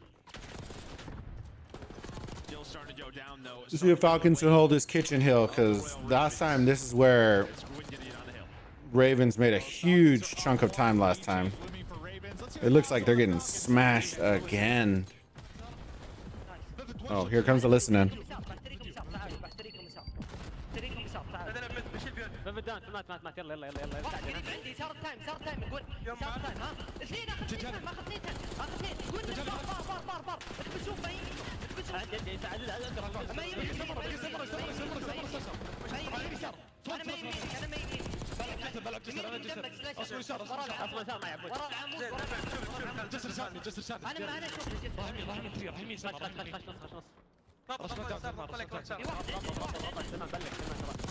Ooh!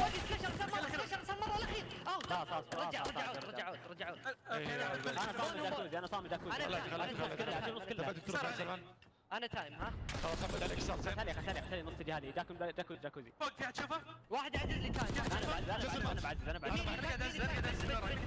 انا اشوف الستار كم اشوف ستار كله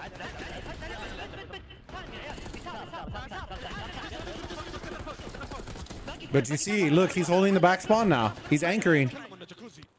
And they're spawns. But now they're gonna lose. Oh!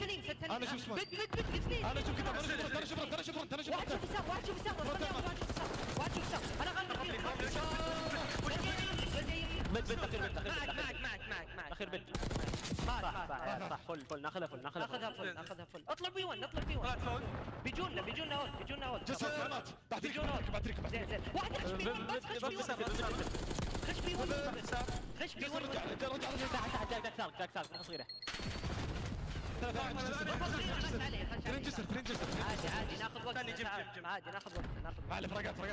This is amazing. I love the Habibis. I love the Habibis.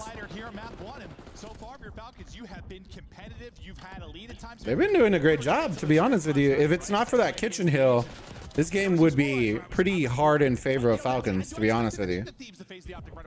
But if they can't fix that kitchen hill, it doesn't matter. I wondered if they could they battle with a mid-tier to low-tier team. So far, at least this map one, they're fighting. But they still got work to do if they're going to win this map, because running away with it right now late is Royal Ravens. Yeah, 100%. I snid there with a nice double, maybe to allow them to get the break, but you have had so much time. I mean, it was, what, 178 to 175 or so, and Carolina locked in down P1. Vivid able to play his life. He's on 4 in a row. Almost number 5. Gwyn's gonna take that one, but you just have A-messes all over the map. And a lot of times this can be what's so difficult, you know, it's those breaks at certain hills that have to time your nades. They'll have to be on point, maybe to find the opening. Gwyn with a triple. Well, finally, a P1 where you get some time if you're Royal Ravens after those first couple. Now you see 20 to close it out if you're Royal Ravens. This is where they need to clear the P1 to the P2. Shut down what Falcons was doing well. So far, they have done it. This might be the last push on forward. Can they get them out of the point? TJ, next up to bat, able to win the first. Second, his teammate Gwyn picks up. There's one more that gets up. The trade does eventually get through from Vivid, and that should seal it. Map 1. There to Carolina Royal Ravens. You know, Ravens start a bit slow. Falcons come out a bit hot, especially through the P1 and P2. Just kind of cleaning things up as you go. This team, this Ravens team might actually be pretty decent at S&D. Be an interesting one. Hills in a row, lead change, couple hills in a row, another lead change. But I think that final P1 where Falcons able to get in that P4, take the lead around 178, 175, but they could not get into that final P1. That was the difference. No, there was no separation until the end. I mean, it ends up being what? A 70-point game. Like, it was like a 10 to 20-point lead for either side throughout the most of it. As we take a look through the stats here, I know Kicks got out to a really hot start. Gwyn started hot and kept it going. He ends at 33 and 21, but really a battle until the final couple of hard points. Yeah, I mean, yeah, great start there for Gwyn. 33 and 21. You know, right back to business.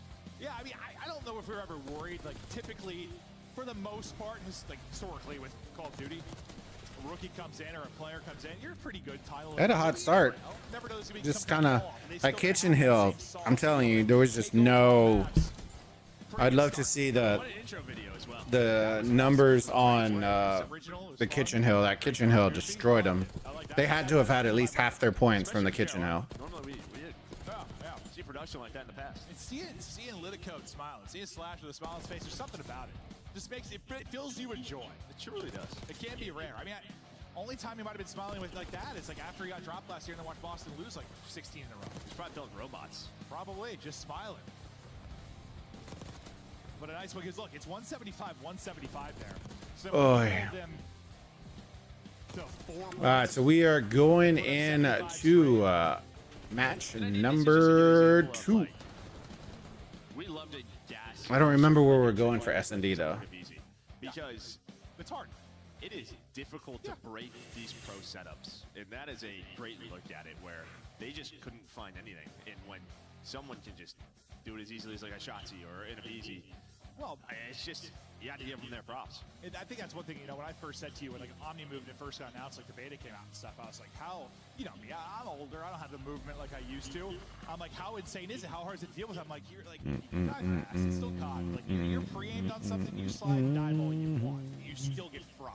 Yeah, you look like an idiot. Yeah, you still might get fried. So despite the fact you have the Omni movement, yes, there's going to be some insane plays. Breaking a good pro setup, still tough.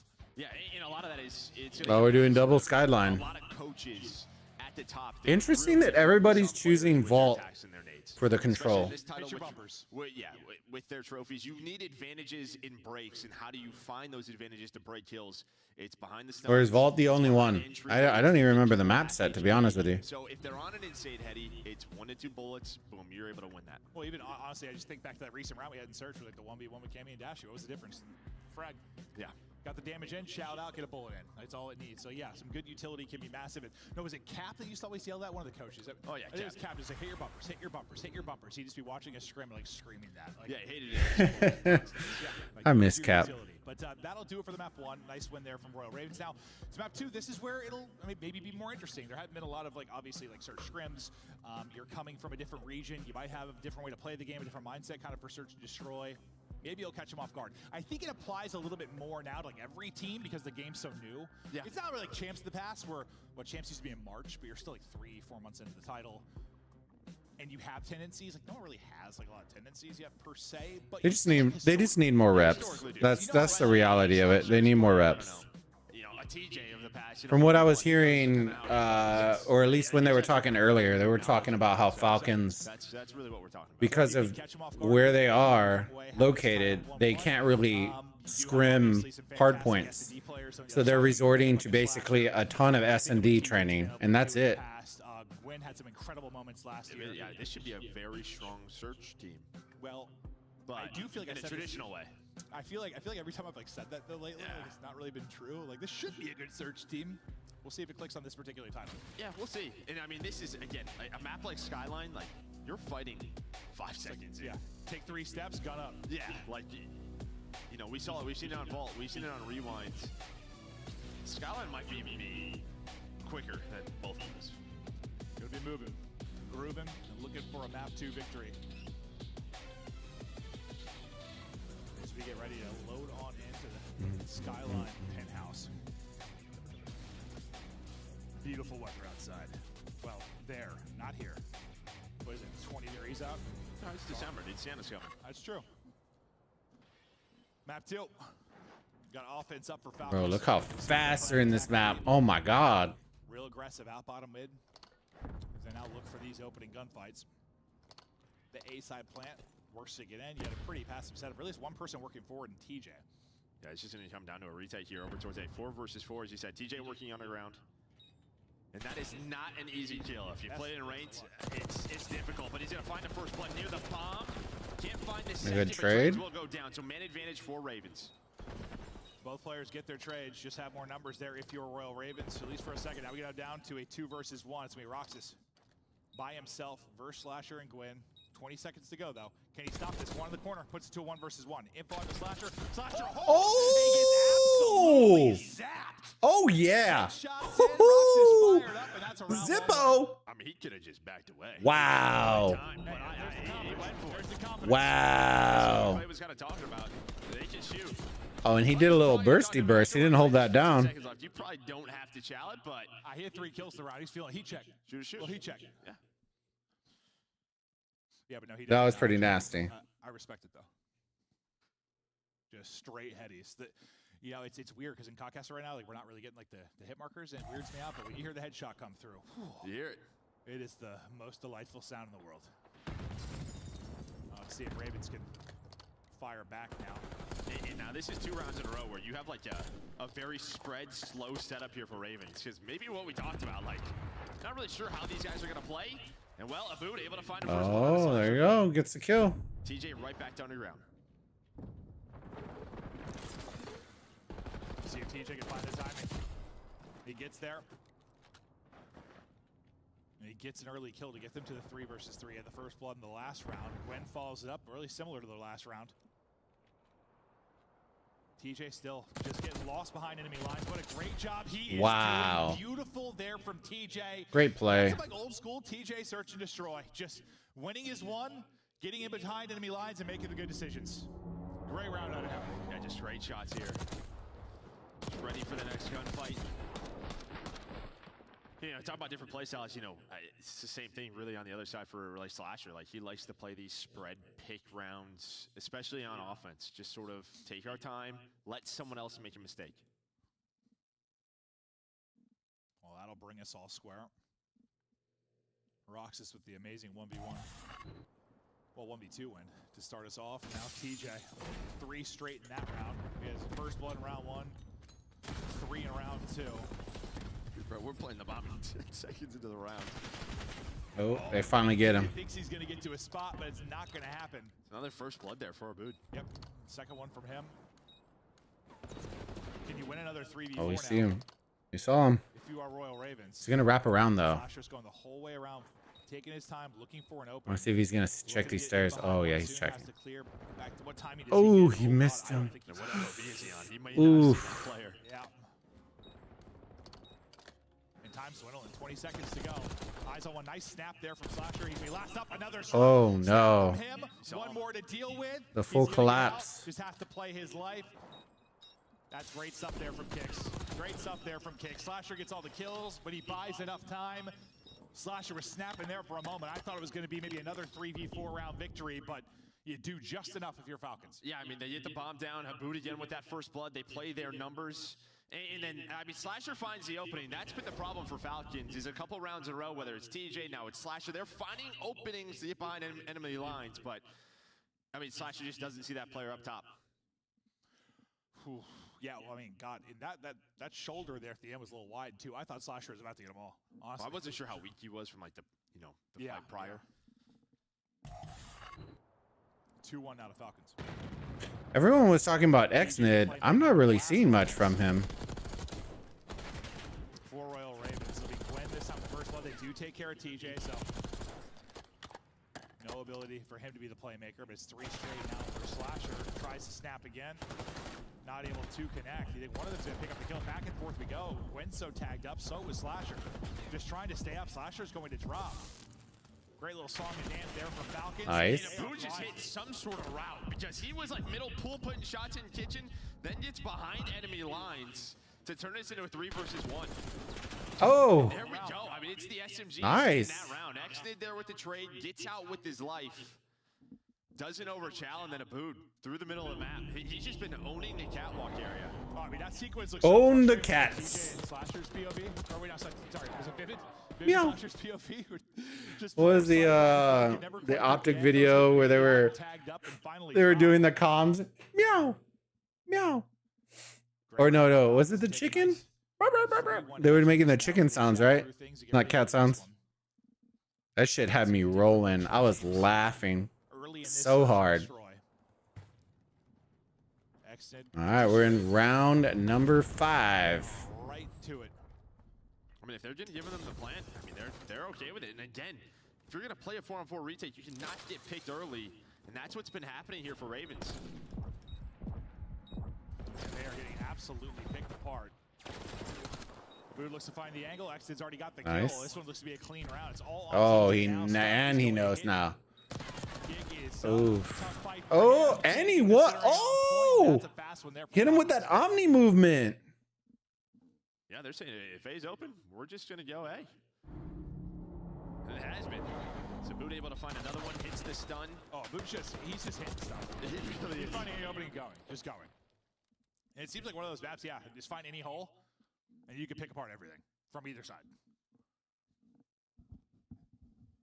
Can he continue to find that success, or can they kind of adapt to deal with him? But I know he didn't get the first blood in that round, but he has been applying pressure early and often. And I think for Ravens, I think you just need to simplify this a little bit. I would just be running around as 4. Like, they're just getting picked apart. And yeah, maybe that's what they're doing in this round. Like, let's just play 4-on-4, run around together and trade. Yeah.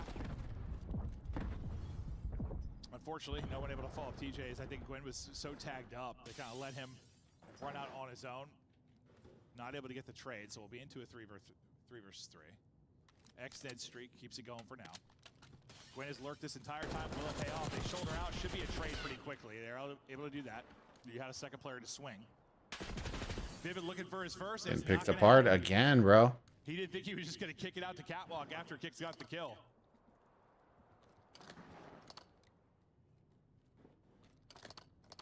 Now we'll see what Slasher opts to do with bomb in hand in this 1 versus 2. 40 seconds to work with. He just got spotted. Yeah, they're just holding hands, and Slasher may have a chance for them to line up here. He's able to read it, but they're ready for him. What, 3 rounds in a row here for Falcons? Oh yeah, they are cruising now in this search and destroy. And yeah, I thought he was going to catch one, but it almost felt like he got pre-fired. He slid out. They were very ready for that fight. Very, very ready for that fight. Wonder what servers they're playing on. Great job grouping up, setting up. Says Vegas Falcons, but I don't think they're in Vegas. Yeah, Slasher just 30 seconds left. Had to work the bomb, decides to go for the fights, maybe catch a Tommy, but yeah, just not there. No, not there at all. He got like a bullet off. He was dead.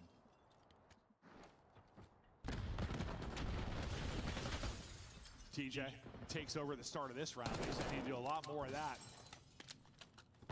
They're going to bring this back. Some damage into a third. He'll get stunned up and slowed down at least for now. And finally, they switch it up and they take a fight here near A. Whew. But now it's a 2-on-2. Again, just hitting some great headshots here towards the bar. Slasher's trying to reposition, maybe find the angle. Maybe saw a tip of his head for a second, but now he'll get the spot, get the kill. Last player was underneath him. It'll be kicks now with a chance for the 1v2.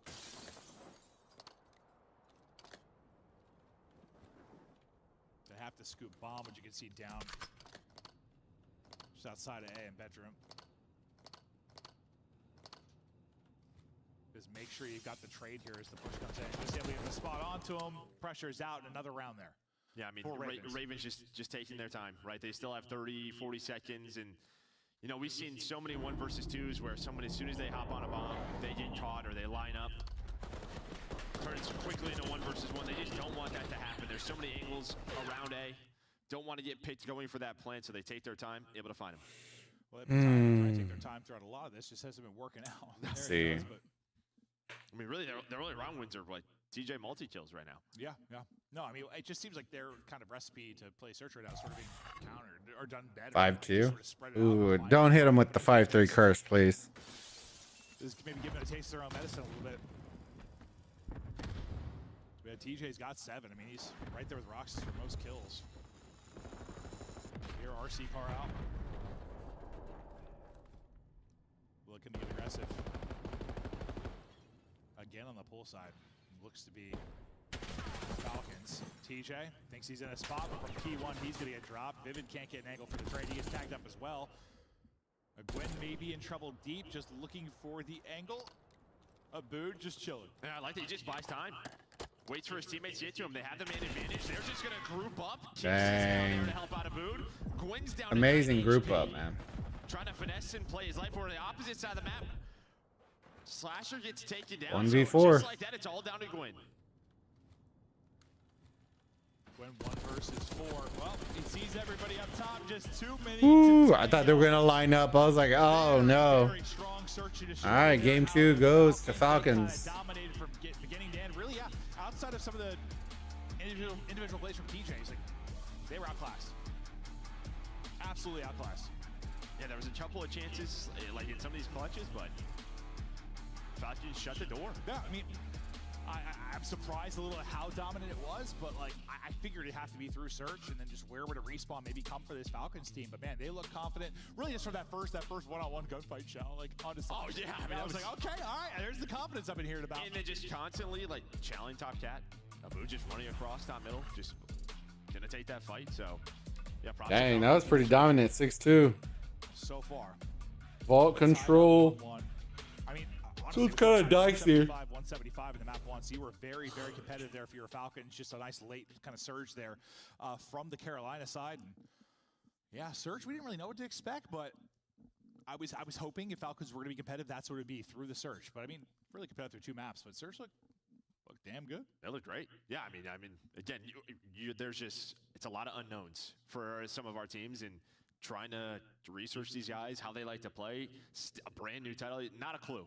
Not a clue for Ravens, and they get shut down. Do you have any worries about maybe Carolina's search and destroy, or it's one map? No, it's one map. One map. I didn't know if you saw anything that really bothered you, or just kind of like their mentality around just a map, bad just map. Just a map, yeah. Okay, well, that'll do it for Joe and I, at least through the first 2 maps to kind of break things down and chat through it. We'll kick it back to the desk.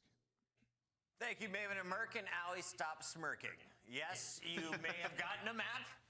And yes, map 1 was very scary for Carolina fans. What's going on here? Is Vegas the real deal already? We thought this was going to be a team that takes time to show and be able to compete on this level.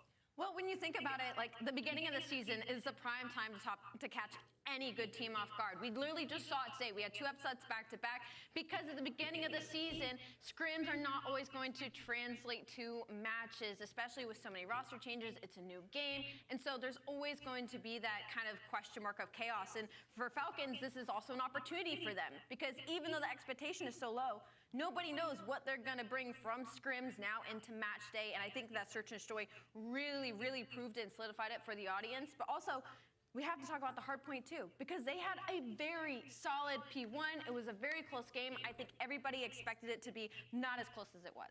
Close game so far. It's knotted up 1-1, but we have our very own Bob Ross ready to dive deeper. Nameless. We're drawing. What are we drawing, baby? Listen, we're drawing conclusions is what we're doing. And listen, this gets me fired up. Nothing better than some search and destroy. And these guys are search and destroy specialists. So we're going to jump into this offensive round, which what you're going to see here is just all-out aggression. Exactly what I wanted to see from the Falcons early on, playing with that confidence. So we're going to pause it here, expand the minimap, and get into it. So what you're going to see right here is Kicks is going to find the kill here on number 3.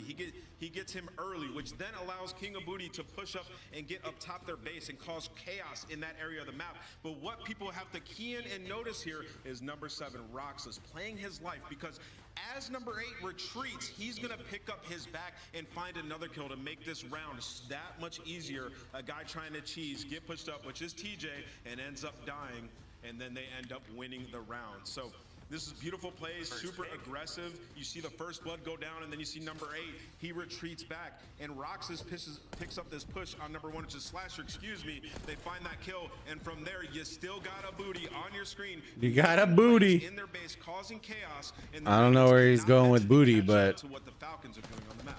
I mean, it's just taking a booty. I feel like that was a lot of that search and destroy. Like when you saw somebody Oh no. like he shouldn't even be allowed to be there in the first place. And I think that really tells the story of that search and destroy. Search and destroy evens things out, but as we see this series going on, Allie, do you want to flip over to the Carolina Royal Ravens? Nameless, would you like to switch over to the Falcons?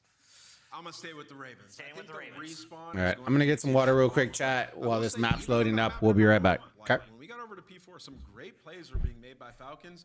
Maybe turn some heads in this match 1. We got our maps and modes. Alley Cat, walk me through how you see the rest of the series playing out. We've had 2 best of 5s going to game 5.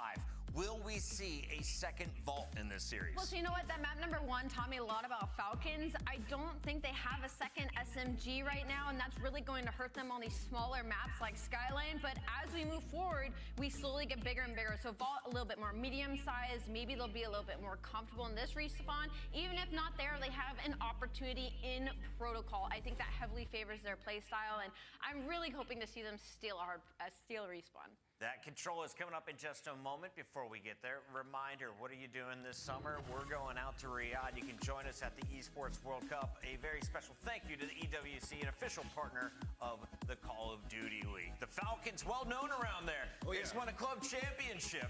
Now they'll see if they can represent well in the CDL, and to find out in a game 3, we have 2 excellent commentators. One's tall, the other one is taller. Let's send it over to Merc and Maven. Nice. Thank you, guys. Great stuff there, Chris. And the desk broke it down wonderfully. We're excited now for map 3 as we get ready to go into the control. But yeah, no, I kind of like Ali said, we'll see if they can take a respawn. I mean, that's going to be the big thing. Yes, I was impressed with the search and destroy, but that didn't like shock me. That was literally when we first talked about it. I was like, how do you think they're going to be people? You're like, search. Yeah. That's so awesome. You got that step done, but you still have to win a respawn. I did like what we saw at times in map 1. Now we'll see in the control. And that's what they were known for, right? Like in the challenges was winning search. It's like, so that keeps up in this title. They're happy about that. But yeah, job's not done. No, still work to do, but you have battled so far. Let's see if they can catch him in a control. What were your big takeaways from control the first time we casted it today? Yeah, I mean, I guess for, I thought a little bit more maybe defensive sided, but really what we've seen is just throughout both of the matches that we saw earlier today, if you're able to get line control, get someone into art, that B zone goes quickly. But again, it's just a lot more coordinated than the people I'm playing with the rings. Because I solo you like a maniac. Yeah, no, you're a true psychopath for that one. Thank you. Map 3. All right, here we go. We had to grab a snack. Lay down. I looked at the top thing, and there wasn't a tick for Falcons. And I almost said one up. I'm like, that's not correct. We're in control. I got confused for a second. Needed some snackies. The Falcons find some of the early kills, though, and they'll get on to the point. trying to pinch for either side, though, will be Gwyn and Slasher. Gwyn's going to get picked up. Slasher, the next one, maybe can make a play, but they got the read on that and trying to deal with the front side of it as well. Slasher is able to get one and stay up. Point still being captured. Well, that scoreboard is chalked. Second bit of progression. Should be 1-1. Roxas tries to get the kill, some damage in, but can't quite finish it off. Honestly, this is great patience out of Falcons, right? I mean, they know something is up. There's a lot of different areas where you can contest A, find angles, go on a big play through big door, but they just kept one on it. Everyone else was shouldering, trying to find the info, and now A is done. Have a couple life advantage, a ton of time to work with. No, beautiful, beautiful stuff there. Now kind of the tough part. Doesn't look like they're going to get an easy transition across like we saw maybe in our first series of the day, because that's 4 straight kills for Ravens. So you do exactly what you need to. You lose that, you battle back, and now they're trying to get some spawn kills. I mean, you are pushed up deep. You see number 2 in TJ. He's basically behind enemy lines trying to find a kill. Roxas, though, has got the read onto that. We'll see if they opt to leave him. They'll shut it down. TJ will get dropped, but yeah, I mean, you're fighting right off of spawn. It's going to take a little bit of time to push this out now. Yeah, and really what TJ's trying to do, if you control that building, you can spawn them out over towards that pool house. You have a high top catwalk, and you can just mow them down and spawn, right? Yeah. You can have some nasty spawn traps on this map, but it doesn't happen. Falcons recover, and now it's their turn. You do get someone pushed up in a boot over towards Statue. You have one tick on B. Again, you're just pausing the clock. 15 versus 15. Falcons very much in a great spot for this offense. Yeah, due to the efficiency of that first capture, you still have time to work with. I like that Ravens are stacked on that side. Progressing towards B. You did get that one tick done. I thought TJ maybe had a freebie on the stair ahead. It doesn't work out that way, though. And now you've got 2 down. Yeah, here we go. He's exactly right. The trophy there for coverage. Trophy no longer there for coverage. Can the next set of nades hit? Somebody's got to go. Somebody has to get out. The nades do connect, and they get all 3. Wow. Scary there for a second. You know, TJ, or sorry, Slasher hopping out R. You don't ever want that to have to be the play, but he's got to fly. Yeah, and then you had Roastus. Like, he was watching the cross from Lion, but the nades connected, so he's got to reposition. But yeah, that nade saves the day in round number 1. See if they can get another trophy on the point. Just get this final tick on in. They're just playing a little TDM. Tough Ooh, here goes. Oh, 7-7. Thought he had the position. Gwyn shot everything but the enemy player. Slasher is able to get straight headies there to win it. Well, that was an insane 5-5. What a chow. Just in the middle of the road all the way up to towards top part. 5 versus 5. He's shooting. Slasher trying to get out with 18 HP, though. No respawns remaining for Falcons. And it's getting worse. Now 3 players to go. TJ got that one. That might seal it, but for now, it'll be a 4 versus 3. They got to do this without accident. If you're Falcons, you got 10 seconds to go. This is your last effort. Here comes the push. They go 1 for 1. Gwyn goes big. He's able to get 2. Last player will fall. Nice. And Ravens hold on. I mean, you were that wasn't bad. Second for maybe winning that round, but you got rid of the trophy. You shut down that big push from Falcons, and eventually you bleed them out. Yeah, and that's just like sometimes just the finer details. Maybe just putting that trophy in a bit of a better spot for cover. You can't just shoot it from top art. Yeah, I mean, obviously you're not thinking about that in the moment. No, yeah. But you know, just to get a couple seconds to mosey out, they're like, how about I place this here? Right here, yeah. Reposition it there. No, but I mean, yeah, if that trophy's there, maybe the round is over. Honestly, I thought it was going to be over just because they ate that first 1 or 2, but they had more. Had more, and then they were able to hold on. Yeah, it was, what, 5 versus 5. Some big picks go their way, and Ravens win the defense. You end up getting 1. 5 ticks, though, so some success there from Falcons, depending on how the rest of this plays out. See how this opening break goes. TJ ripped down to 50 almost instantly. Extend then able to swing on it. Slasher was tagged up and weak as well, and he will get dropped once again. An early opening break, or a great opening break out of Falcons. I mean, they've yet to die. The first death was to TJ there and Abood. Yeah, I mean, they don't overchow. They backed up right away. Already 30 seconds off the clock. TJ, though, does find the opener. So now big door open for Gwyn and Vivid. Start to work their numbers. TJ wins another one. Staying patient. Now can start to work this objective. No, just good job having gun up and gun ready for these fights. Once again, TJ, the comms flowing from his teammates. He's got the gun ready for the fight. As he's got 4 straight really in the opening of this round. They're just holding that spawn hard.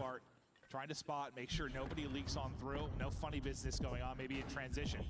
as the final bit of the point goes in. Extension through, 2 minutes to work with, 25 versus 25. Yeah, they were worried about Gwyn there for a bit. He was sneaking around. That's who they were looking for. But yeah, A is captured, but a couple of kills off of that.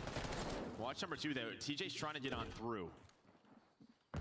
Kicks, gets the info, and now they just let Exton know, hey, they're behind you. You need to take your time. Gwyn trying to get to TJ, not going to happen. And Chase just goes for the challenge. He's going to try to hunt him down. Oh.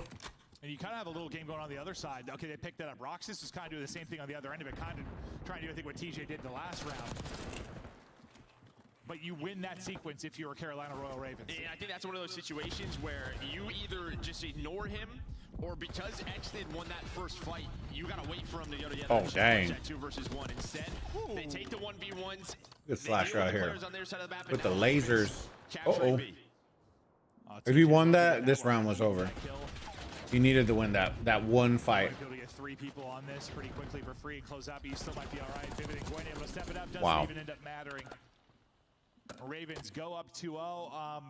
Honestly, real clean offensive round there. I mean, they, other than what, kind of, well, just a break off. That's about it. Like, you had a slow break off and took a bit to get A. After that, made it look pretty easy. Yeah, I thought they were on point, and then TJ makes some individual plays. And on the other side, his teammates got out of the trap. Didn't allow the 2 Falcons players to kind of delay that B hit, and then they all able to get on B. See Vivid kind of listen to the comments of the teammates, yapping back as they kind of chat through stuff. Maybe what they want to do differently in this upcoming defensive round. But a chance to close it out with efficiency here. Slasher, you saw him snapping around, carry the 4 streak into this. Some big kills around the point. All the breaks, I feel like they might go right to B. They might go right to it. Roxas got a 2-piece, and they're just going to jump on down. Try to get art control is Exnid. And immediately have a gunfight on 1. Oh. Gwyn does take him down, but it's immediate pressure here for Vegas.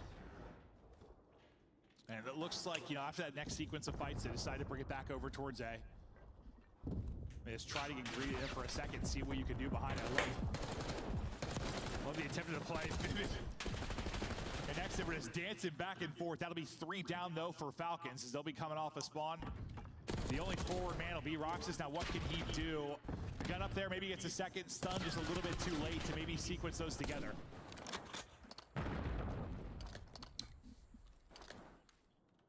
And this is spawn you kind of don't want, right, Jez? Yeah, right. You have all these different angles looking at you. You can hit underground. That's what 7 is doing.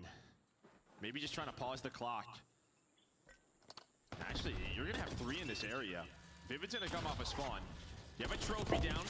Able to win another gunfight. It's all headshots in the feed. There was only 1 player on it, and they continue to just play around these kills. Now with another trophy. All 4 Falcons players in this B area. Oh, shit. Come on, boys. Get this B point first. Get it. One person on it currently. Second bit of progress is done. Pressure now to Royal Ravens to kind of disrupt this. They got 2 kills, so they want to push it on forward. That's going to get exited out of the point for now. You only have 20 seconds remaining, though, is the issue. But I love the patience here. Can't just die for free. They're kind of wondering, where did he go? He reach house and wins it. What a play there from Exit, especially the oh, he had him lined up. Hell of a play. No, if he was at B, might be gone. That would have been done. That would have been such an insane play. Yeah, but the patience, pays off. They're just thinking he's going to go back towards A, right through the hole. But he doesn't. Stays at the door, is able to find a pick, but not done yet. They have to get this extension. It's going to be 3 dead. Kicks trying to play his life, almost able to snap, but 10 seconds, and they have to sprint forward. And TJ is here to mow him down. Yeah, you just got so much forward position right now if you're Royal Ravens. And if Falcons outclass them in the search, Ravens absolutely outclassed them in the control. They win it 3-0. I mean, that wasn't close. The first offense for Falcons was solid. They got 5 ticks, just couldn't quite close it out. A couple of just big moments that went the way of Carolina, but that is a great control victory there. And honestly, that's like I mean, I know it's a different team, but like one of those modes that kind of plagued them last year at times. Like they were trying to improve in that. I know it's a new look, but they'd love to be a more consistent control team. Oh, 100%. Yeah, I mean, there were a lot of series last year for Carolina where they're thinking we win this and we're at champs, but it just didn't happen. Yeah, for a second I was like, am I misremembering that? I'm like, no, that was definitely the issue. But but look at the overall stats there. Nothing really all that crazy in the slaying department. I mean, despite the fact it's a 3-0, there were a lot of close rounds throughout the course of that. No, 100%. I mean, yeah, first one comes down to like a 5 versus 5. Second one, maybe Carolina runs away with it a bit, but on that attack. We're going to game number 3. Or match. Game? Game. Map. Map. Map number 4. I mean, whatever they're doing their breakoffs thing for the most part was great, though. It feels like they had Royal Ravens in one, like a 3-down scenario, like most of the breakoffs, 2-3 down almost every time. Like they had advantage early. They were able to get position. It's just what were they able to do with that?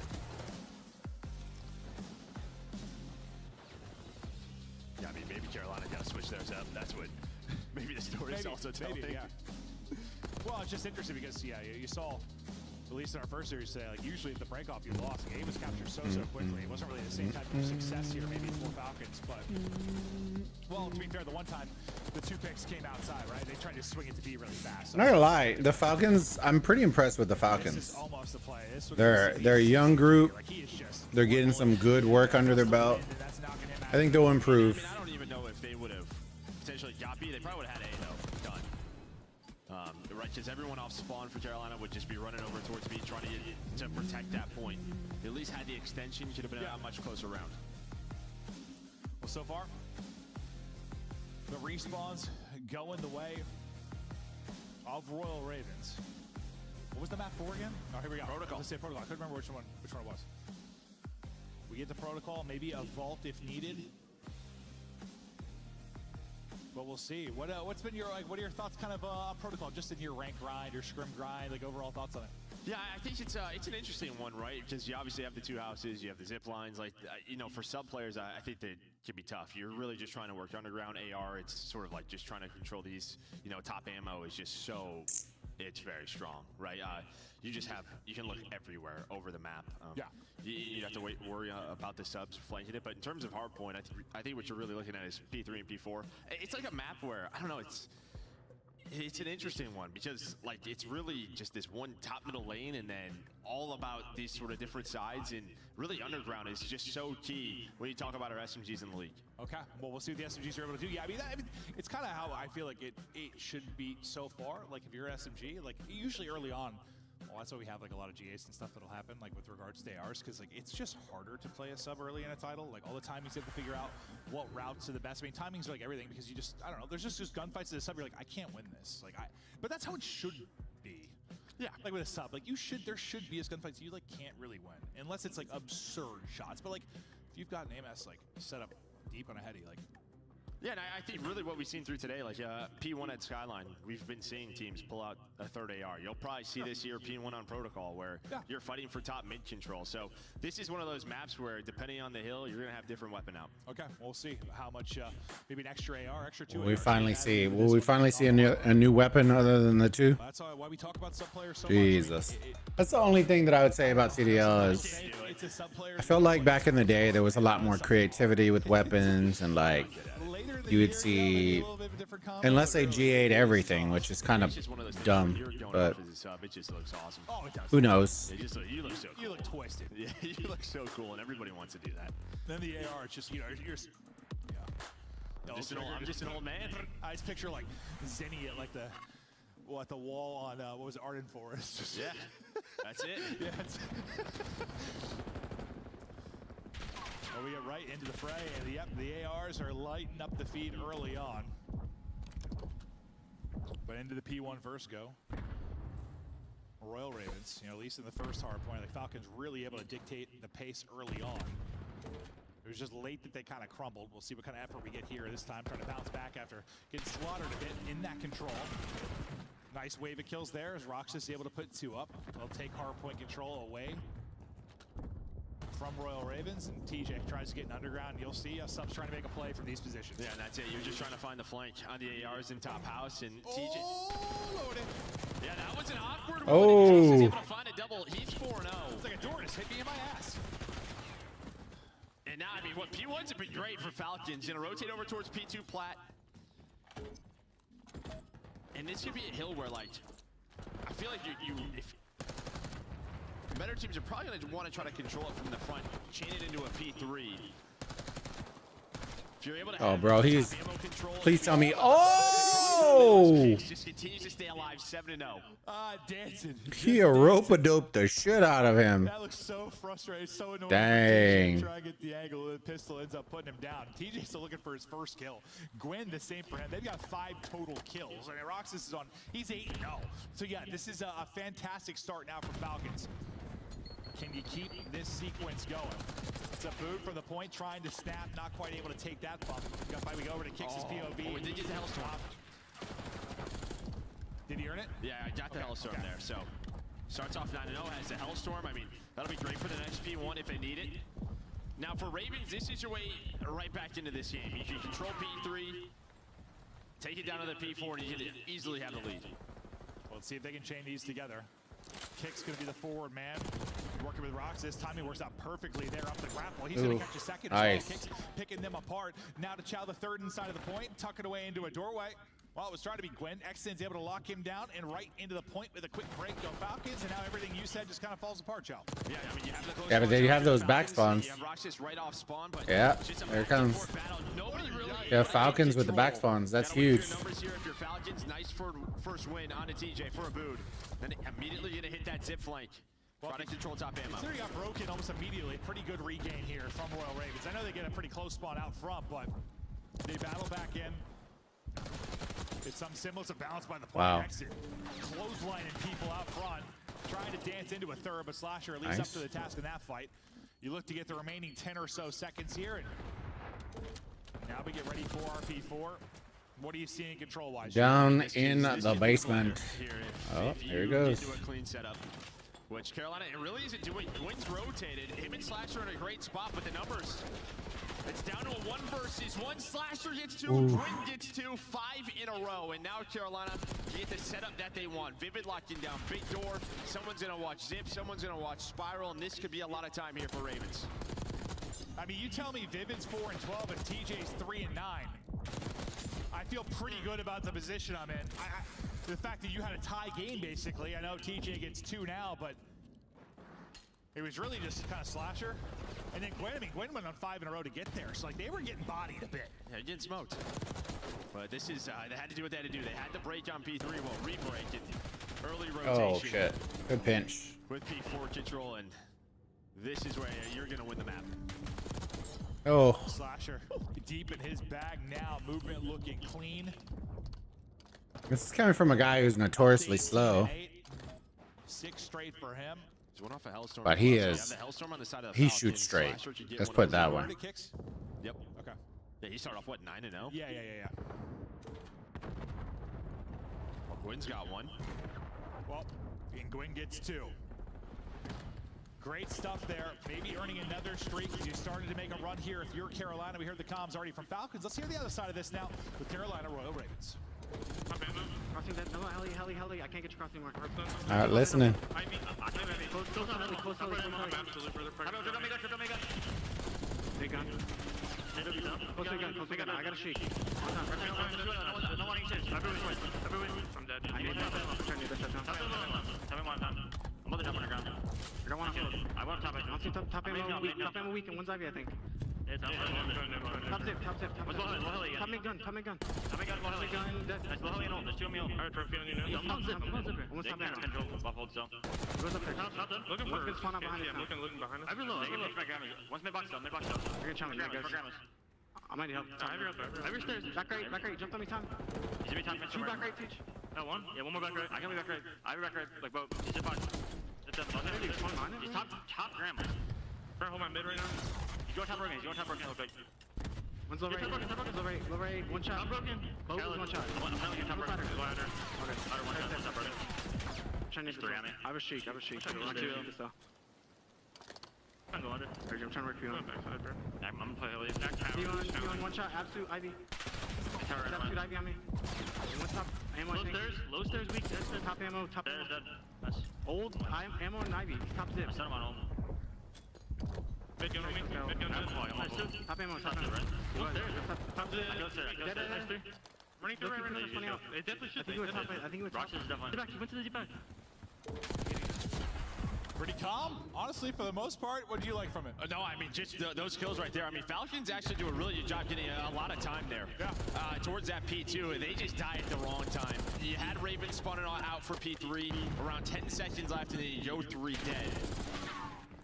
But P3 last time through was pretty back and forth. Is that going to be the same? Yeah, one player left, just trying to play their life. And sliding in favor. A great multi-jump from a boot. No, this has literally just been the absolute mixer on this point. It's like no one's been able to spawn anybody out deep. You've just been fighting back and forth. They got the edge a little bit last time. I think for Carolina, looks like it might be the case here as well. As underground, it'll be Roxas as he's getting maybe set up for next. But all the time getting soaked up now by Royal Ravens. Gwen kind of leading the way in hardpoint time. Slasher right there with him as well. This is a look at the setup for the upcoming point. Yeah, this is a good call. I mean, last time through, this is 20 seconds left.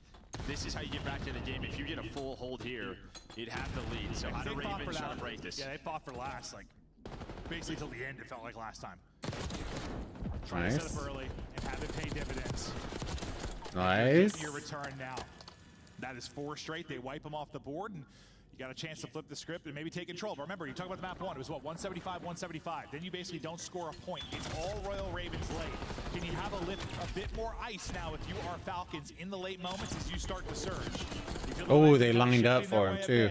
Every kill has been their Nice. They are I should kill this on trophy. You've gotten, what, 1 or 2 kills really in these pushes. If you were Royal Ravens, you found no opening at all. It's so hard to break. I mean, you have a staircase, and it's really this position here, big door. You jump on that PC, and it is, like, you're not winning that gunfight. Unless it's like a crazy team shot. But yeah, you just have 2 players on either side, and then everyone else watches big door, and, well, they did it. They early rotated. That pays off. Now they're only going to be down around 10. Right back into the mix. As our next hard point pops, there'll be Falcons inside to start.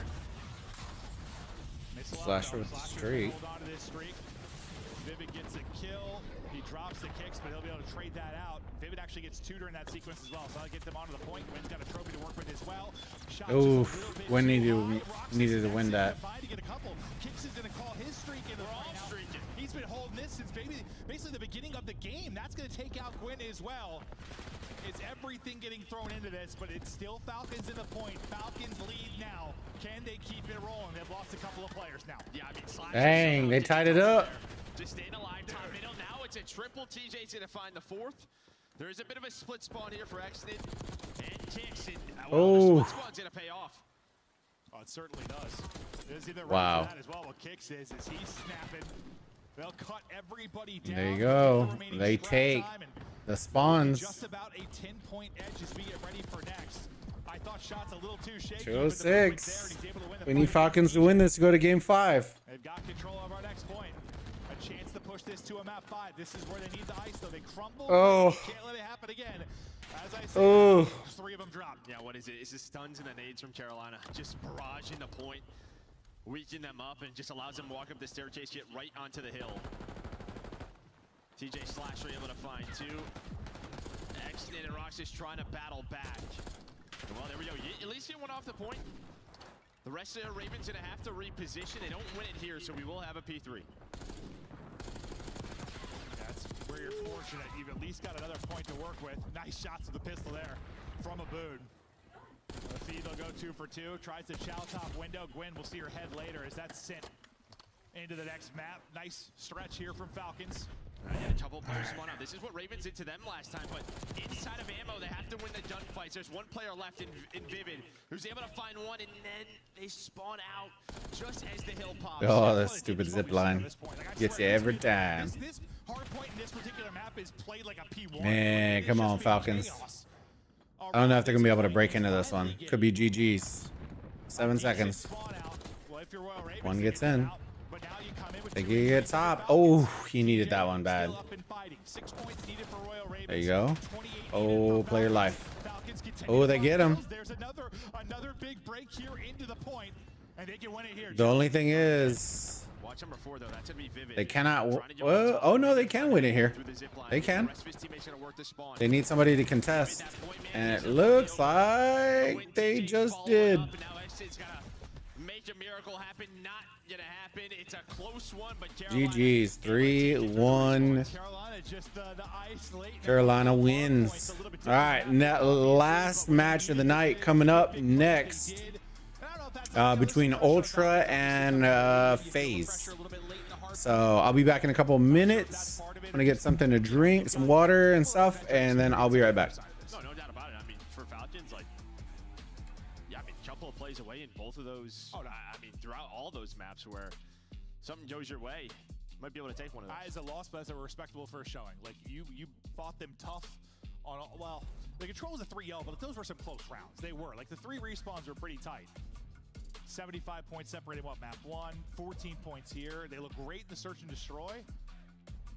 I mean, we'll see how to go against the top teams, but you play a team which we expect to be somewhere around the middle of the pack, maybe in a Royal Ravens, and you push them. You push them. Yeah, I mean, they were slaying with them, right? Jake starts off 9-0, and if it maybe it's not for Slasher's sort of effort early on in that, I mean, no, he was, that could have been ugly. No, because before Gwen's like 5 streak, like, yeah, like everyone was basically double negative. Like, what did I say? It was like the two, it was Vivid and TJ, right? Were like 3 and 9 or whatever it was. But somehow the game was 75 to 75.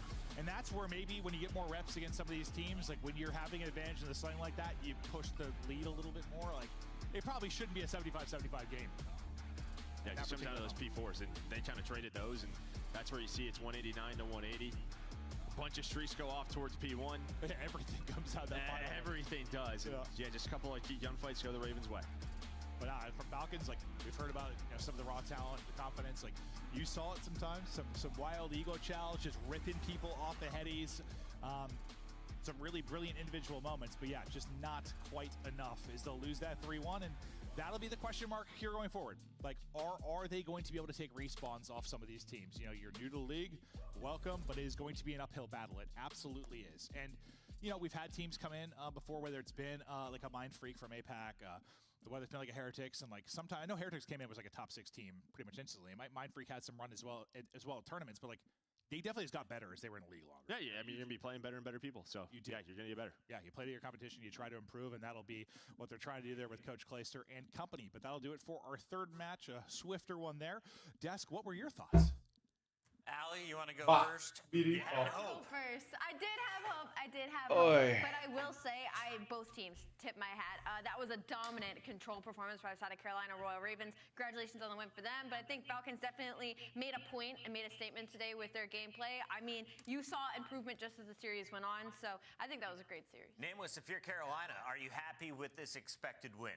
Yeah, I think you are happy. I mean, coming out, starting up 1-0, obviously going up against a team and players that you have no idea how they're going to approach the game, right? And they gave you a run for your money, but I think they're happy about Slash's performance. The guy really closing out for them on that game number 4. It's something where they may have lacked at times last year, having AR dominance in terms of slaying. He brought that forward. So for Carolina, they still have 1-0. All right, we've got 3 matches in the books, 1 more still to go, but let's revisit this one in the second half as we look at the Call of Duty League highlights featuring Austin Liddycoat once again. Honestly, though, I loved watching Gwyn screen, and Joe was even calling out the big brain plays from Vivid, especially in his response. Slasher is Thanos. He likes to put a stop once the momentum starts to go.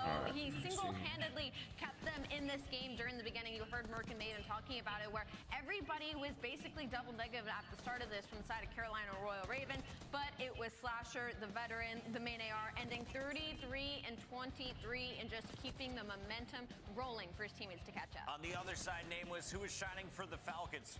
I would say Kicks. Honestly, he had some massive plays on rotations. Yeah, that's what I would say too. I think Kicks had almost won the game when he got all the way an through, X-Nid. You could see sort of like the discipline errors that they were having, Chris, throughout this last game. Even on the first one, like they put themselves in positions where they could have. I think if you give them time with Clayster, it'll get fixed. We saw it when we got towards that. They clearly work well together for the Falcons. I think there was certain spots where they would rotate early and then get insta crushed, and you can't have that, because then you're getting double banged. You're getting you're losing points from the old hill, and then you're getting 2 points and then losing rotations on the new hill. So you can't really have that.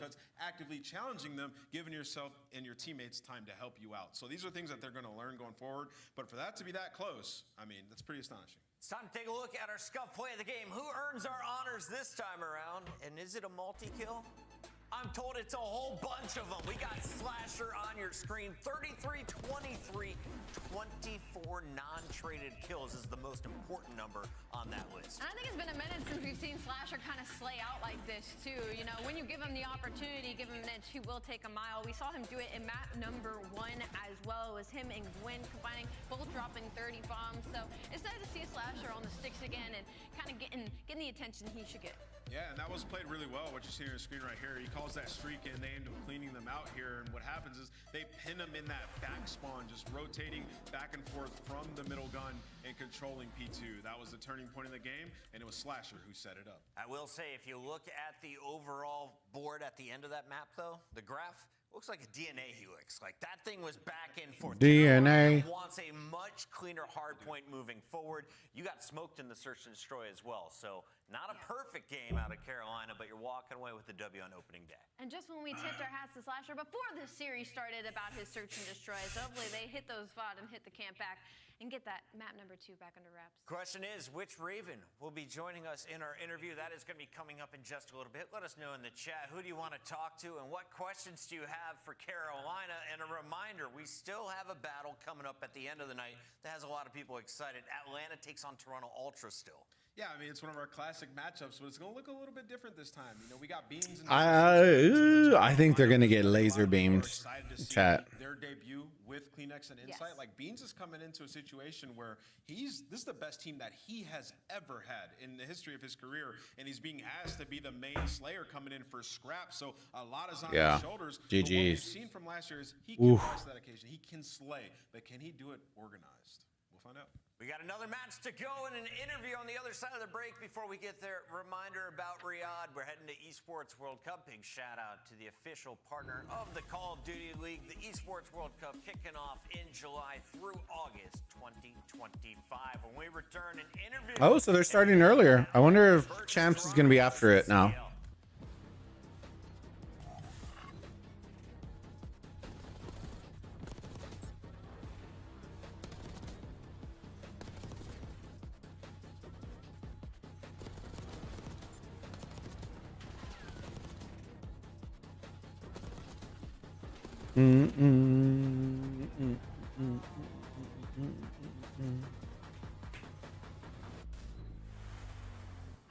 Upgrade your game with the Scuff, the official controller of the Call of Duty. I'm interested to see how Beans is going to be on this team.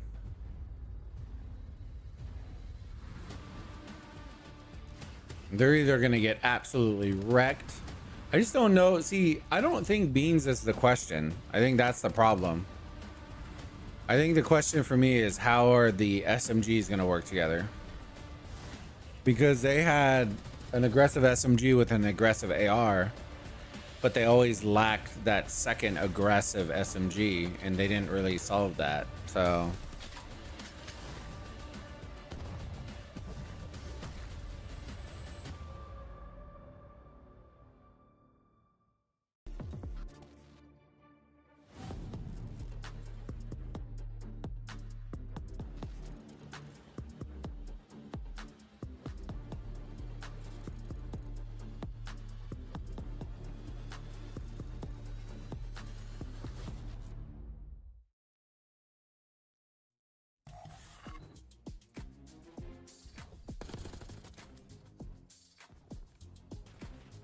all right, 3 minutes, and then we fire up the last series of the night, and then we'll be back tomorrow to do a more watch party.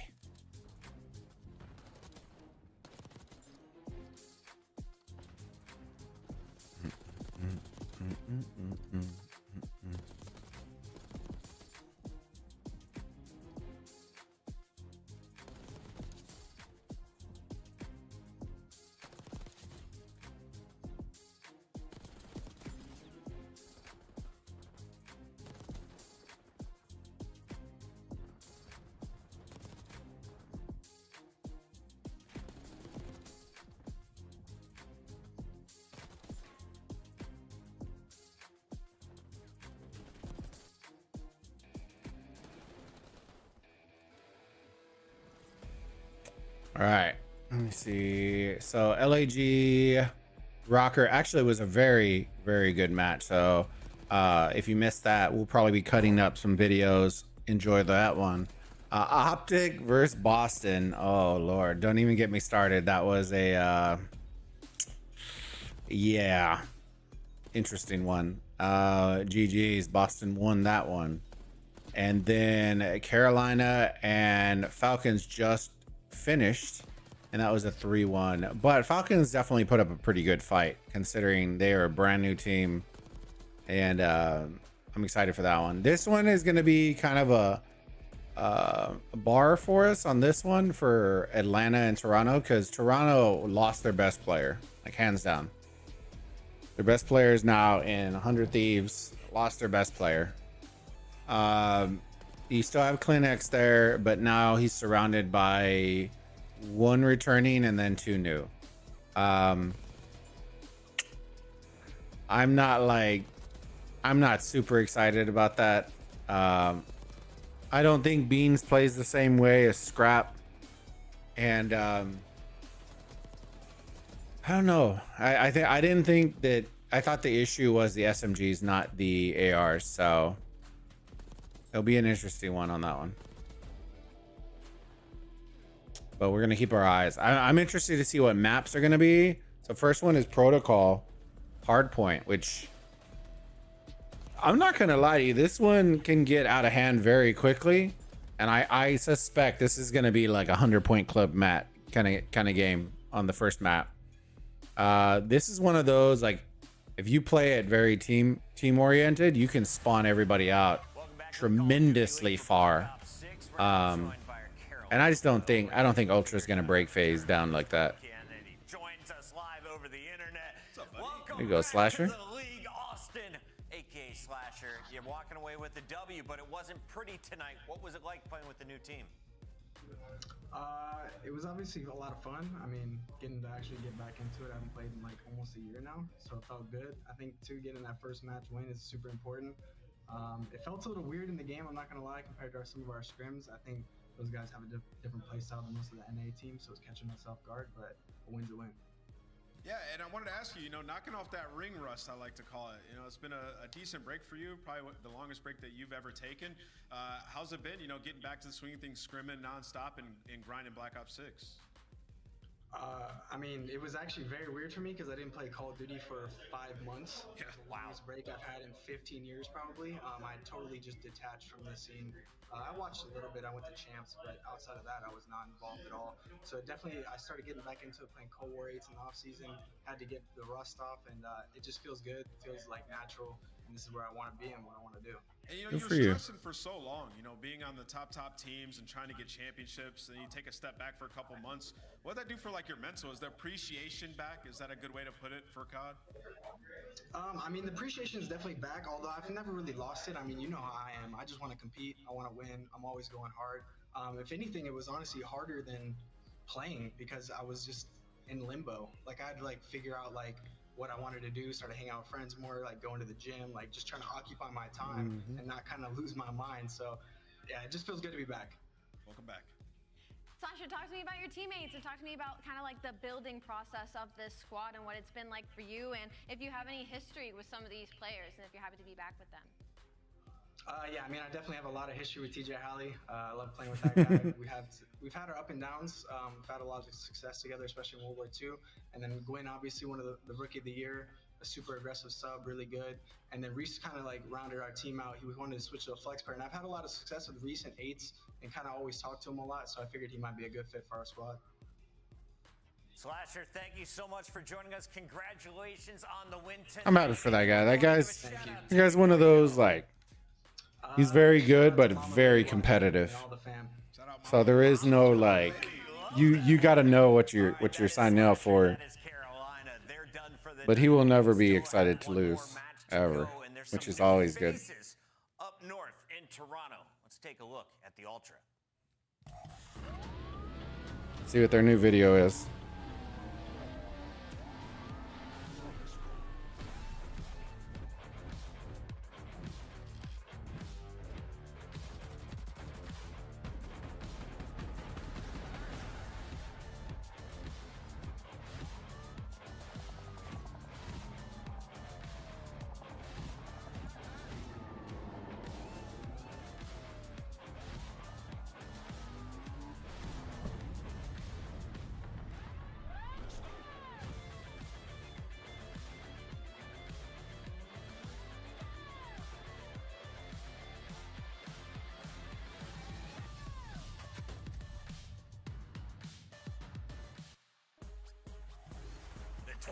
Let's see what I bet you FaZe is gonna be very pop culture-y.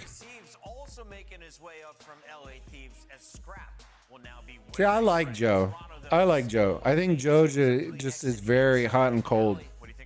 When he's hot though, he's very hype. He lives and breathes on the hype. But if he's not on the hype, he's getting cooked. Same thing with Beans. Beans is one of those. He'll either drop a 0.3 or he's gonna drop a 1.3. It's never really like. I'm excited to see how their chemistry plays out in game. It's all about the yin and yang, you know, they balance each other out. It's like Merc and Maven. Let's take a look though at their opposition because this is a team coming. Oh, let's see this video. $1 million tournament win. Atlanta FaZe taking it home the cup at EWC.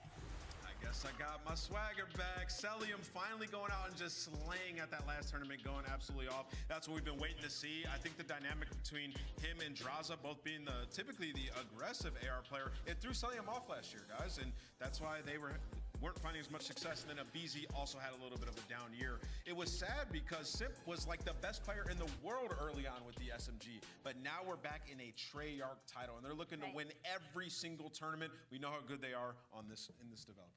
Let's take a look at our maps and modes for this showdown. It used to be a heavyweight fight. You still Protocol, red card. Interesting. Red cards first. Vault. Red card, Vault, Skyline, Vault, your heavyweight. I like that. That's a nice map set, to be honest. Oh man, I feel like out of all the series, if you asked me at the beginning of the day, yes, this should have been the Game 5 series. But I think maybe we'll end in 4, and I'm gonna go with Atlanta FaZe. Are we doing pick'ems yet? Yeah, let's go ahead. Scuff pick'ems. Throw them up on the screen. Allie wants to go first. Atlanta FaZe. What did I put?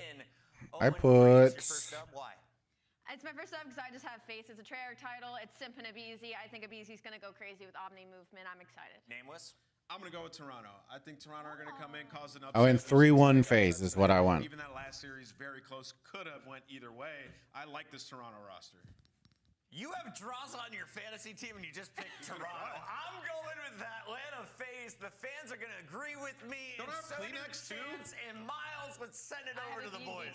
I have Kleenex as well, brother. Do you? Yeah, I do. Oh, wow, you're torn. Appreciate it. That's rough. Ant's fantasy team is going to clean up this series one way or another. This should be a treat, guys. Like, what a fantastic matchup we've got ahead of us. A new look, though, for the Ultra Squad chance, but is it going to be the same old story, a good match between the two?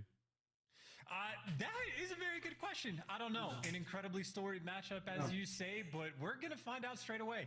Both Joe Deceives and Ben Beans are like two different players that like we sort of have an idea what they're capable of. They might have been on some lower tier squads initially, but have been working their way up. So Insight and Kleenex, known quantities. We know exactly how their comms are going to be. We know how they're going to play on the map. I think Kleenex is still going to be frying. I think Joe Deceives will help. The perfect setup, guys. The two question marks for me are going to be that Insight and Beans. I'm going hot take. Beans might show up and be a top 5 player this year. What? Pushing the narratives before map 1 against Oh, this guy's whack right now. Top 5. Let's find out how things go for Beans. Just even in the top 3 teams, I don't see Beans being better than any of those teams. Let's face it, this map is going to be no different whatsoever.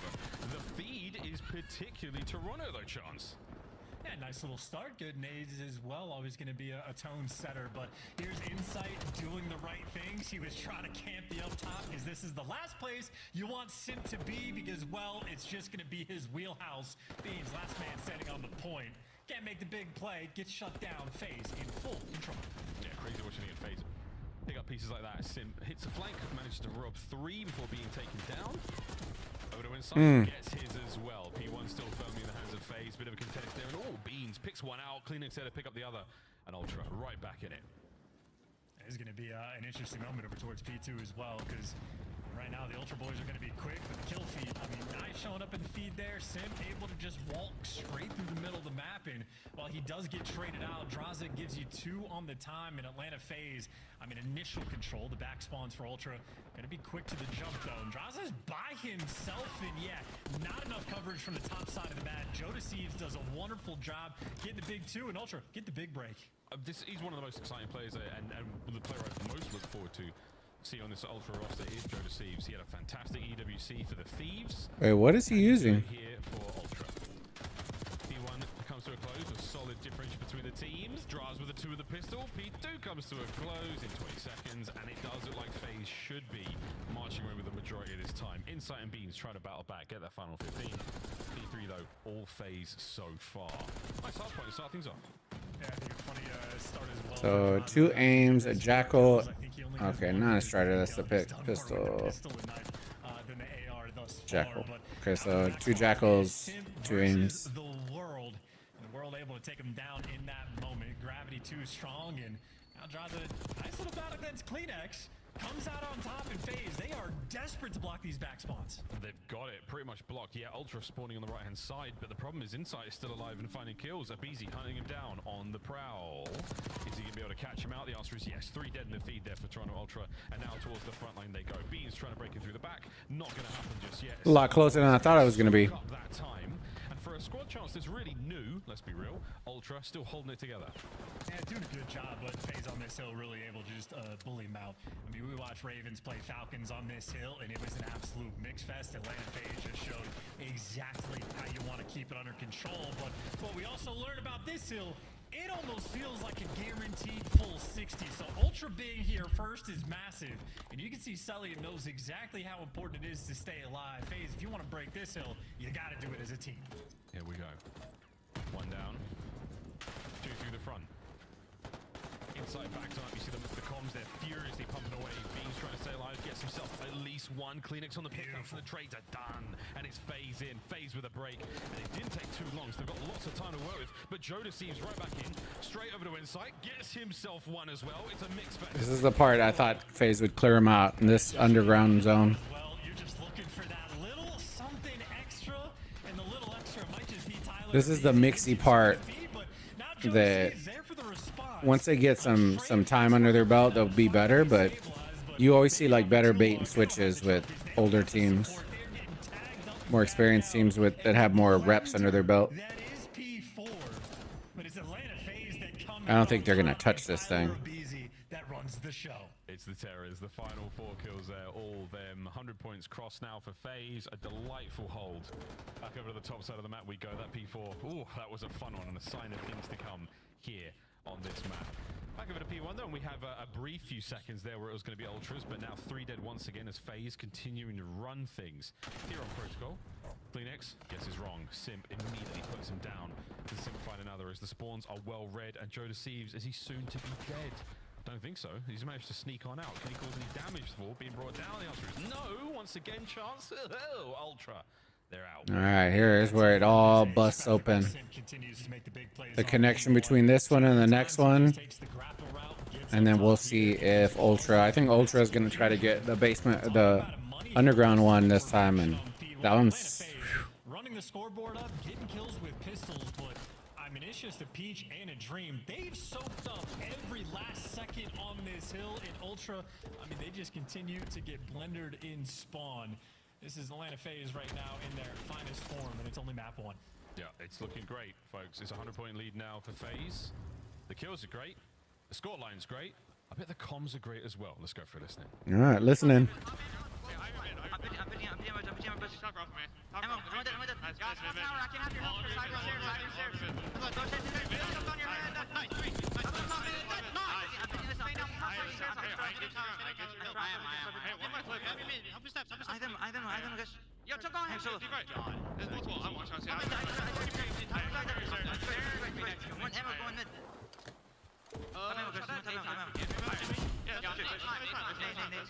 Yeah, I'm gonna go right. I'm trying to get through. I'm trying to get through.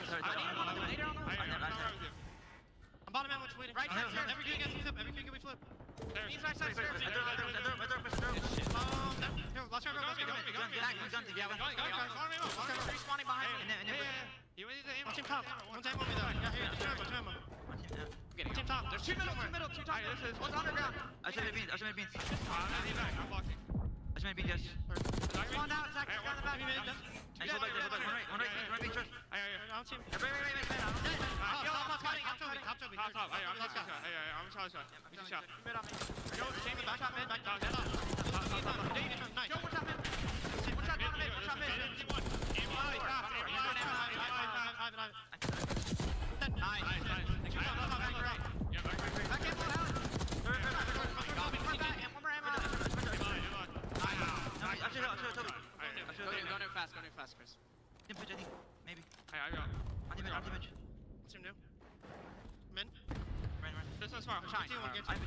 gonna pitch around. They're gonna pitch around. Yeah, they are there. I'm hand pinch.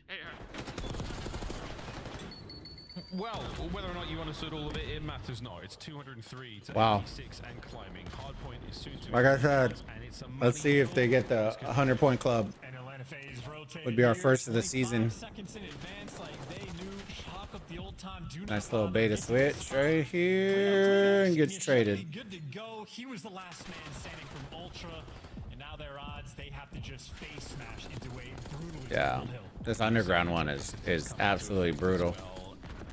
A wall of phase players. Can we break on through Ultra? Here we go. Trying to find it. Celium's in. Kleenex and Beans. There we go. It's the new kids on the block. They find the cleanup kills. They get the break. 30 seconds to go in phase on another counterattack. Yeah, always nice to have a sign of life when the other team already has 220 seconds on board. Oh, there you go. Good luck. They got out of the 100-point club. Yeah. You are completely surrounded and wiped off. FaZe is looking good, and the players that I was telling y'all I was worried about, right? Clinics is at least almost break even, but Insight and Joe Deceived. Final few moments. As here we go.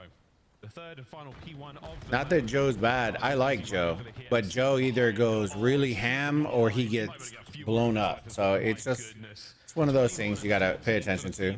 Kleenex managing to stop him. Final few seconds at hard point though in phase. There's a quick contest. Looking for some toes. Doesn't find a thing. Phase, they get pushed out for a moment.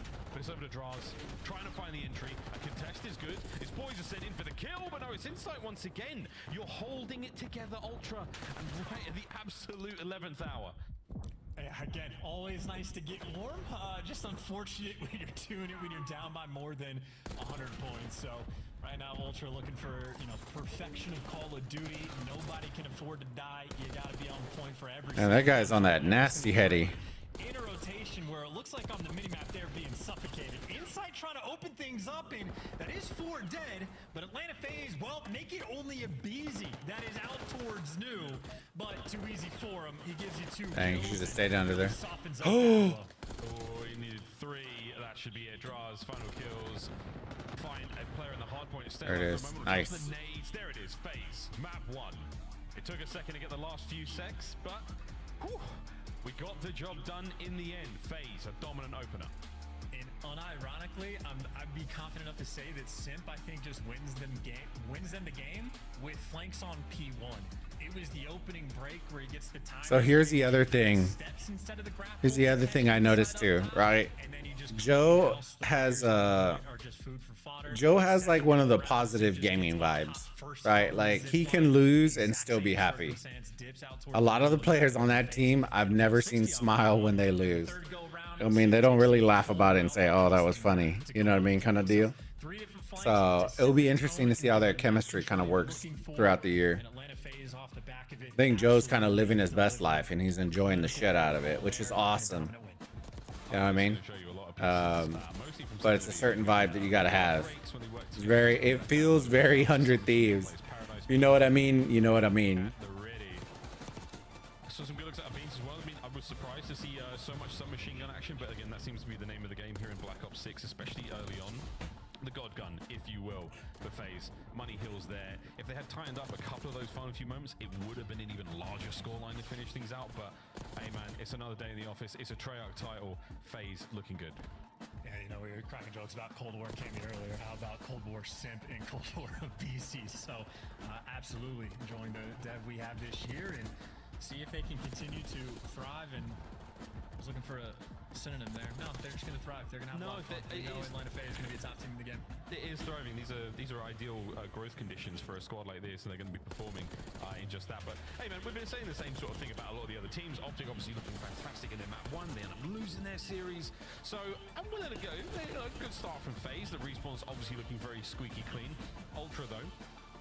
Especially an organization, a brand that's done so well in the search and destroys. And against a team like this, let's see how they go. Beans is a shooter, an absolute shooter, as is Joe Deceived. So you cannot count out any of them. Of course, 2 on your screen there. Insight and Kleenex know what they're doing. But that's a pretty big gap between 250 and 141. These boys were put to task and that task force was eradicated. Map 1, a thing of the past now, Chance. We're definitely going to move on from that, but Search, here's the next bit of data collection. How's this going to go? And then, of course, Vault Control for map number 3, and a red card of all the maps. I'm rather excited to watch. It's going to be a fun time. And considering Atlanta FaZe, like, you know, I mentioned Stemp on the flanks towards P1, but the way they handled P3, just all of that extra emphasis on the back spawns. Atlanta FaZe, they figure out the game faster than anybody, it feels like, every single time. I don't have the stats offhand, but I'd imagine they make a lot of, like, Major 1 grand finals in CDL history. Yeah. Very quick players, incredibly intelligent. So red card S&D is going to be a lot of fun because it's a map, a ton of variation, a lot of different sort of ideas you can play with. We saw a few different looks from Boston, a few different looks from Optic as well, but I think Atlanta FaZe, often the meta setter, might show us off some of the goods. See if the meta setters have got it on red card, but yeah, I mean, the sort of, I suppose the trend in every series we've seen today is you win the hard point, you lose the S&D. Is that going to be the case for FaZe? Have they put in the work early? Again, a team that typically always puts in the work and always finds the, you know, those weak game modes, cleans them up pretty fast. Let's find out how this red card S&D goes, because, man, if anyone's going to turn heads and anyone's going to turn the league inside out early on, it's always these guys. And you talk about like the grinding. Are they going to have that sort of like S&D repertoire built up already this early in the year? The answer is yes. Draza is like the biggest grinder that we have in the game. He lives and breathes Call of Duty. Even in the off season, he is one of those players that is grinding chows endlessly. So you got him on one end and the First Blood Reaper and sort of king of that role for, I don't know, 6 years in a row now. Incredibly high expectations for this team. And on a map like Red Card specifically, like, sure, Insight's a player that can absolutely handle being on an island, loves to be able to take his time, but Cellium, that is also his absolute wheelhouse. So you're gonna have to see Ultra at their very best, I'd say, just for this game to be a contest. It looks like they're having a good time, though. We saw a lot of laughs there in the player cams. I mean, these boys, no strangers to pressure. Yeah, good vibes always, no strangers. We'll see if they can keep it up, let's say, when the rounds get a little tense, get a little tough. But we're almost ready to rock and roll into map number 2 here, folks. Red card, S&D. And looks like FaZe on the attack first. Here we go. Plenty of looks in the previous series of how you should be attacking and defending these rounds. We'll see how success plays out for our two teams. It's going to be a B hit for sure. Middle of map control, close the door so you don't get the intel, and it send everybody towards this site. I mean, Joe Deceives has an insight for Sorry, chat. I'm ordering some food real quick. Only 2 players on the defensive end, and Atlanta FaZe are making all of the noise on this approach. The First Blood yet. A lot of tags, a lot of damage, a lot of problems. And Abe, of all the players to get it. Whoa, he catches Joe Deceives on his back, but somehow stays alive. Manages to walk away with that one. Huge. Damage done. Okay, so we'll be leaving. Trades continue. But it's FaZe certainly on the receiving end of all that damage. Draws and Cell now on a 2v3. Joss has intel on 2 of these players, so that might be the call to hit something out, see if you can isolate the one, but all 3 players from Ultra now grouped up together. Not giving away anything, and Joe Deceives does not get the ace, but he came close. 3 kills in the round and took down a BZ as well. Joe Deceives, I mean, he's done a ton of grinding in his Call of Duty career as well, and he's done a good chunk of it with the FaZe boys, so you know he is hungry to take them down. The classic Joe Deceives shake as well. After rounds, he shakes his headset. Keeping it tight on his head. Keep an eye out for it. It's a classic. There it is. There you go. Yeah. Gives a little shake. Stays in the game. 3 on the round for Joe, see if he can keep the spree going. Very difficult to get streaks in S&D, but hey, we'll see it at some point. No, Ultra winning it. Ooh. And Nades are down. Not a lot of damage. I don't think too much information either, but you're all out here by A phase. Here come Ultra. Oh, here comes a BZ. Oh no. Oh yeah, he's already found the position. Freebie. No way, Bean says. Managing to trade that one out immediately 3v3. There goes the next man, and that's your bomb carrier. 2 AR players have to make that approach. No Semtex, so they're ready here to take care of Draza, so he gets away with his life. And do they know that the bomb is down there? You can see it very, very clearly in this game. Draza definitely spot. Yep. Yeah, there it is. 100% confirmed. Set up around this bomb now and know that the recovery is on its way. Less than 40 seconds to go here. Beans an insight. What have you got? Well, they just got the call, hey, bombs down. So on Atlanta, nobody has to move. Celium instantly turns to watch the flank, and that's what Insight is trying to work on. And well, there you go. Do or do not. There is no try. And Beans, that's an awkward hop. Omni movement at times can be a little punishing on the jump at the tip of the slide. And FaZe punishing at nearly all times. Good round. Yeah, I mean, if Easy just finds that opening, he gets, I mean, completely up in your face. And again, finding those little sort of small windows of opportunity, 10 seconds of the round to get positioning like that. And his team follows him up perfectly and draws again. The second he spotted that bomb was down, everybody on Atlanta just snaps into position. They know how they want to handle really any given situation. There are no doubts about this team's chemistry. And we sort of try to keep tabs on the amount of teams that make big changes coming in the seasons, and FaZe, one of the few to remain stable. 1-1 here early on in red card. Let me see. Sorry about that. Everyone's All right. putting in the good work. Back at it again. Game number 2.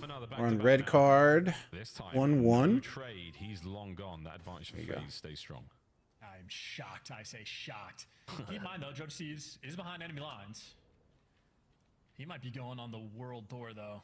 So if he's even able to catch Celium. He's wrapping around 4. Right now, around Celium. Oh, Celium's already rotating. He's looking. Time to go for this retake, because you're gonna have to put on the PF flyers to go back. Oh, bro, nobody's near this one. I wonder if they're all gonna wrap around through their spawn. 5 seconds on the bomb. Watch that clock. By the time we get into our first real fights, plenty of time. Issue is, Celium's already looking. He already feels it. Hold the bomb down. Oh, here we go. Yep, there it is. A freebie. Immediate aggression. Staying on the stairwell as well. Ooh. Beans is going to be there to pick him up at the very least. The trade, no. Draza. Oh, whoa. Oh, he got away. There's 15 seconds to go. Dang. Close to the bomb. Huge amount of work still to go for Ultra. Can they find the kills? No, they have to throw themselves at the round. And that is that. Big win for Go, FaZe, 2-1. simply by getting the bomb down. Yeah, and that's just the pressure and the presence as well of like the first blood. Because Joe deceives, if it is like a 4 versus 4, he might just get positioning over towards B and then tell his teammates, hey, maybe you got a 3v4 on the site. If you see the pressure, you can just back down. But if they wrap, I have everything. Instead, because of Beezy, First Blood King does his job. Joe deceives, goes on the fullest to full flanks. And I mean, well, they just get out-rotated. So Atlanta FaZe, for the moment, playing with their food. And I can't help but see the head shake on Joe Deceives now. It's constant. Dude, all the players, everyone's got their own traits. They've all got their own things they do before getting into games. I can't help but see them. It's a curse. Chance, it's a curse. Yeah, I think it's because he's from Arkansas. I don't know why you're cursed, though. That's a different thing. Isn't Joe really good at baseball? I forget. This might be a conversation for another case on Showdown, but round advantage here. They're getting weird with it, and I'm for it. And look at what Kleenex is at, dude. Look at where Sim's at. Everyone is, I mean, we are poles apart. We're truly spread right now. That's an awkward situation to be in. Yeah, you take that one. Well, now the problem is Sim gets active. Sim's active. You got no bomb. You got the bomb site wide open here. Whoa, a red dot on the minimap. No worries, Beans. What a win. The Terror is down over to Draz and Cell, and Ultra at full force, now planting on B. And this is just, I mean, the bomb site is hell to attempt to retake. Different corners you have to check, insane angles. It's a tight-knit thing, and both these players have ARs. This is, you're praying for a pick before you want to move, but so far, Ultra, no mistakes being made. Yeah, this is great. Oh, man, that is it. They 2-2 split either side. Everyone gets their respective kills. A beautiful round, really, by Ultra there. And again, such a strange setup to see everything go off at the start. Kleenex's first blood, the trigger discipline, you name it, it all went their way. Just getting absolutely wall banged. Oof. I just didn't see the route that Kleenex was able to take, but I mean, he pierced through just the middle of Atlanta FaZe's setup, and we've seen a lot of those attempts. Beezy just been running it down like straight through mid, whether it be Bush's side or just like, you know, in between ticket effectively, and Kleenex has been attempting to do the exact same thing with, I mean, a degree of success there. So tied up 2-2, and Atlanta FaZe back on the attack, and similar setup. 2 players down mid, 2 players outer A. Get those nades out. Sim, who might be going over 3 after this. Barely got out with his life. Drives with a little bit of coverage, but there's a lot of members of Ultra here, and they have shuffled and repositioned. You're never going to guess where they may be. And they do a little Ultra on the street. Joe's AR, Joe's submachine gun down low now. He's trying to find something. And number 6 on the minimap is on the hunt. Meanwhile, through the middle of the map, oh, phase, Kleenex. he's lucky his friend didn't just get murked right there. Oh, and I spoke too soon. And I spoke too soon. Joe sees it too, though. 2-2. Oh. Oh, Celium's similar to Dashy for me. I can... in a 1v2, I'd be okay. I'd say one of my sort of biggest takeaways from Celium last year is he spent the majority of the year without that clutch factor. He started pulling off insane stuff towards Okay, so he's planning there, which means he's probably playing from the stage side. Oh, he's not. Okay. Interesting. Against Insight and Kleenex, I mean, that's the duo to try to do it to. Does it count? That's the real test, is what I'm saying. Surely we count this as more than one. No. Yeah, he saw him. It's still just an Oliphant. It still only counts as one, but he has to get it yet. Here come the boys. Cell playing this as close as he possibly can. Shoulders. So slinky, so brilliant. The bang's there. They know where he is. Kleenex is on it, but he's just missing the mark. Oh no, they might hit the defuse. No, Celium, that's not where your bomb's planted. That's so unfortunate. The clutch wasn't there, and it all got done. Ooh, I'm not a huge fan of that, man. If you're gonna wall bang, you better know where to hit to wall bang, because he was way off. Dialed in. He's doing diabolical stuff. It takes him, or at least last year, it took him a while to get to that level. And I think that's just another example of a 1v2 where it's almost like he doesn't even try. Like if the wall bangs connect, he looks insane. But then if he misses, it just completely falls flat. So yeah, I don't know. I'm still holding out for the... That's what I was going to say too. It's like... Look, he'll go back to the lab and sort things out. I have no doubts. Insight finds his first, immediately traded. And the RCXD, short-lived. I hope he kept the receipt, or at least checks the warranty on that one, because that did not go very far. Ultra now on the attack forward. Oh, yeah. B-bomb site is we're all on the B-bomb site. See where it goes. You're the first man through the door. You best hope there's a stun or two for you. Jesus Christ. Ooh, shoot. On the quick reshuffle, it is chaos on the B-bomb site. Oh, off the heady. Oh, Joe deceives. Celium now. Oh. Well, hey, round 2. Run it up, Celium. 1-2. Opportunities. We're getting the practice in early. Oh, 30 seconds. Bad news though, this time he's on defense. He's got to work the retake. Oh, he might be able to catch Joe. Or he may give it up later. Oh, hell. On. Wait, Joe didn't finish the bomb. That's heads up on Joe. I think he was just angled, waiting for that shot to come through. So that's Joe to see. It's 200 IQ. Great job. Well, here we go. Celium, problem number 1. Joe identified. He's looking to isolate the other player. Ah, that was it. Great heads up.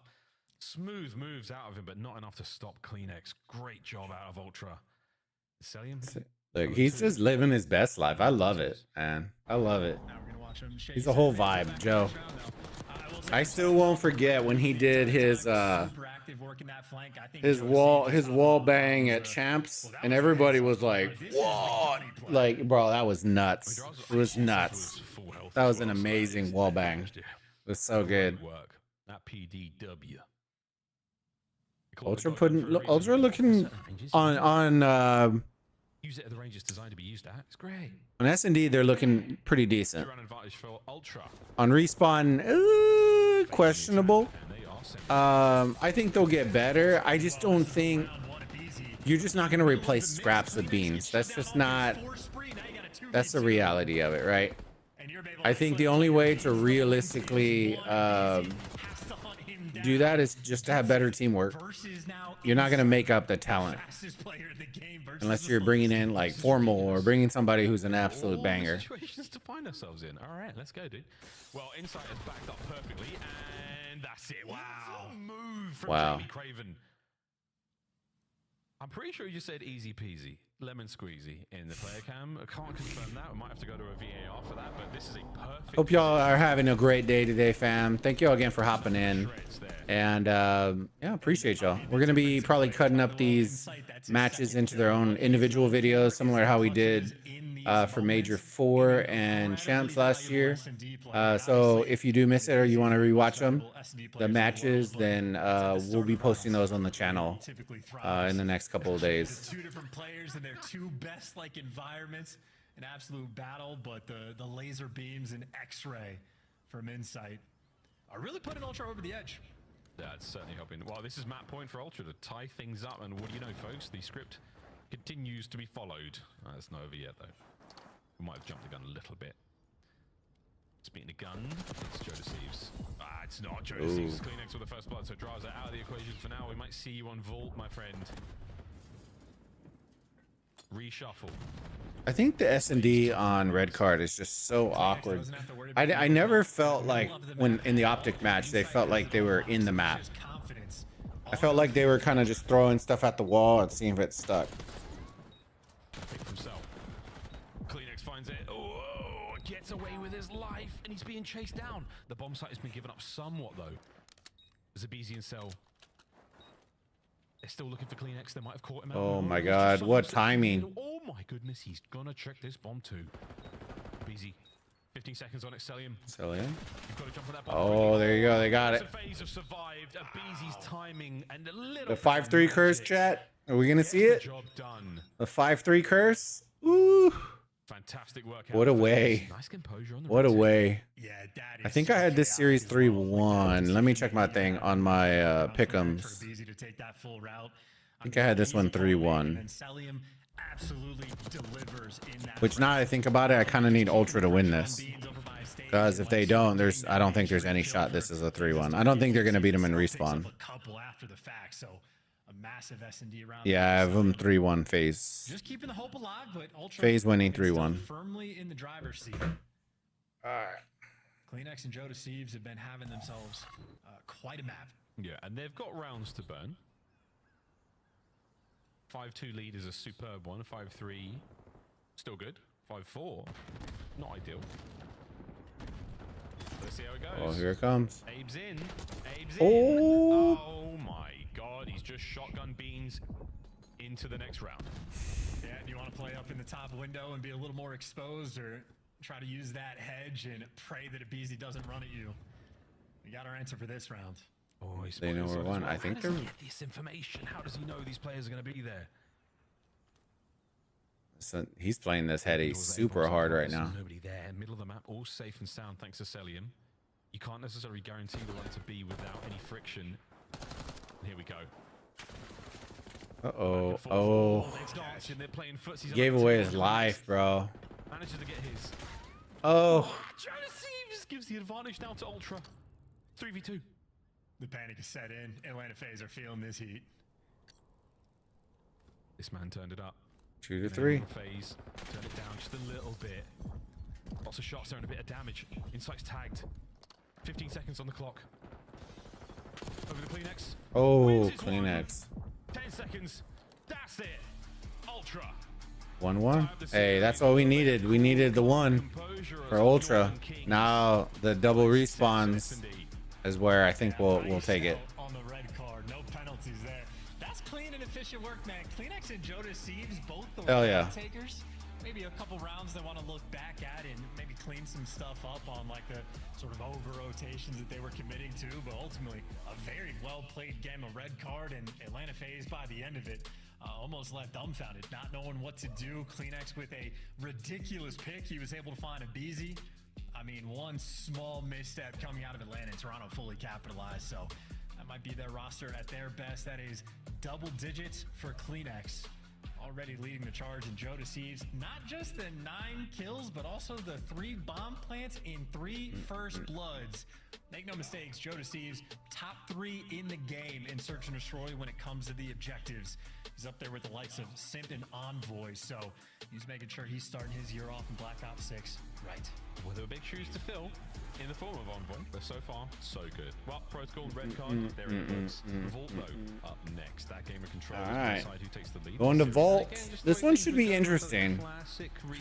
I think this is one that FaZe should win, like 3-1. Because you take a quick look across the S&D card there, there's a lot of cheeky corners. Straight rounds there for the Ultra Boys. That was the A difference. lot of cheeky corners in this one. It's my first day. I'm so sorry. It's back to the desk. This is my first day out here. It's all right. We're all back. Hey, good to see you guys again. Let's talk a little bit about what happened in those first two games. We got Alley Cat and Nameless here to break everything down. Hardpoint. Atlanta FaZe look good. Search and Destroy. Joe Deceives looks good. Where do you want to start, Allie? I want to start with Search and Destroy, actually, just because it was a little bit more competitive, as we would like to talk about, than that first hard point, and I want to leave that drawing up to conclusions to Ann. But talking about that Toronto S&D, I just want to tip my hat to Kleenex and Joe. That was kind of my biggest question mark, was kind of the synergy. There you go. Synergy between the SMGs and I think they're gonna do really well as an S&D. I think Respawn is where they're gonna suffer because they can't make up for what Scrap brought to the team, which is an issue. Go 9-5 and tie up the series was big for his career. Chance is good with numbers. He says he's a top 3 objective player when it comes to search. You agree with that, Nameless? I mean, sure. Chance says it. Sure. I mean, Joe Deceives, phenomenal player, and this is why I picked Toronto Ultra to win this series. I think the addition of him and Beans is going to bode well for them going forward, especially in those search and destroys. But what we got to see is this control. It's everything. How are they going to perform in the slaying category? Map number 1 doesn't go their way. They got to bounce back here in 3. Let's take bounce a look back, at bounce number back. 1. Are we going to draw some conclusions? Why don't we draw some conclusions? Yes! Let me get my pen out here. It's Atlanta FaZe. So let's Last time he drew some conclusions, he called some dude booty. The booty cheeks. Basically where you're putting the other team in the blender. So I'm going to highlight that for you guys and what every team is trying to accomplish here on P1. What you basically want to do is you want to have a guy over here watching the outside so nobody can go up the zip to their building.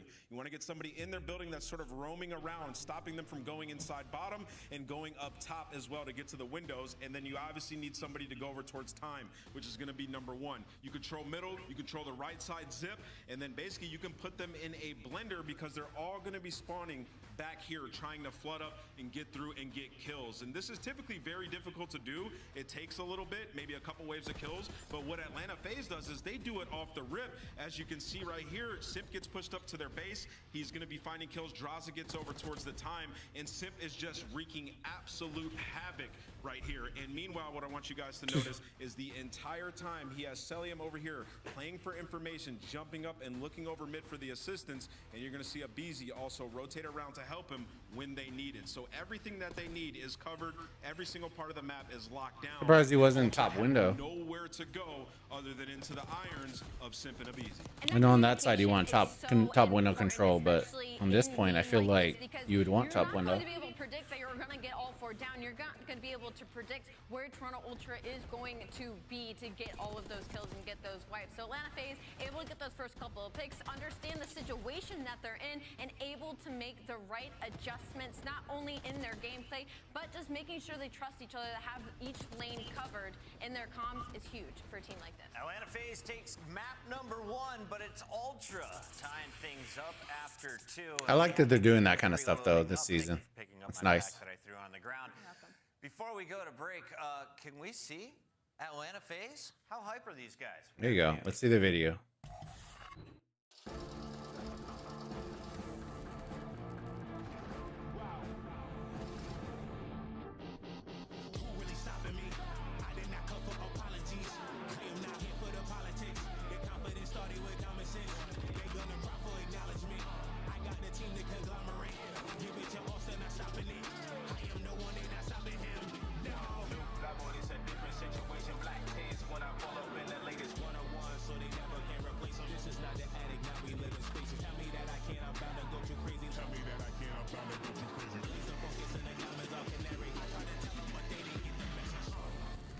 That's not bad, to be honest with you.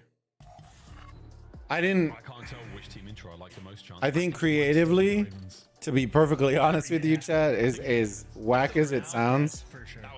I actually, so optics is number 1, and it's not because I'm being biased. I just feel like they put more production value into theirs.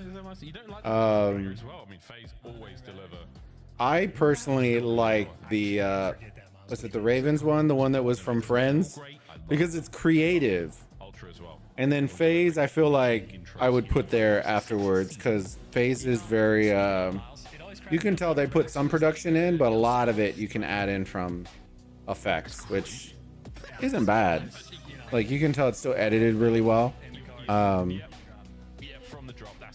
But those were all transitions and less production, which isn't a problem. I just like the Optic one. They did all the production with the confetti, and then it faded into COD Champs footage, which then faded. It looked really good. All right, here we go. Going into Vault. I might have said Bean's top 5 player in the game. Didn't exactly happen in map number 1, but in almost every single map up at Control, we watched this guy play last year. He was like, ooh, almost. Statistical categories, always up there in the kills and damage. Fortunately for him, Abizi also very good player. Starts off 3-0. Yeah, it's a difficult place to be, man. When we're trying to run up I just think you just let Abizi or one of the Tiny Terrors just run down and just in the vault and just wreak havoc the whole time. It's gonna be insane. The second though, the transition on the Kleenex was enough to get him down to 14 HP. Still, not a whole lot of time stopped here from Ultra, I say that. As Kleenex gets involved, the seconds. Beautiful shots. 3 dead, stack it. God, those comms are so good too. You see Kleenex as soon as he hopped up from underground, knew exactly where he had to look, got the information, knew which player was which, and talk about Ultra snapping the position. Here comes 2. Abizi's in the back. He gets red. Atlanta FaZe attempted oh, to Ultra had everything covered. Nice. And now you get the pressure. You get number 5 Beans inside of Art. And this is the opportunity. You are playing. I think that's the wrong player to have there, though. If you can get a couple, that helps. I mean, you needed like Joe Deceives. You need somebody who's going to be cracked in here. Oh, okay. I take it back. I take it back, Beans. Let him cook. Yeah, they got this round. Unless number 3 comes in clutch here. Unless Simp comes and absolutely wrecks everybody at the last second.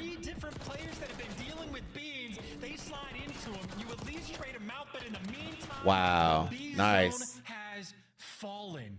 The transition Ultra just showed off. They're capping the A zone. Atlanta FaZe try to swarm around them. They cover everything, get 3 kills, and they just jump into the perfect. Why do Insight? Why does Insight and Clinics look like twins? Are they twins? A to B, as clean as it could possibly be. Beans 2-piece certainly helped that. Yeah, Beans didn't get that 2-piece. That setup was shocked. Because then they would have just instantly pushed on that guy on the point. But when he got that 2-piece, they had to respawn in the far bottom left corner and then push all the way through, which was the problem. Never had that experience in ranked play. Like that's just, it's too good. You don't know that. Oh, it's you might have that experience in ranked play. Oh shoot! A lovely peach and a Beezy on the immediate flank. Spots that one. Doesn't realize another player behind him, but that's gonna only bite him momentarily. Great start from Ultra. But Simp and A. See, Simp needs to be flying and cooking. Let him cook. Can they get themselves onto A? Answer is yes. Best shots with the 74U in the game, or the Jackal, call it who you want. Simp's gonna be dangerous with it. The 2-2 split of trades on either side, and Kleenex is gonna have to be the cleanup crew, and he does just that. Lays waste to Celium, and Atlanta FaZe back to square one, down 3 lives. And Kleenex has proven to be quite the force on the map. Yeah, really. 11-3 is not a bad look. EKA is probably going to be like 27-4. Like, wow, he's amazing. Who knows? 3 in the feed though for FaZe. That should be an A capture if they can get the push out kills now. It's over to Simp trying to make that front line a little safer. Timing just a teeny weeny bit off, but here we go. Makes up for it with a kill on a beat. He knows another one's coming. There's a red dot on the minimap for you to eat, my friend. That's another 3 down. FaZe looking great. And now Ultra. Dude, they gotta start moving up. Oh, bro, why would you jump out of the window like that? They weren't even on the point. And they are not gonna get it before 2 players fall. But they're just trying to play protection over towards this B zone. Because Atlanta FaZe, plenty of pressure on the top side of the map, but Beans takes care of Simp. And Atlanta FaZe, it is a 3-life lead, a minute and a half to work with. A decent chunk of time, but they need a little bit more map. See, that's the trick. You gotta get somebody in the back. There's no way. Spot on defense. Really good. Here comes a double poolside push from Ultra. I'm liking this. We got Joe Deceives and Kleenex. See, I think that is going to be a good duo. Joe. Oh, no way. Can he get the second? He can. That's ridiculous work. Enough to just trim the lineup of FaZe. And now they've got to go back to spawn. Huge work again out of Ultra. Yeah, it's such a big bailout gunfight there by Joe Sieves. Ooh. Being switching back to the... That's a big one. Yeah, now they're clearing him out. They're going to push hard on the left. Push towards the... This is going to be huge for Insight to get him. And he doesn't. Oh, Lord. They're all in their base right now. If 6 goes down, they're screwed. If Joe dies here, Joe lives. Oh, Joe's playing his life so well. Handle it perfectly, but now the B zone's open. B zone's open, and it could be a 2-man stack in a moment. Draza now trying to be the security. Oh, that was a big win right there. That was a big win. He takes care of Selim as well. 25 seconds on the round, and Ultra got 2-0. Big win out of Abizi. They would have gotten the zone maybe. 17 seconds. This is the one thing that I will say FaZe has always been very good at.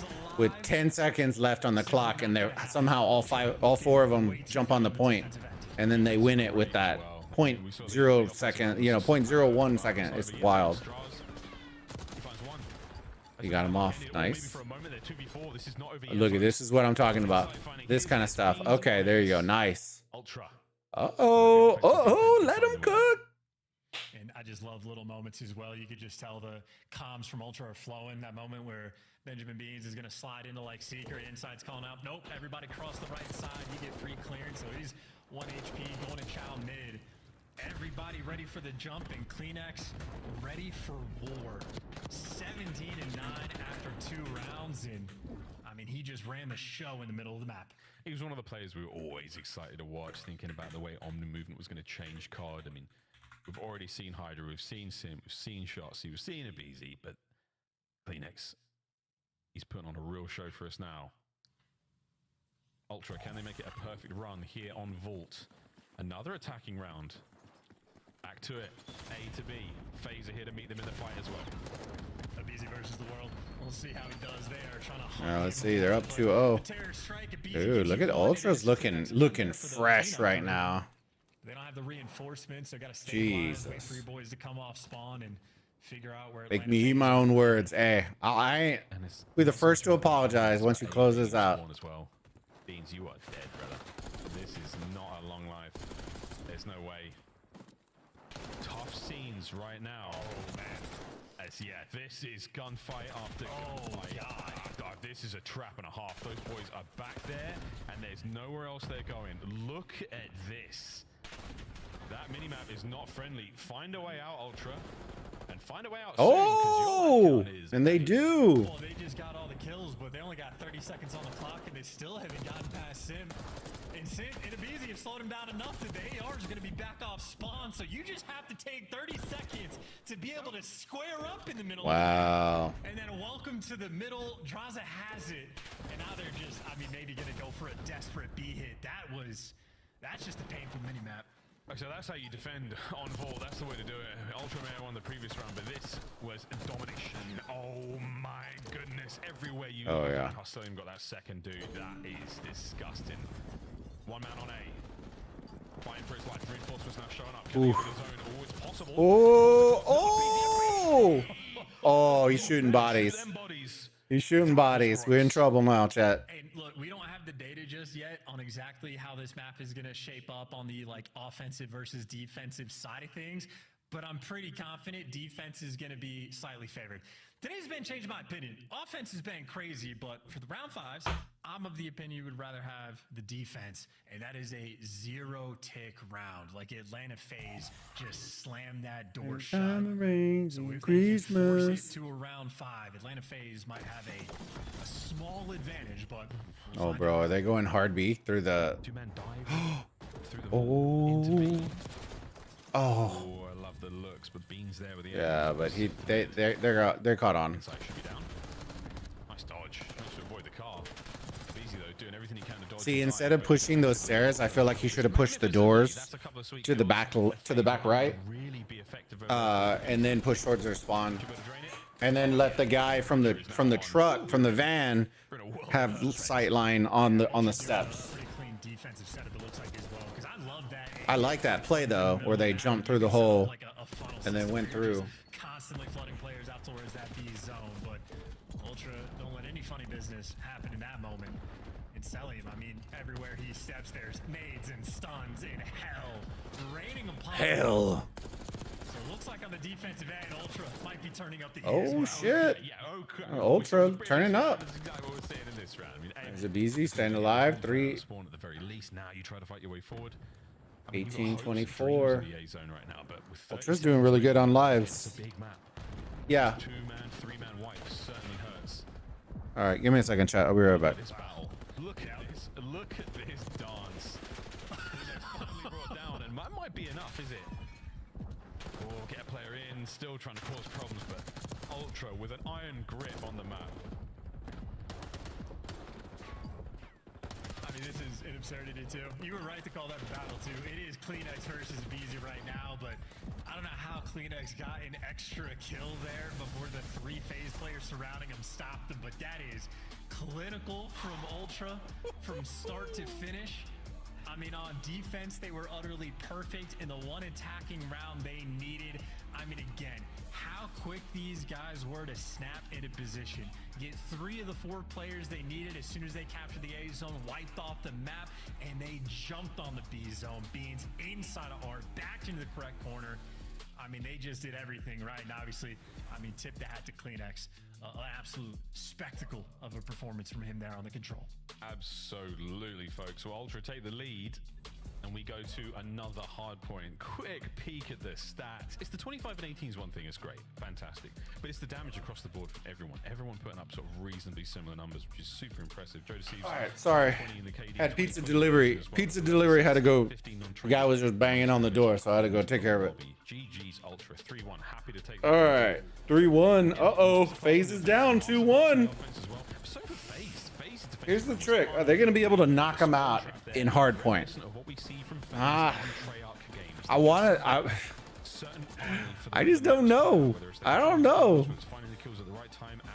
Wait, I think it honestly, to me, it depends on the map. I've noticed that a lot of the teams that everyone's considering trash or just not top tier have been winning on all of these maps in particular. Red Card, Vault, all those, they're the ones that are winning on them.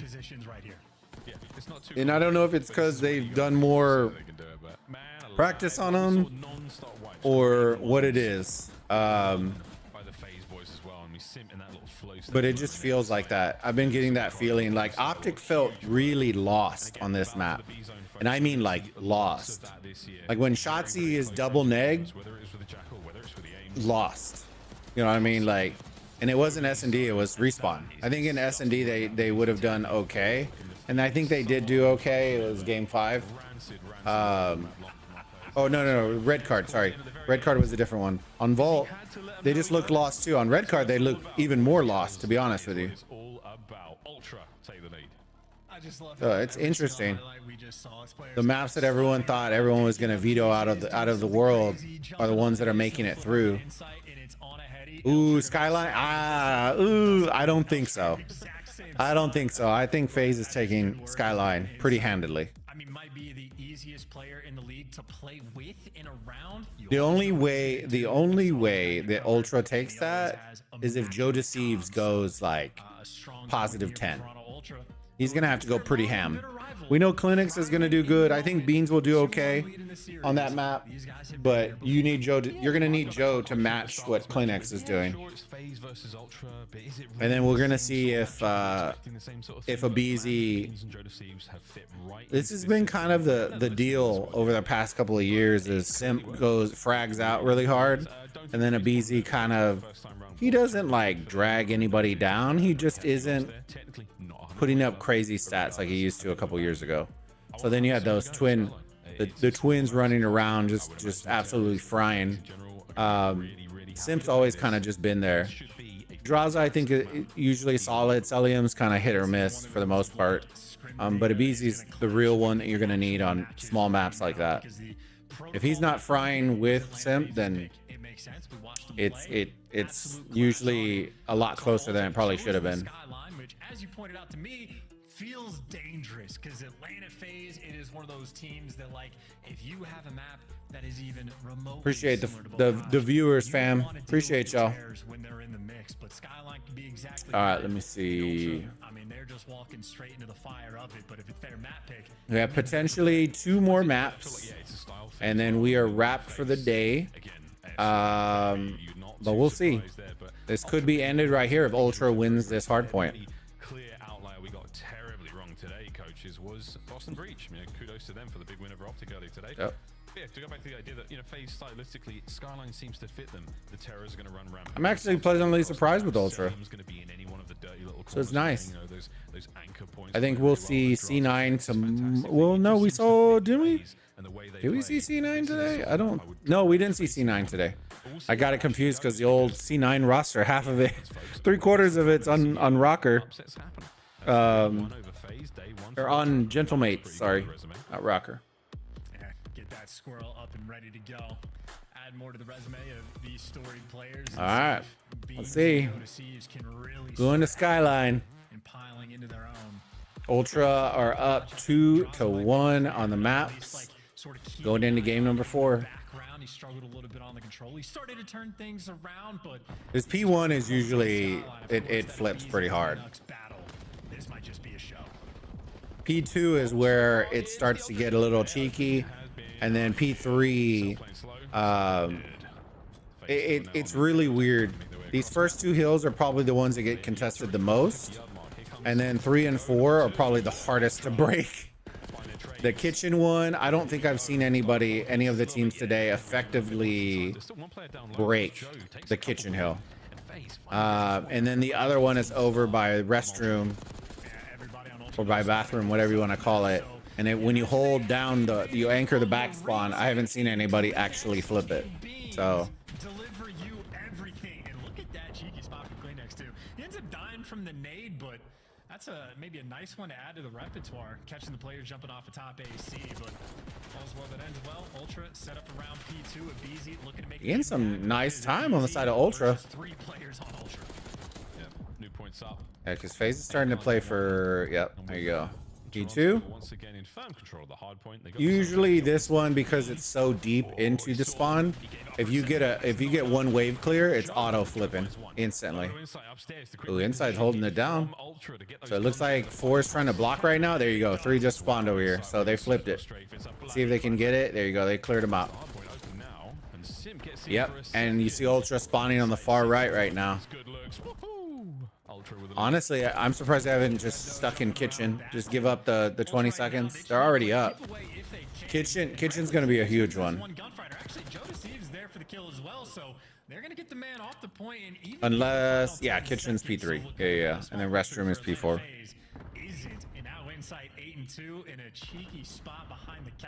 I like where Clinics is right now. Ooh, 3 down for FaZe right now. And like I said, look at this kitchen hill right here. Kitchen 1 is insane to break.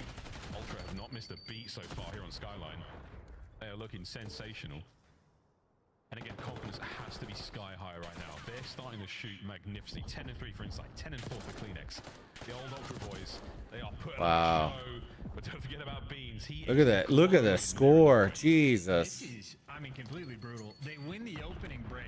Atlanta FaZe spend the next 30 seconds to try to find out if P1. And Atlanta FaZe were successful. Clinics with a 3-piece, 4-piece. Oh. And then the exact same thing happens on P2, and then the exact same thing happens on P3. Ultra right now. Yeah, they're trying to hold it down. They're trying to anchor those spawns for the bathroom coming up. They're gonna need it. They need a full hold on this. Atlanta FaZe, they kill every last player on Ultra, so they get the hill right from the start, and Ultra have 0 pressure on the map. A 90-point deficit. We'll see how Atlanta can chip away. Well, we'll see how Atlanta can chip away. First, let's do an Ultra listening. Let's see how they sound. Let's see if we curse the living daylights out of them with this listening.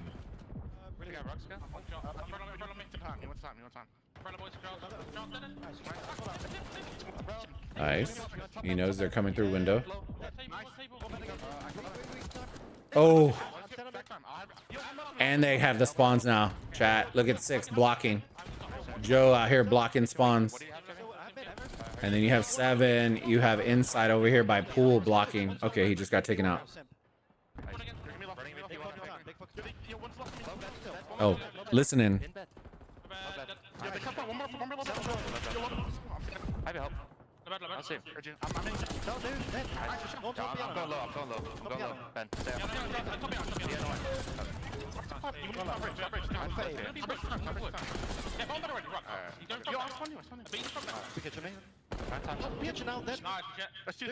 Top flat line down. I can kill him.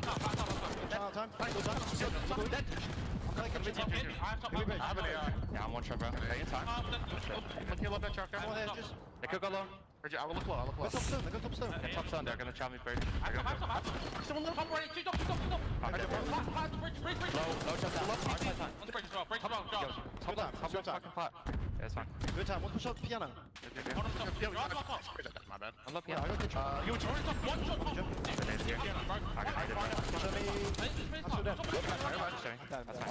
out. Nice.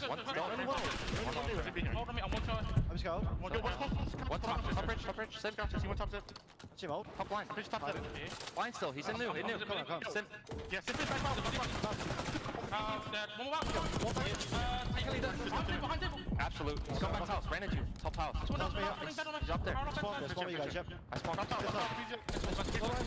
Dead. P1 stun. Only one. Back. He's going piano. Alright, 2 piano. Still back. Piano again. Alright, listen, low down. Low cap, slow down. Urges, slow down. We're good. Let's go life for now. So you can share on the pillar. Absolutely. What's up? That did it. Pressure. Yeah, that's fine. Push. I'll have one spawn. Draws the spawn in. Two spawn out. Only one time stable. He's going pretty fast. One fast. Good piano as well. Spawn here. Jumping new, guys. Yeah, alright. P1. One P1 and all. P1 and all. Their side P1.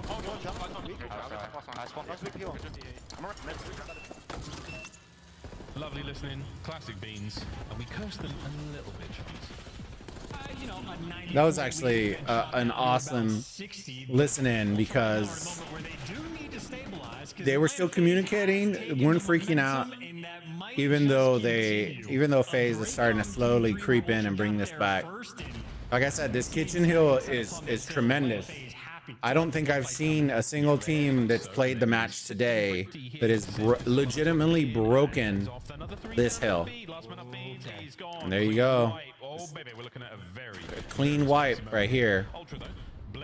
This gets to that point where if you're Ultra, you may just need to chalk up this one and make sure that you keep the spawns for restroom, because if you don't, you're cooked. They're gonna take the lead. There you go. You see them. They look frantic though. Look how all of them are roaming right next to each other.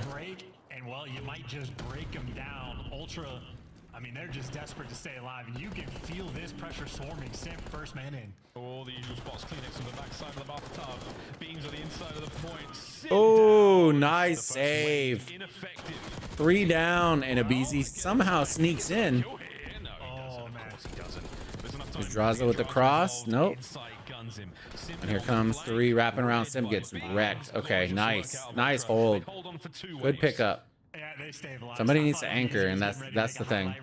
You got to anchor on this one. I mean, still more pressure here, and Abizi's still a nuisance, but this is just sort of like chip damage because the kills still flowing by. We're gonna be rotating P1 here in a couple of seconds. 15 seconds. Just easy reads. Toronto Ultra. I mean, these guys have going back to P1. The chaos on this map. And while that lead got within maybe 20 points, it is right back up to about 55 going into new. Atlanta FaZe are going to need 3 hills back to back. They're by 50. Where they just strong arm them. Doable. Very doable. Which is doable. Yeah, like they said, it's doable. Even if you split them, you can still rope it back in. You just can't afford to give them monster time on one hill. FaZe are circling. It looks like, oh, there it is. There's 2. That's the window. There's your window. 38 seconds. That's what you need. 38. Get the scrap, and then you have to get time on the next hill. Head on You can afford to give up 15, 20 seconds on the next one, but you gotta make sure that you're never giving them fools. They are difficult to find flowing. And oh, they're all dead. They're all dead on the hill. About the long game right now, Ultra still have a lead. Nobody's going underground, which is surprising. They're all pushing through. There's one. Needs to play his life. There you go. Oh. Backline safe. Hard Wow. Yours. Phase. Hell's bells are Ooh. ringing, boys. You better get up there. Abizi answers with one. Kleenex picks him up. They're just playing so well on the side of Ultra. And this is what I was talking about, right? Like, Kleenex is going to get his numbers, right? Beans is actually 27 and 22, which is huge, right? And then you just can't afford for somebody to drop triple neg. You know what I mean? Like, the teamwork is really good. They're rotating. Their comms sounded really good. So color me impressed, Ultra. Color me impressed. See if they can finish this off. And then who would have thought 2 of the top 3 S tier teams that they thought this season would lose day 1.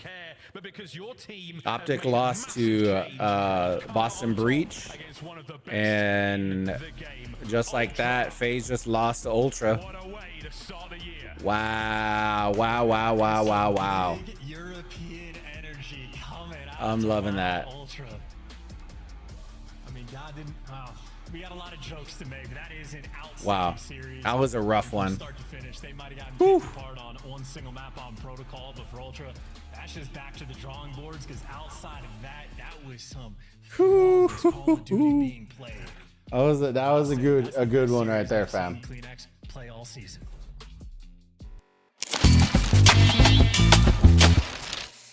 Alrighty, Broodier Gang. I hope y'all enjoyed the watch party today. We're gonna call it there. We just keep your eyes out on the channel. I'm most likely gonna be trying to cut all these up into individual matches for us, so that way if you want to watch them, you're more than welcome to. But yeah, thank y'all again for all the love and support y'all been showing today. The watch party will be going on tomorrow as well. I will be on time tomorrow. I was just off. We were doing stuff, so it's okay. But yeah, hopefully y'all enjoyed yourselves, had a good time, and I look forward to seeing y'all tomorrow. All right, y'all have a good one. Bye-bye. Bye.